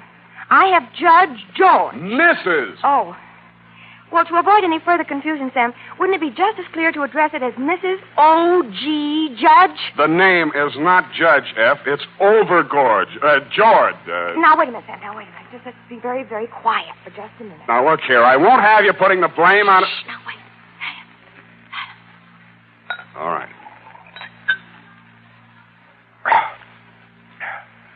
Mrs. George George. Hyphen. If it'll make you happy, F. Thank you, Sam. From, Yes, Sam. License number 137-596. That you can get. Subject, your jewelry. Dear Mrs. Overjoy. Enclosed, you will find my statement for services rendered, which you will no doubt be as surprised to receive as I am to be sending it.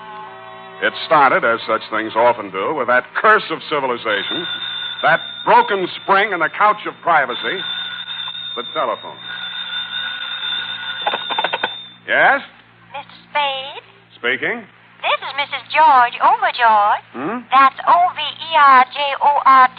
I have it. I'm staying at the Hotel Belvedere, Mr. Spade. Mr. Stover, the house detective, was good enough to recommend you. Oh, then he's good for something. I beg your pardon? Good friend of mine, Mr. Stover. And what was it you had in mind, Mrs. Overjoyed? George. But you're warm. That's my first name. I beg your pardon? Joy. Oh, I got it wrong. When you spelled it out, I thought... I think you better come over here right away, Mr. Spade. I have a rather serious problem to place before you. These little details can wait. Of course. And come right up. I'm in room 315.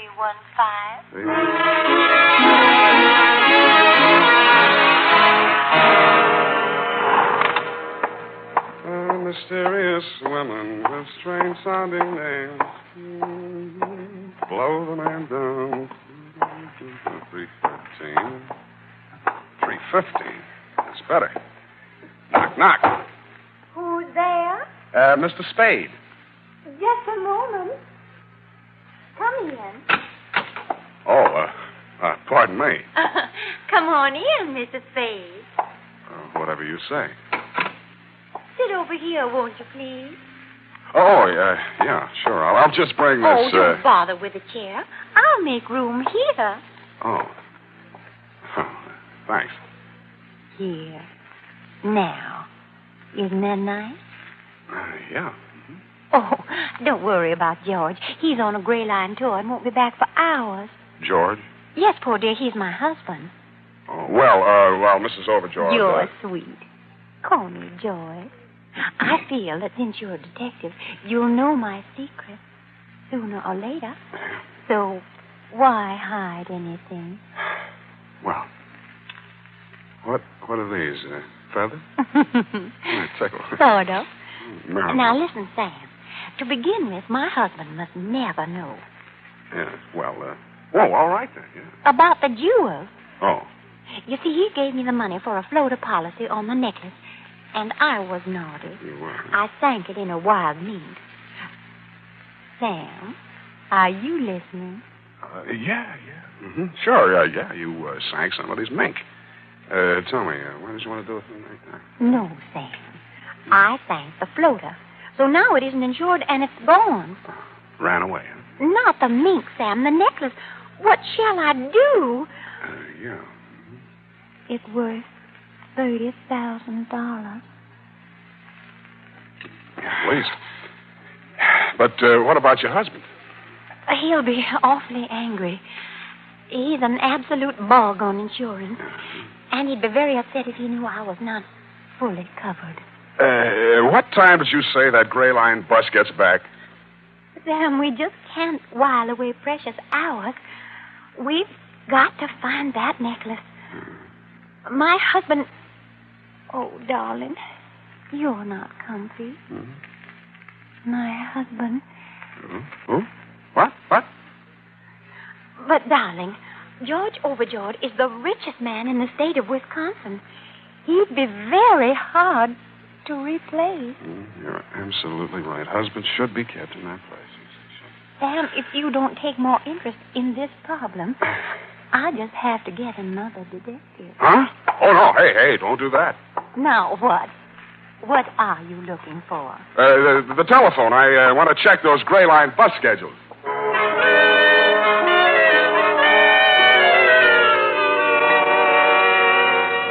around 5 in the p.m., after we phoned room service with some sandwiches and a pitcher of martinis, I got my assignment.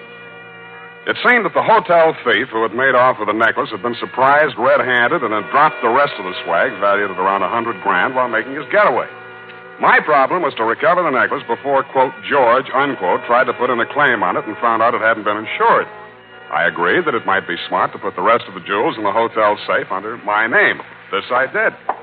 About then, somebody breathed down my neck and said, Hello, darling. Hello, hello, hello. I froze. A second ticked by before I even had courage to turn around and face him. It couldn't be, but it was Fefi Valeriu Eminescu, a con merchant so slick that he finally swindled most of his competitors out of business and even succeeded in selling himself in the oldest con game of them all, the Spanish prisoner game. The last time I had locked horns with him, yellow diamonds were turning white faster than the hair of the policeman he was suing for false arrest. Fefi's hair was still very black and very oily, and the big smile he wore was very white and very oily. Sam, darling, do not look so shameful. I am angry on you. You're not angry on me. You can fool with parts of the people some other time, but you can't fool Fefi for long. You did a trick on me to lure me out from San Francisco. A gold mine, you promised me. A gold brick mine. But you see, I am humorous. I don't hate you. In fact, I am contrary. You are. And just to prove that I have no harbor of hard foolings with you, listen. What do you think of this one? Never mind. We buy a printing press. And what are we pressing? Your luck. No. Tickets. Vouchers on the Romanian National Lottery. Vouchers? Vouchers. With the Iron Curtain, darling, who could see through it? Fefi, darling, where are you staying temporarily? I am a guest on this hotel. I'm sure of that. May I inquire which room the management is losing money on this time? I think I changed it. The neighbors have got noises. 317? Also the plumbing. 313? Stop beating around these bushes. What have you caught me doing? Come on, let's have a look at your room.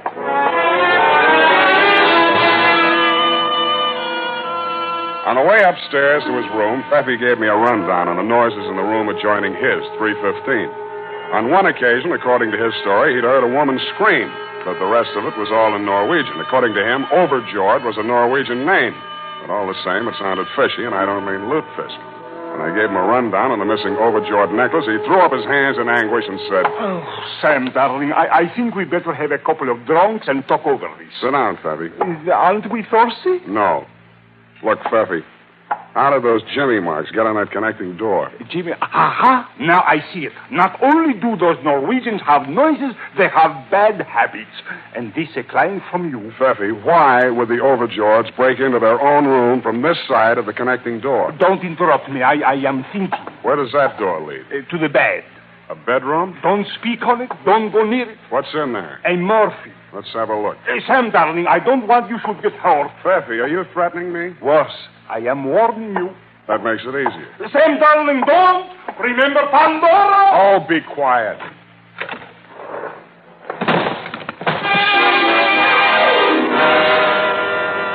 And that, Mrs. Overjord, is when if I had to live over, I wouldn't have taken the case for all the fish in Norway.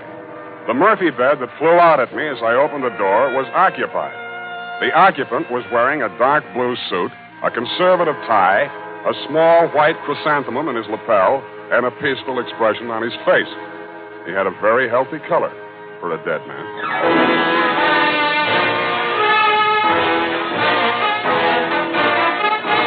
The makers of Wild Root Cream Oil are presenting the weekly Sunday adventure of Dashiell Hammett's famous private detective, Sam Spade. Tonight, for the first time, Wild Root announces a big double bargain combination package to introduce amazing new Wild Root Liquid Cream Shampoo. Here it is. You get a 60-cent bottle of exciting new Wild Root Liquid Cream Shampoo, plus a 60-cent bottle of famous Wild Root Cream Oil Hair Tonic. A $1.20 value for only 59 cents. It's a wonderful chance to get acquainted with brand new Wild Root Liquid Cream Shampoo. The shampoo that combines the best features of liquids and creams and soapless cleansing, plus soothing lanolin. A shampoo that leaves your hair beautifully clean, soft, radiant, easy to manage. Remember, this big double bargain combination package contains a 60-cent bottle of the popular new Wild Root Liquid Cream Shampoo, plus a 60-cent bottle of Wild Root Cream Oil Hair Tonic, a $1.20 value for only 59 cents. But the offer is limited, so don't miss out. Go to your drug or toilet goods counter today or tomorrow, sure, and ask for Wild Root's big double bargain combination package. $1.20 value, only 59 cents.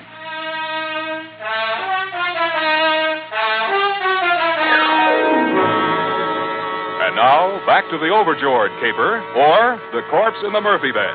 Tonight's adventure with Sam Spade.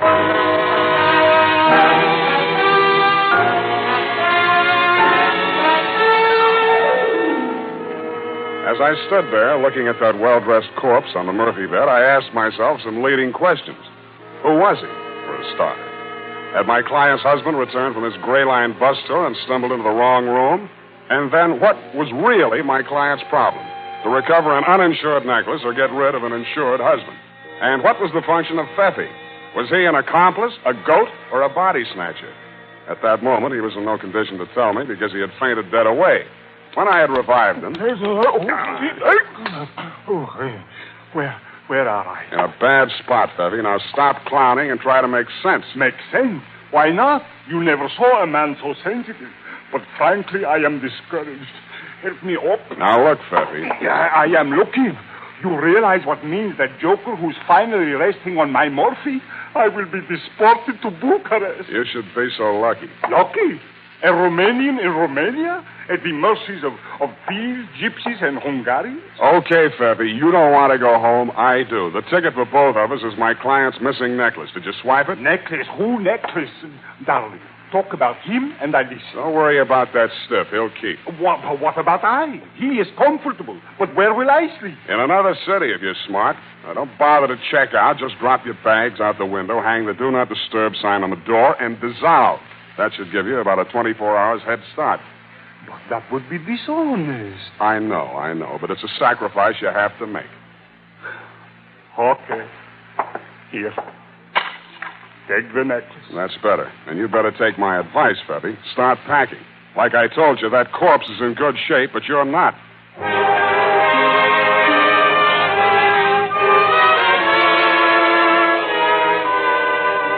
There was nobody home in room 315, so I glass-keyed my way in and had a look around. I turned up only items that were worth anything. A pair of passports issued respectively to one George Overjoyed and one Joy Overjoyed. Also, item and insurance policy with inventory attached on the Overjoyed jewels. What made that interesting was the fact that the necklace, which my client had told me was uninsured, was there in the inventory. After that, I wasn't at all surprised at what I found in the closet. Okay. Take it easy. I'll get you loose just as quick as I can. Here, I'll get these gags out first.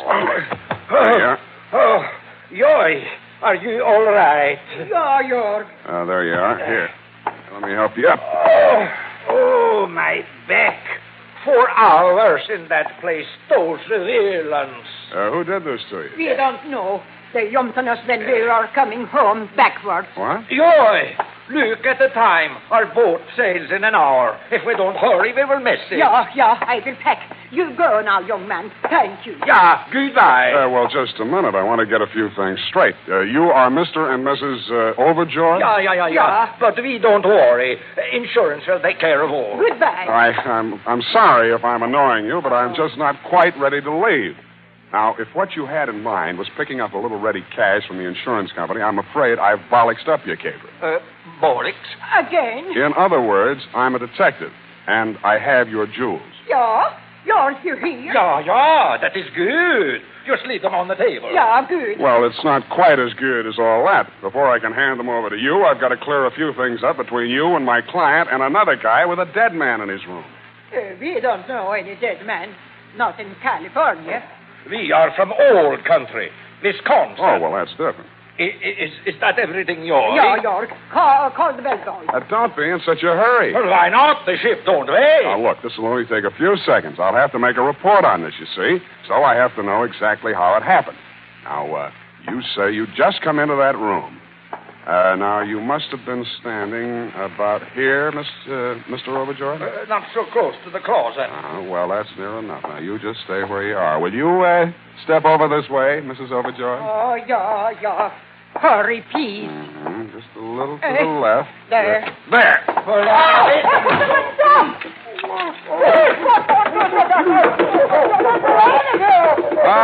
Shut up, I'll report you to AFRA for bad dialects. Oh! I thought that would do it. Good. And now to meet the troll. Just a moment. Oh, it's you, Sam. I thought I heard voices next door. I was afraid to go barging in. Where have you been, darling? A most wonderful thing has happened. My husband left me. He never came back from that Gray Line tour. That might be because he never went. Oh, sit down, darling. There's something I must tell you. Yeah, but you sit there and I'll sit here. Darling, you've changed. It makes it so difficult, this gulf between us. Joy, if I may call you Joy, we must face it. We live in different worlds. It can never be. Cigarette? I understand. But there's no reason we can't meet occasionally and remain good friends. Sure, I'll come to see you on visiting days. Sam, I'm afraid you're making a terrible mistake. Well, I made that when I took you at face value. Your name may be Joy, sweetheart, but you are not overjoyed. Who are you? Darling, doesn't matter. But I rather like Joy. I think I'll keep it. Yeah, okay, suit yourself. How does Pfeffy fit into this caper? Oh, Sam, darling, it's terrible the way that man deceived me. I should have known he wasn't a Norwegian. Well, don't feel too bad about that. He thinks he's Romanian. He told me his name was Overjoyed and that it'd be all right for me to stay here because his parents were in the adjoining room. Now, let's get this straight. Pfeffy checked in the room 313. The Overjoyeds were here. I take it you were in 317, all with connecting doors. Sort of a fences movement, shall we say. Well, I thought it rather strange that I never met them, especially after Faith brought me the jewels and said they were a present from his mother for my trousseau. Oh, now, wait. Before you go any further, Angel, how are you going to get out of that corner without getting paint on your little feet? Well, he finally told me everything.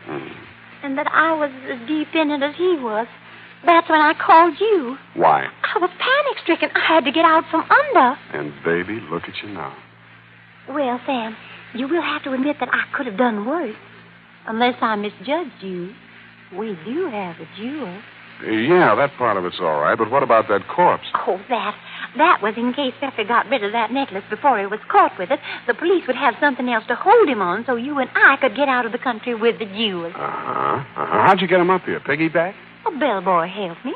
I told him it was my husband that he was stiff. Yeah, how stiff can you get? You don't believe me? Nope. Oh, I love you. Stop that. All right. Go ahead. Torture me. Why don't you hit me with your fist? You're a big, strong man. I'm only a woman. What have you got to lose? Look, all I want to know is who put that corpse in the Murphy bed. How dare you? How dare you make love to me and then insult me and push me around like an old shoe? Oh, I did not. I don't have to put up with it, and I'm not going to. I'm going back to Pfeffy. He's a crook, but he loves me. I hate you. Hate you. Hate you. Hey, my ear. So, you're choking me? I am not. I can't breathe. Darling, what are they doing to you? You deduce this poor girl to her condition? I guess so. I don't know how. Sam, darling, we are no longer friends. Our relations are shortened, nil and void. But you, my love, I forgive you. Come away with me. We will start life anew with a better scheme. But, Bessie, dear, aren't you forgetting something? Those jewels? That old man and that old woman lied to us. They are not overjoyed. They are crooks and robbers. Bessie, no. Sam. I think he's right. But how did you... I found them in there and untied them. Instead of phoning the police, they started packing. So you see, darling, we couldn't take the jewels anyway. But why now? The M&S to motto inscribed on our family crest. Honor among thieves, except for gypsies and Hungarians. But, Pfeffy, dear, I tried to steal them from you. That was another horse call, my darling. Between you and I is a technical difference. This is known as a double crouse. That is expectorate for my woman. But from you, Sam, darling, I am aghast. I am appalling. You have behaved without charm. I don't hate you, but it is all I can do to forgive you.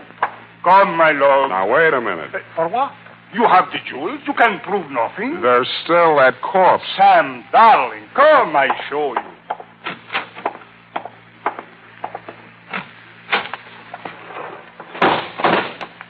You You see?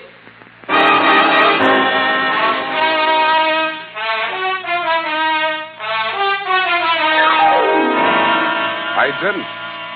All I saw was a well-made Murphy bed. The well-dressed corpse was gone. When I turned around, so were Pfeffy and Joy. Period. End of report. Next week, Sweetie's dialect. But Sam! Yes, Effie? Oh, I hardly know where to start. Oh, P.S. I have turned your jewels over to the robbery detail of the San Francisco police, together with Sven and Marta Lagerson, who was still in the closet when the police arrived. But Sam, don't you... Oh, yes. Add this. The Lagersons told the cops here that they had worked as household servants in your home in Wisconsin and had hit on their bright idea of making off with your jewels while you were away on a month-long canoe trip through the Chain Lakes, which gave them ample time to make their getaway. They switched passport pictures and used your name to justify their possession of the jewels in case they were questioned. That, plus the insurance policy, complete with inventory, was good enough to fool even the nefarious Pfeffy. But Sam... One question, Effie, no more. But if it's about that corpse, save your breath. Well, what else? Go type that up, Angel. I'm still working on it.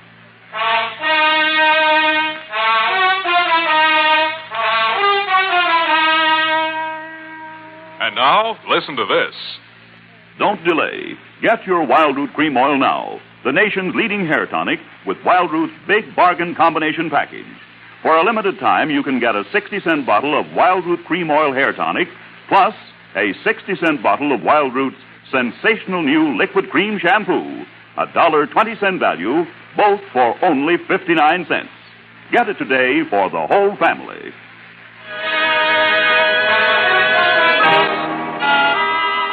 Well, here it is, Sam. Did you get any place? Well, there's a couple of fingers left in there. Will you join me? Oh, thank you. No, I meant a different kind of stiff. Oh, the one in the Murphy bed. Well, I'm expecting a break on that any day now. Well, you have a wall-tied bed in your apartment, Sam. A similar proximity will inspire you to greater mental thought. Please, I won't sleep a wink. That's just what Mr. Etheridge said. But I told him you were busy on this big jewel robbery. What was his problem? The man from the mortuary, you know. That vulture. He is a razor blade in the parachute pack of optimism. He is a sandbar in the river Styx. As I said, Sam, it's his living. But I promised to give you the message. It seems he wants to find this woman. Now, she did a very strange thing. Yeah? I mean, she came into the Dardanella mortuary and said her name was O'Rourke. And her husband was there and that his parents had arrived from Ireland right when he dropped dead. And the Irish relatives were mad because she sent him out for embalming before they could have a wake. And she wanted to know if Mr. Etheridge could sneak him into the hotel before they found out. Why didn't you tell me this before? Well, Sam, I didn't want to clutter up your mind when you were busy on a big jewel caper. Besides, he learned that she was a practical joker and got his body... Oh, Sam. Yes, Eth. Sam, could it... the one in the Murphy bed, I mean. Is it the short arm of coincidence, Sam? Yeah, probably is. You know, everything that happens in hotels doesn't get in the papers. Hardly a day goes by that some joker doesn't plant an embalmed body in a Murphy bed. If it isn't that, it's frogs or salamanders, or sometimes it used to be crackers when so many of them were on the American plan, you know. Crackers? Oh, good night, Sam. Good night, sweetheart.